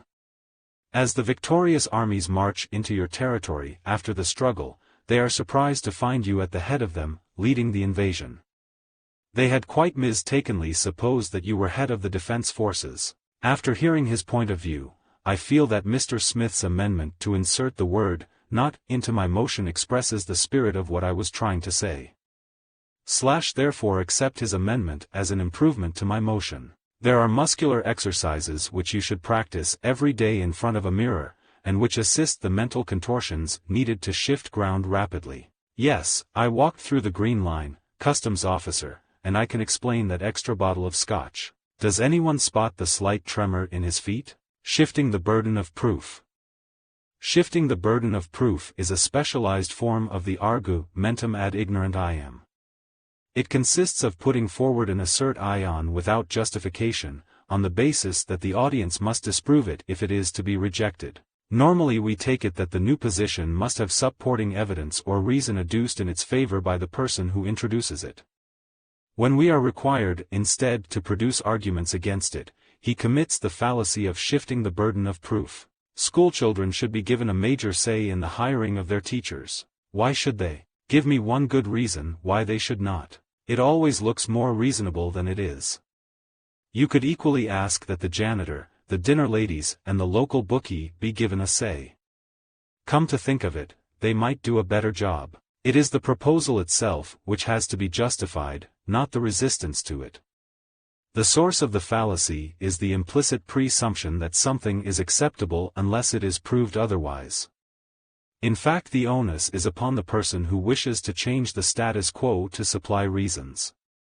He has to show why our present practices and beliefs are somehow inadequate, and why his proposals would be superior. I believe that a secret conspiracy of Illuminati has clandestinely erected world events for several hundred years. Prove to me that it isn't so. We don't have to, any more than we have to prove that it isn't done by invisible elves or Andromedans living in pyramids under the Bermuda Triangle. The maxim of William of Ockham, usually shortened to entities should not be multiplied beyond necessity, tells us not to introduce more by way of explanation than is needed to explain. World events are already explained by divine purpose, evolutionary progress, or sheer random chaos. We do not need Illuminati added to the brew, and he who would introduce them must show what evidence requires them to explain it. Shifting the burden is a very widespread and common fallacy. Popular conception has it that he who says, "prove it," and he who says, "prove it isn't," are on equal ground. It is a misconception. The one who asks for proof is simply declaring an intention not to accept more than the evidence requires. The other is declaring his intent to assume more than that. This particular fallacy is the frail prop on which rests the entire weight of unidentified flying objects, extrasensory perception, monsters, demons, and bending spoons. Advocates of these, and many other, ethereal phenomena try to make us accept the burden of establishing falsity. That burden, once taken up, would be infinite. Not only is it extraordinarily difficult to show that something does not exist, but there is also an infinite load of possibilities to test. You will need shifting the burden of proof if you intend to foray into the world of metaphysical entities. Instead of resorting to the simple, "you prove it isn't," you should clothe your fallacy in more circumlocucious form. Can you show me one convincing piece of evidence which actually disproves that? This tempts the audience into supplying instances, giving you a chance to slide into refuting the example, instead of giving any arguments in favor of your case. The popular misconception about the onus of proof will enable you to put forward views for which there is not a shred of evidence. You can back Griffin's, the perfectibility of man, or the peaceful intentions of religious fundamentalists. The slippery slope. Slippery slopes are so tricky to negotiate that even the first timid step upon them sets you sliding all the way to the bottom. No one ever goes up a slippery slope, they are strictly for the descent to disaster. The fallacy is that of supposing that a single step in a particular direction must inevitably and irresistibly lead to the whole distance being covered. There are cases in which one step leads to another, and cases where it does not. It is not a fallacy to suppose that after the first stride, further steps might be taken towards unpleasant consequences, but it is usually an error to suppose that they must. There is a limited class of cases in which someone is doomed after the first step. Stepping off a skyscraper is one of them. But in most life situations there is a choice about whether or not to go further. Those who oppose progress, however, often use the slippery slope argument to suggest that any reform will lead inexorably to unacceptable results. I oppose lowering the drinking age from 21 to 18. This will only lead to further demands to lower it to 16. Then it will be 14, and before we know it our newborns will be suckled on wine rather than mother's milk. The point is that the factors which lead to the arbitrary drinking age of 21 might change. There is nothing which suggests that they must keep on changing, or that society must keep on responding. The slippery slope basically argues that you cannot do anything without going too far. This belies human progress, which has often been made by taking short steps successfully ere longer ones might have been ruinous. If we allow French ideas on food to influence us, we'll soon be eating nothing but snails and garlic and teaching our children to sing the Marseillaise. It might beat pizza and chips, though. In some cases there is a point of principle at stake which, once yielded, allows anything. This is not so much a slippery slope, however, as a vertical drop. The story is told of a dinner-table conversation between the dramatist George Bernard Shaw and a pretty lady. "Would you sleep with me for £1,000,000? "Why yes, I would." "Here's £5, then. £5. What do you think, lamb? We've established that. Now we're talking about price." Shaw was correct, but this is not a slippery slope argument which would have led the lady to immorality in stages. Once the principle was conceded, the rest was bargaining. On a slippery slope ruin is reached in stages. The fallacy introduces the irrelevant material of the consequences of more far-reaching action in order to oppose the more limited proposal actually made. Use the fallacy yourself to oppose change. There is scarcely any proposal which would not lead to disaster if taken too far. They want to charge people for admission to the church bazaar, but you point out that if this is conceded they will charge more next year, and more after that, until poorer people will be unable to afford to get in. The fallacy works best on pessimists, who are always ready to believe that things will turn out for the worse. Just assure them that if they do anything at all, this is almost certain to happen. Special pleading. Special pleading involves the application of a double standard.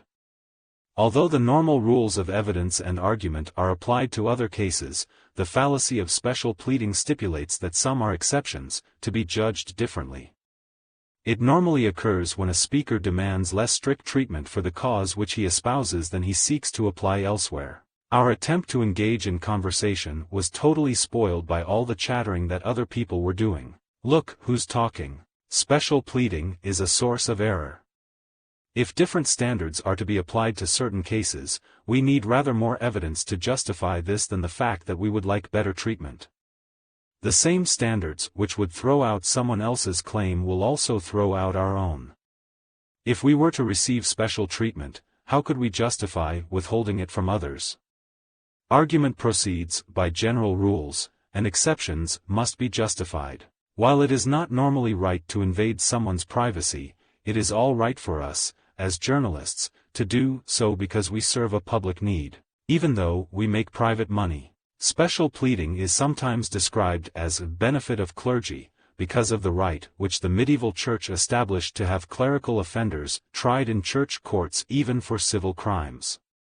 This right, which was called benefit of clergy, is really what the special pleader seeks, the right to be tried in a different court. Capitalism has always left areas of poverty and hardship, and misallocated resources. Socialism, on the other hand, has never been properly tried. Can you spot the special pleading? We are invited to compare capitalism in practice, as applied, with theoretical socialism. This is sometimes called real socialism, to conceal the fact that it is the opposite of real. Of course, if we look at capitalist countries for the record of capitalism, then we should look at socialist countries for the record of socialism. Theory with theory, or practice with practice. Special pleading is normally resorted to by those whose case would not fare well in the general courts. Faced with a clash between their ideas and the evidence, scientists change their ideas. The special pleaders, like social scientists, prefer to change the evidence and show why normal judgments cannot be made in their particular case. Very often it is the supreme importance of the cause which is called upon to justify the special standards. Normally I would object to spitting at public figures, but the threat of global warming is so awful, as is the threat of fluoridation, Sunday trading and canine nudity. It depends on how strongly you feel about it. On a personal level, we are all apt to be more tolerant of ourselves than we are of others. For behavior we would universally condemn from others, we invent excuses to forgive it in ourselves. Our queue jumping is excused by urgency, but not that of anyone else. Our impulse buying is justified by need, others who do it are spendthrift. The same standards which excuse ourselves also excuse our team, our group, our town and our country. When using special pleading in support of your own side, take care that you always supply some specious justification to account for the exception from the general rule.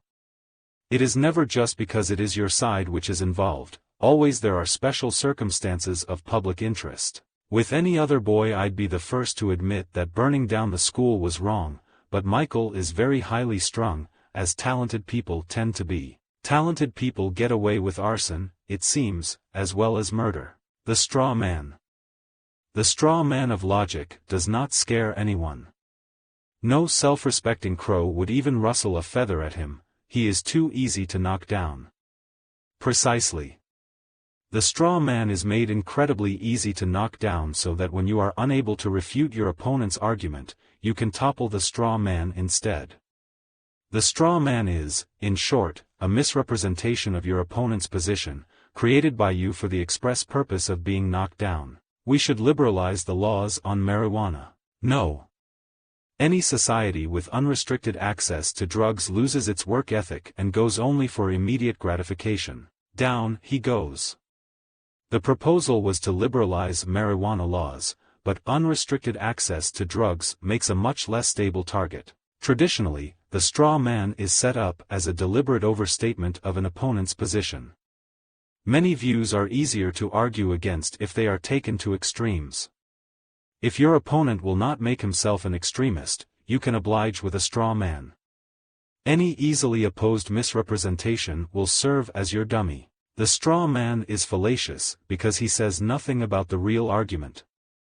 Like the ignorati elenchi society he belongs to, he is totally beside the point.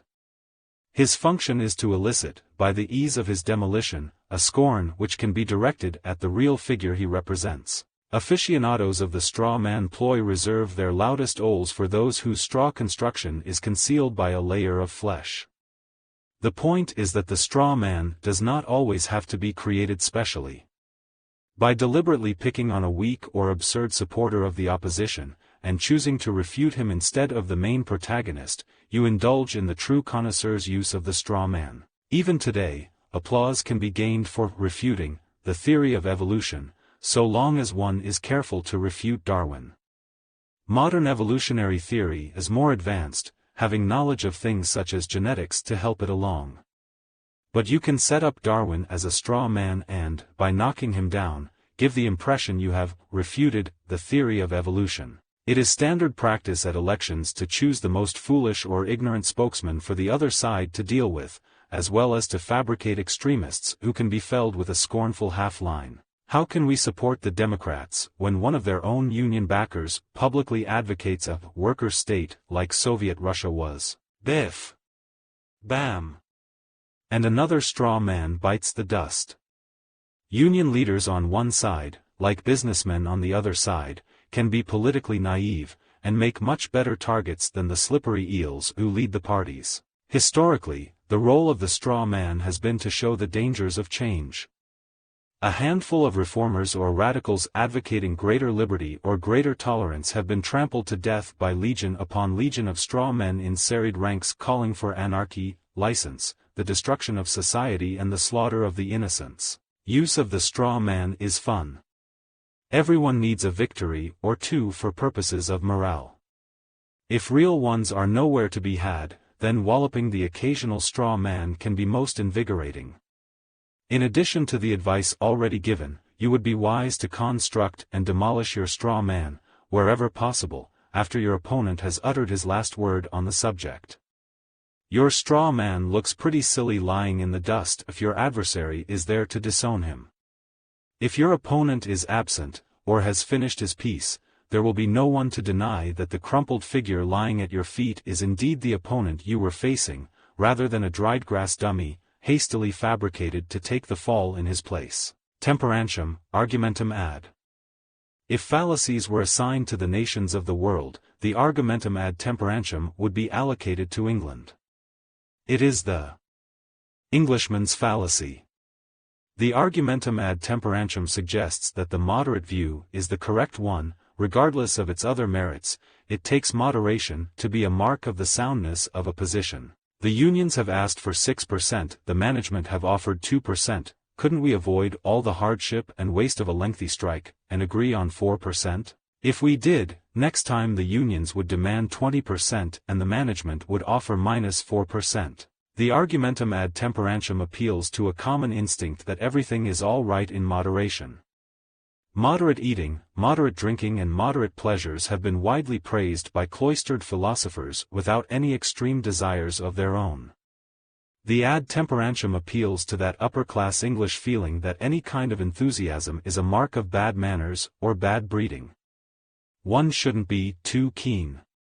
It helps to explain why none of them are particularly good at anything, and accounts for their steady, but moderate, decline. The fallacy enters in because, while moderation may be a useful maxim to regulate our desires, it has no specific merit in argument. Where one view is correct, there is no rule that it will be found by taking the average or mean of all of the views expressed. If two groups are locked in argument, one maintaining that 2 + 2 is equal to 4 and the other claiming that 2 + 2 is equal to 6, sure enough, an Englishman will walk in and settle on 2 + 2 is equal to 5, denouncing both groups as extremists. He is correct to describe them as extremists, but incorrect to suppose that this proves them wrong. Have tried, during my term of office, to steer a middle course between partiality on the one hand and impartiality on the other. He might have added, between truth and falsehood, between vice and virtue, between falling asleep and staying awake, between sense and nonsense. In countries and situations where bargaining is more common than fixed-price transactions, people routinely manipulate the extremes in order to influence the idea of a fair 7 average. Exactly the same procedure can be used in public life, advocating an extreme position in order to pull the eventual settlement closer to your way of thinking. Only in England do people write books with titles like The Middle Way, elevating the argumentum ad temperantium into a guide for public policy. The Liberal Party used to make a career of the fallacy, regularly taking up a position midway between those of the two main parties, and ritually denouncing them for extremism. The main parties, in their turn, contained this threat by bidding for the middle ground themselves. This led the Liberals to become extremists in order to attract attention. In Britain, New Labour was built upon the temperantium. They called it the third way. One side represents capitalism, the other stands for socialism. We offer instead a policy of copartnership to replace the old politics of conflict and extremism. So alluring is this type of thing to the ad temperantium mind, that the other parties hastily produce versions of it. When you use the argumentum ad temperantium yourself, you should try to cultivate that air of smug righteousness which shows it to best advantage. Remember that your opponents are extremists, probably dangerous ones. They are divisive and destructive. Only you, taking the middle course, tread the virtuous path of moderation. You will find it useful to invent extreme positions on one side, in order to cast the opposing views as extremist also. Councillor Watson has urged free travel for senior citizens. Others have suggested we should charge them 50 pence per journey. Surely the sensible course would be to reject these extremes and opt for a moderate charge of 25 pence. Of course, the debate was between 25 pence and 0. The 50 pence advocates are conjured up in support of your ad temperantium. Try to cultivate the company of Foreign Office officials. It comes so naturally to them when someone makes a claim against Britain to concede half of it that you will learn to commit the fallacy at speed with apparent ease. You will need to be quick off the mark because the fallacy has a large following. When two countries are disputing the ownership of a couple of islands, for example, you should be the first to leap in with the zone each suggestion. There will be plenty of British diplomats trying to beat you to it. Thatcher's blame. When the round black hat first appeared, it was dubbed a bowler. This was because it looked like a bowl, and because it was made by the Bowler brothers. The term Thatcher's blame might similarly catch on for two reasons. It was regularly used against the lady herself, and it covers all cases, just as a thatcher covers all of a roof. In her first few years in office, Lady Thatcher was blamed for poverty and unemployment in Britain. Seamlessly this switched to blame for the culture of shameless affluence as the emerging class of yuppies flaunted their newfound wealth. She was deemed to be at fault in both cases. The fallacy of Thatcher's blame is committed when blame is attached no matter what outcome ensues. The fallacy occurs because the evidence is irrelevant and the determination of guilt precedes the outcome of their actions. Indeed, the point about Thatcher's blame is that it covers all the conceivable outcomes. If a policy is introduced first in Scotland, ahead of its apply cation in England, the accusation is that the Scots are being used as guinea pigs, and put at risk simply to test it. On the other hand, if the policy is introduced in England before being extended to Scotland, the charge will be made that the Scots are being left out yet again. Finally, if the policy is introduced at exactly the same time in both countries, this will be taken as evidence that the policymakers are failing to appreciate the essential differences between England and Scotland. Heads you lose, tails you lose, and if the coin lands on its edge you also lose. The fallacy works well in Parliament because the official opposition is supposed to oppose. Thatcher's blame allows them to be against whatever the government decides to do, no matter what the outcome might be. Thus anything done quickly is being rushed through recklessly, while measures which take time are tagged with intolerable delays. The fallacy falsely pretends that a judgment is being made based on the outcome, when that negative judgment would have been applied to any outcome. It regularly appears in Britain's tabloid press, where once a celebrity has fallen from favor any action they take is deemed to deserve condemnation. Since the opprobrium comes anyway, it expresses no real judgment on the morality or merits of the actions themselves. I've been asked to a christening, but I'm sure they'll give the child some outlandish name that will make it a laughingstock. Either that or some unbelievably tedious and commonplace name which will make the child seem like a faceless conformist. The fallacy is easy to use because it preys upon an instinct which would rather hear ill than good about people. After all, gossips don't go round praising people for their righteous actions. To use it effectively, you should pour scorn on some proposed action, predicting an adverse outcome. You then introduce an alternative consequence with the words, and even if. This allows you to predict more dire consequences. Your audience will never spot that you have, like the fallacy, covered every conceivable case. If you think this too obvious, reflect that for over a century the followers of Marxism predicted disaster for capitalism, whatever outcomes it produced. Trivial objections. The problem with trivial objections is that they leave the central thesis largely untouched. It is fallacious to oppose a contention on the basis of minor and incidental aspects, rather than giving an answer to the main claim which it makes. I am totally opposed to the new road around the town. It will make all of our town maps out of date. It is rare for the fate of a new road to be decided on the basis of what it does to the maps. That said, however, one cannot help noticing that the maps show that towns reach very strange decisions on such matters. The fallacy is akin to that of the straw man. Instead of facing the main opponent, in this case it is only a few aspects of it which are confronted.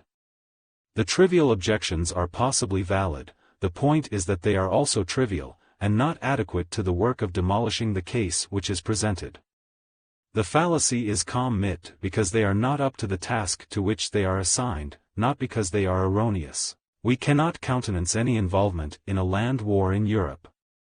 Think of what it might do to the supply of long-life milk from the continent. Integrity, honor and glory sometimes seem pretty trivial reasons, but long-life milk. Associate membership of the European Union, when it was known as the European Economic Community, was, however, rejected by a British Prime Minister as beneath our dignity. Trivial objections tend to appear when the central thrust of the argument is difficult to oppose.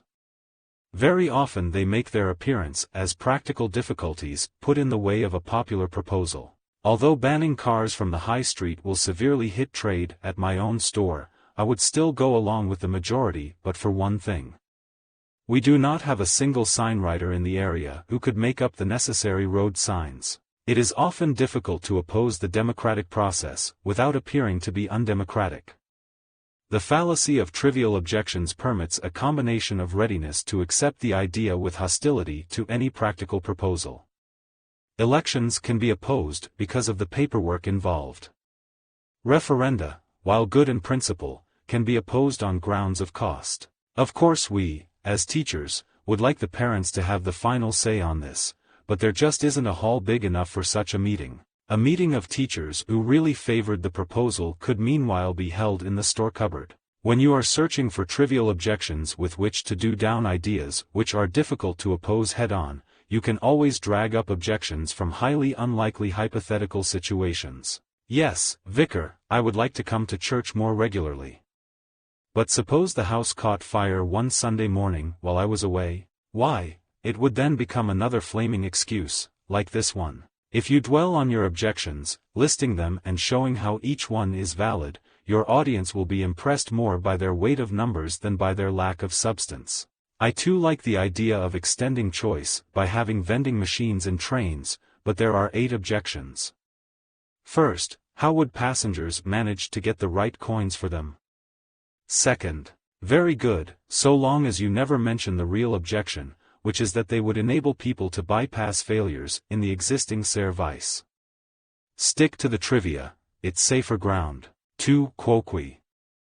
Tu quoque means zaiu also, and is committed when a case is undermined by the claim that its proponent is himself guilty of what he talks of. It is a change of subject from a claim made by a proponent to one made against him. You accuse me of abusing my position, but you're the one whose company car is seen propping up the rails at the local race course. With a little more subtlety, the tu quoque can be used to undermine an accusation by discrediting the accuser. And now I turn to Mrs. Green's charge that I deliberately misled this society over my personal interest in the firm concerned. May I remind you that this charge comes from the same Mrs. Green who kept very quiet when her son-in-law benefited from our decision over the surplus land. Hardly a source entitled to make such charges, you must agree. I reckon he did it. The fallacy of the tu quoque occurs because it makes no attempt to deal with the subject under discussion. A new subject is introduced, namely the record of someone involved. The truth or falsehood of an assertion has nothing to do with the background of the person who makes it. Evidence for or against that assertion is not altered by details of the previous actions of the one who is putting it forward. Another version of the tu quoque seeks to undermine what is being said by showing it to be inconsistent with the previous views of its proposer. Why should we listen to Brown's support for the new car park, and only last year he opposed the whole idea? For one thing, if the arguments changed his mind, they might be worth listening to. For another, there might be more cars around. Because someone once opposed an idea, it does not preclude their arguments in favor from being good ones. Despite this, the fallacy is supported by a strong tendency in us to appear consistent whenever we can. The new mayor finds it difficult to argue with sincerity this year in favor of the same official limousine which he opposed so vociferously for his predecessor. The UK's parliamentary question time is the home of the tu quoque. Indeed, skill at handling questions is often measured exclusively in terms of the performer's dexterity with this particular fallacy. This is why answers to questions about the present or the future invariably begin with the phrase, "May I remind my honorable colleagues?" He is, of course, reminding those opposite that they did it sooner, longer, deeper, louder and worse. This is why their specious charges can be rejected. A parliamentary question is always known in the House as a PQ. There is a good case to be made for having the reply to one of them called a TQ. The tu quoque is easy to use because everyone is inconsistent some of the time, and few people have a blameless past. You can argue that anyone who has changed their mind has thereby proved that they must be wrong at least some of the time, and that this occasion could well be one of those times. If you can find nothing at all to your opponent's discredit, even this fact can be used in an attempt to undermine what he is saying.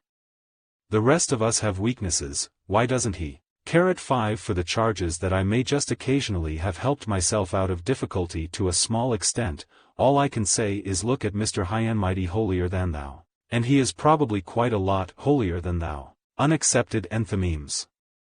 An enthymeme is an argument with one of its stages understood rather than stated. This is all right as long as both parties accept the tacit assumption.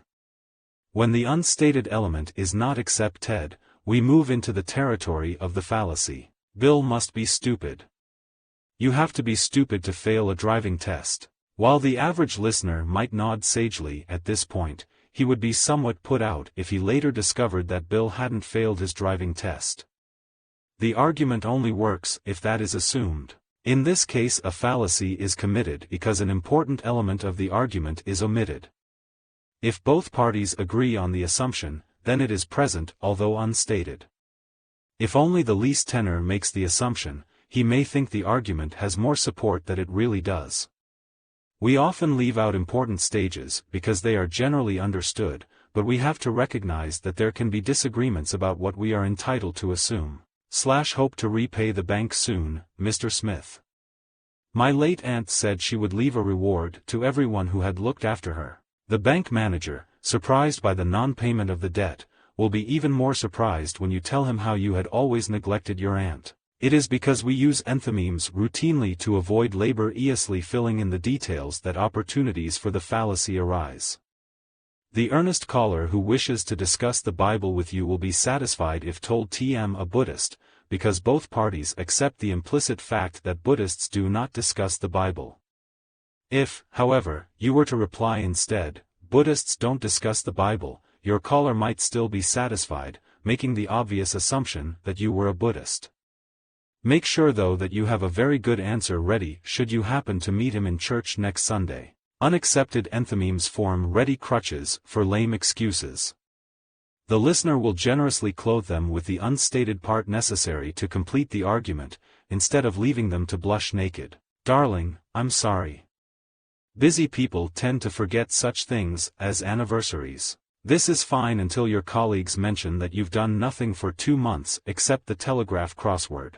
The fallacy is easy to use, and will get you off the hook in a wide variety of situations. The procedure is simple. Give a general statement as the answer to an individual situation. Your audience will automatically assume the missing premise, that the general situation applies to this particular case. What people normally do in certain circumstances is only relevant to the charges against you if it is assumed that you were indeed in those circumstances. The unaccepted enthymeme will slide in as smoothly as vintage port. Yes, I am rather late. One simply cannot depend on buses and trains anymore. True, but you walked from just around the corner. You can equally well make general assertions during a discussion about someone in particular. Your audience's delight at gossip and determination to believe the worst in everyone will help the unaccepted enthymeme to mingle with the invited guests. I'm not happy with the choice of Smith. One can never be happy with those who prey on rich widows, or on unjustified implications. The undistributed middle. Classic among schoolboy fallacies is the argument that because all horses have 4 legs and all dogs have 4 legs, so all horses are dogs. This is the simplest version of the notorious fallacy of the undistributed middle. Both horses and dogs are indeed 4-legged, but neither of them occupies the whole of the class of 4-legged beings. This leaves convenient room for horses and dogs to be different from each other, and from other beings which might also without any overlap be in the 4-legged class. The middle 7 which carelessly omitted to get itself distributed is the term which appears in the first 2 lines of a 3-line argument, but which disappears in the conclusion. The classic 3-liner requires that this middle term must cover the whole of its class at least once. If not, it is undistributed. All men are mammals. Some mammals are rabbits, therefore some men are rabbits. Even though the first 2 lines are correct, the middle term, mammals, never once refers to all mammals. The middle term is thus undistributed and the deduction invalid. Common sense shows why the undistributed middle is fallacious. The standard 3-liner, called a syllogism 7, works by relating one thing to another by means of a relationship they both have with a third. Only if at least one of those relationships applies to all the third thing do we know that it is certain to include the other relationship. We cannot say that bureaucrats are petty tyrants just because bureaucrats are meddlesome and petty tyrants are meddlesome. It is quite possible that gin-sodden drunks are meddlesome too, but that does not mean that bureaucrats are gin-sodden drunks. Life might be more interesting if they were. This fallacy commonly appears in the form of tarring with the same brush. Point 7. The worst oppressors of the working class are landlords. Jones is a landlord, so Jones is one of the worst oppressors of the working classes. Exit Jones, hurriedly, before it is pointed out that the worst oppressors of the working classes are human. Since Jones is human. The great thing about undistributed middles is that you can undistribute new ones, as further evidence in support of your previously undistributed ones. The worst oppressors of the working class wear shoes, Jones wears shoes. The expert user will take the trouble to find out which terms are distributed or undistributed. He will learn the simple rule: universals have distributed subjects, negatives have distributed predicates. Universals are statements which tell us about all or none of a class, and negatives tell us what isn't so. Armed with this technical information, the expert is able to inflict upon his audience such monstrosities as: all nurses are really great people, but it happens that some really great people are not properly rewarded. So some nurses are not properly rewarded. It may be true, but has he given an argument? Since the middle term really great people is neither the subject of a universal, nor the predicate of a negative, it is not distributed.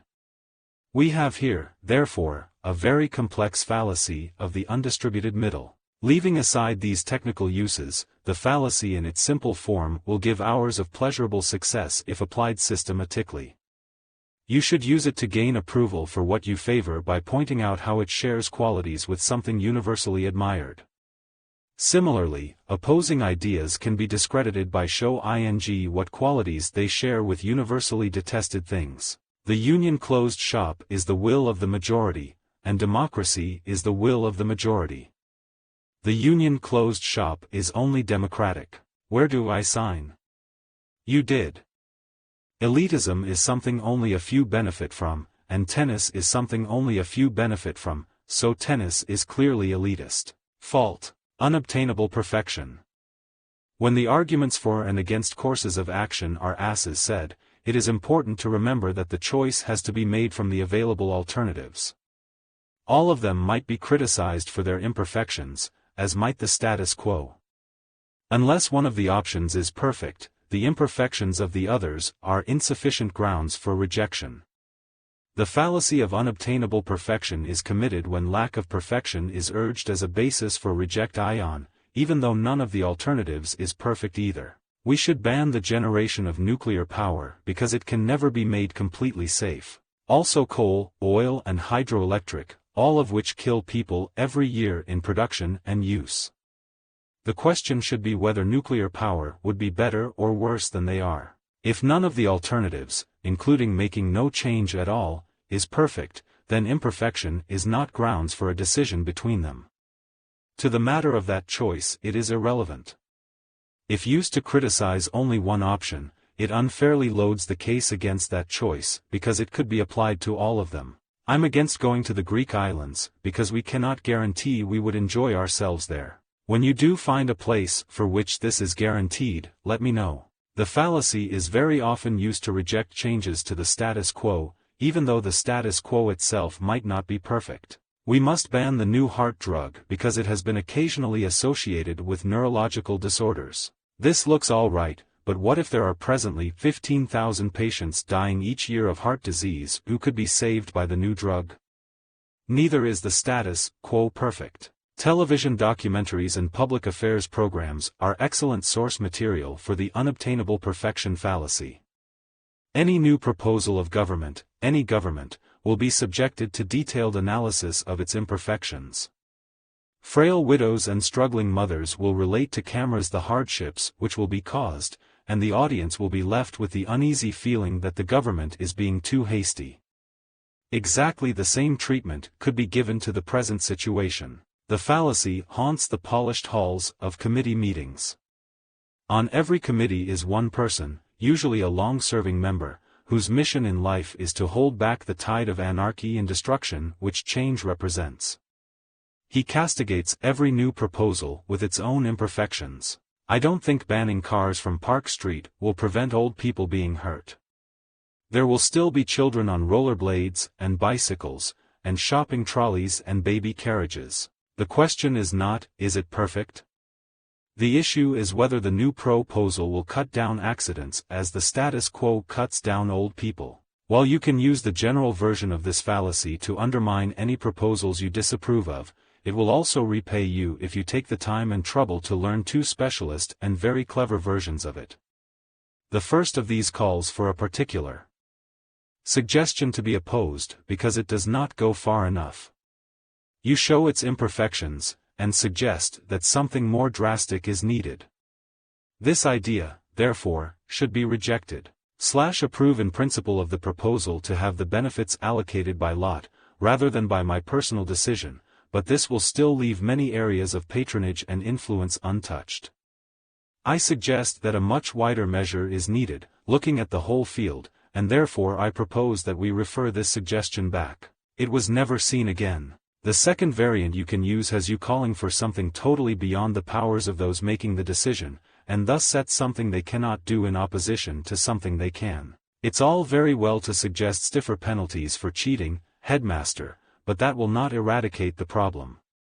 What we need instead is to win over these boys and girls, to effect a change in their hearts and minds. The original proposal now exits amid a crescendo of violins. Veracundium, argumentum ad. This is the appeal to false authority. While it is perfectly in order to cite as a supporting witness someone who has specialized knowledge of the field concerned, it is a fallacy to suppose that an expert in one field can lend support in another. Unless he has special expertise, he is a false authority. Hundreds of leading scientists reject evolution. Close examination shows few, if any, whose expertise is in evolutionary biology. Knowledge is specialized, and we have to accept the view of authorities to some extent. There is a general reluctance to challenge the view of someone who appears much more qualified than ordinary people. When support for a position is urged on account of the opinion of someone who appears to be more qualified but is not, the fallacy of argumentum ad verecundiam is committed. The fallacy lies in the introduction of material that has no bearing on the matter under discussion. We have no reason to suppose that the opinion of a qualified person is worth any more than our own. The attempt to make our own opinions yield before such spurious authority is trading on our respect for position and achievement, and trying to use this instead of argument and evidence. The cologne of the stars. Since few of us are lucky enough actually to smell our heroes and heroines, their opinions on this subject are probably less interesting than those of ordinary people closer at hand. The argumentum ad verecundiam dominates the world of advertising. Those who are thought worthy of admiration and esteem because of their achievements frequently descend to our level to give advice on more humdrum matters. Those whose excellence is in acting are only too ready to share with us their vast experience of instant coffee and dog food. The winning of an Oscar for excellence in motion pictures is widely recognized as a qualification to speak on such matters as world poverty and American foreign policy. One can admit the current young hopeful some authority on tennis rackets after a Wimbledon success, but razor blades? One is surprised to find that he shaves. In a similar way, we see famous faces eating yogurt or buying life assurance.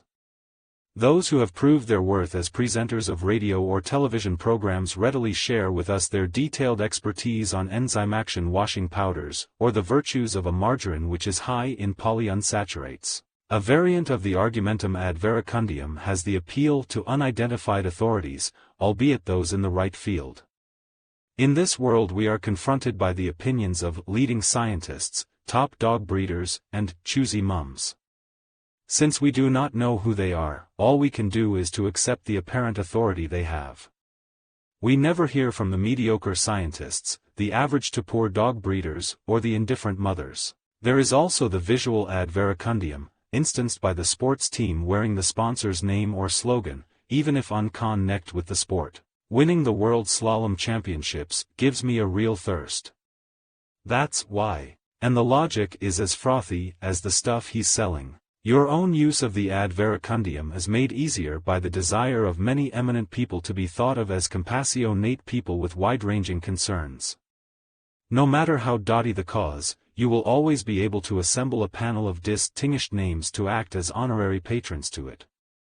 The fact that they have achieved eminence as actors, writers, and singing stars will in no ways diminish their authority to lend weight to your campaign. In demanding a ban on Spanish imports until bullfighting is outlawed, I am joined by distinguished international scientists, top scholars, and leading figures from the worlds of communication and the arts. They should know.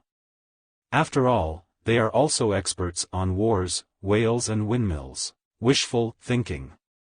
While many of us engage quite happily in wishful thinking, we elevate it to the status of a fallacy when we use it in place of argument. If we accept a contention because we would like it to be true, rather than because of the arguments or evidence which support it, we move into fallacy. Similarly, we also commit the fallacy of wishful thinking if we reject something solely because we do not wish it to be true. Going to work in this awful weather would do no good for anyone. I think I'll take the day off and stay in bed. Everyone must have felt the force of this argument at some time. Unfortunately, while there may be reasons for and against going into work, not wanting to is one which lacks persuasive force over everyone except ourselves. Our wishes rarely bear directly on the question of whether a thing is true or false. We commit a fallacy by intruding them into a discussion of the pros and cons. To suppose that the world is as we would want it to be is good solipsism but bad logic. Of course, the environment talks will succeed. Otherwise it means mankind is on the way out. The The fact that we want them to succeed does not mean that they will. It could be that mankind is on the way out, in which case you might just as well be packing as hoping. Wishful thinking often appears to color our judgment of outcomes we are unable to influence. He can't die. We couldn't manage without him. He did. They could. Death, in fact, is a subject especially prone to the fallacy of wishful thinking. Its abrupt and inconsiderate nature is softened by the fallacy into something we would find more acceptable, although our wishes hardly afford valid grounds for our supposition. Boswell, on a visit to the dying Hume, asked the philosopher about a possible afterlife. Would it not be agreeable to have hopes of seeing our friends again? He mentioned 3 recently deceased friends of Hume, but the latter firmly rejected the fallacy. He owned it would be agreeable, Boswell reported, but added that none of them entertained so absurd a notion. Time, like death, is a field in which our wishes replace our ability to influence. It can't be Friday already. I've not done nearly enough work to pass the exam. Wrong about the day, right about the exam. The problem about all wishful thinking is that if you want one thing and the laws of the universe dictate another, there is a conflict of interests which is not going to be resolved in your favor. This being true, you might as well spend time working out how to deal with the outcome, instead of wishing that something else would happen. The bank will extend our overdraft, otherwise we just cannot survive. Bank managers are not interested in your survival. They care about only 2 things, making money for the bank and grinding the faces of the poor. Most of us are already fairly adept at using the fallacy of wishful thinking to persuade ourselves. When using it to convince others, bear in mind that it must be their wishes, rather than your own, which are appealed to. The business will succeed. You'll get a huge return on your investment. This is more effective than, the business will succeed. I'll be rich for life. Classification of fallacies. There are 5 broad categories into which fallacies fall. The most important division is between the formal fallacies and the informal ones, although there are important distinctions between the various types of informal fallacy. Formal fallacies have some error in the structure of the logic. Although they often resemble valid forms of argument, the staircase only takes us from A to B by way of cracked or missing steps. In brief, the fallacy occurs because the chain of reasoning itself is defective. Informal fallacies, on the other hand, often use valid reasoning on terms which are not of sufficient quality to merit such treatment. They can be linguistic, allowing ambiguities of language to admit error, or they can be fallacies of relevance which omit something needed to sustain the argument, permit irrelevant factors to weigh on the conclusion, or allow unwarranted presumptions to alter the conclusion reached. The 5 categories of fallacy are: 1. Formal. 2. Informal, linguistic. 3. Informal, relevance, omission. 4. Informal, relevance, intrusion. 5. Informal, relevance, presumption. The formal fallacies. Affirming the consequent. Conclusion which denies premises. Contradictory premises. Denying the antecedent. Exclusive premises. Existential fallacy. False conversion. Illicit process, minor. Illicit process, major. Positive conclusion / negative premises. Quaternio terminorum. Undistributed middle. The informal linguistic fallacies. Accent. Amphibole. Composition. Division. Equivocation. Reification. The informal fallacies of relevance, omission. Bogus dilemma. Concealed quantification. Damning the alternatives. Definitional retreat. Extensional pruning. Hedging. Ignorant I am, argumentum ad. Lapidem, argumentum ad. Nauseam, argumentum ad. One-sided assessment. Refuting the example. Shifting ground. Shifting the burden of proof. Special pleading. Straw man. The exception that proves the rule. Trivial objections. Unaccepted enthymemes. Unobtainable perfection. The informal fallacies of relevance, intrusion. Blinding with science. Crumenam, argumentum ad. Emotional appeals. Argumentum ad invidium. Argumentum ad maturi. Argumentum ad mod urn. Argumentum ad odium. Argumentum ad superbiam. Argumentum ad superstitionem. Sentiment superior. Every schoolboy knows. Genetic fallacy. Homonym, abusive, argumentum ad. Homonym, circumstantial, argumentum ad. Ig no ratio elenchi. Irrelevant humor. Lazarum, argumentum ad. Loaded words. Misericordiam, argumentum ad. Poisoning the well. Populum, argumentum ad. The red herring. The runaway train. The slippery slope. Tu quoque. Verecundium, argumentum ad. Wishful thinking. The informal fallacies of relevance, presumption. Abusive analogy. Accident. Analogical fallacy. Antiquitam, argumentum ad. Apriorism. Bifurcation. Circulus in probanda. Complex questions. Cum hoc ergo propter hoc. Dicto simpliciter. Ex-post-facto statistics. The gambler's fallacy. Non-anticipation. Novitam, argumentum ad. Petitio principii. Post hoc ergo propter hoc. Secundum quid. Temperantium, argumentum ad. Thatcher's blame.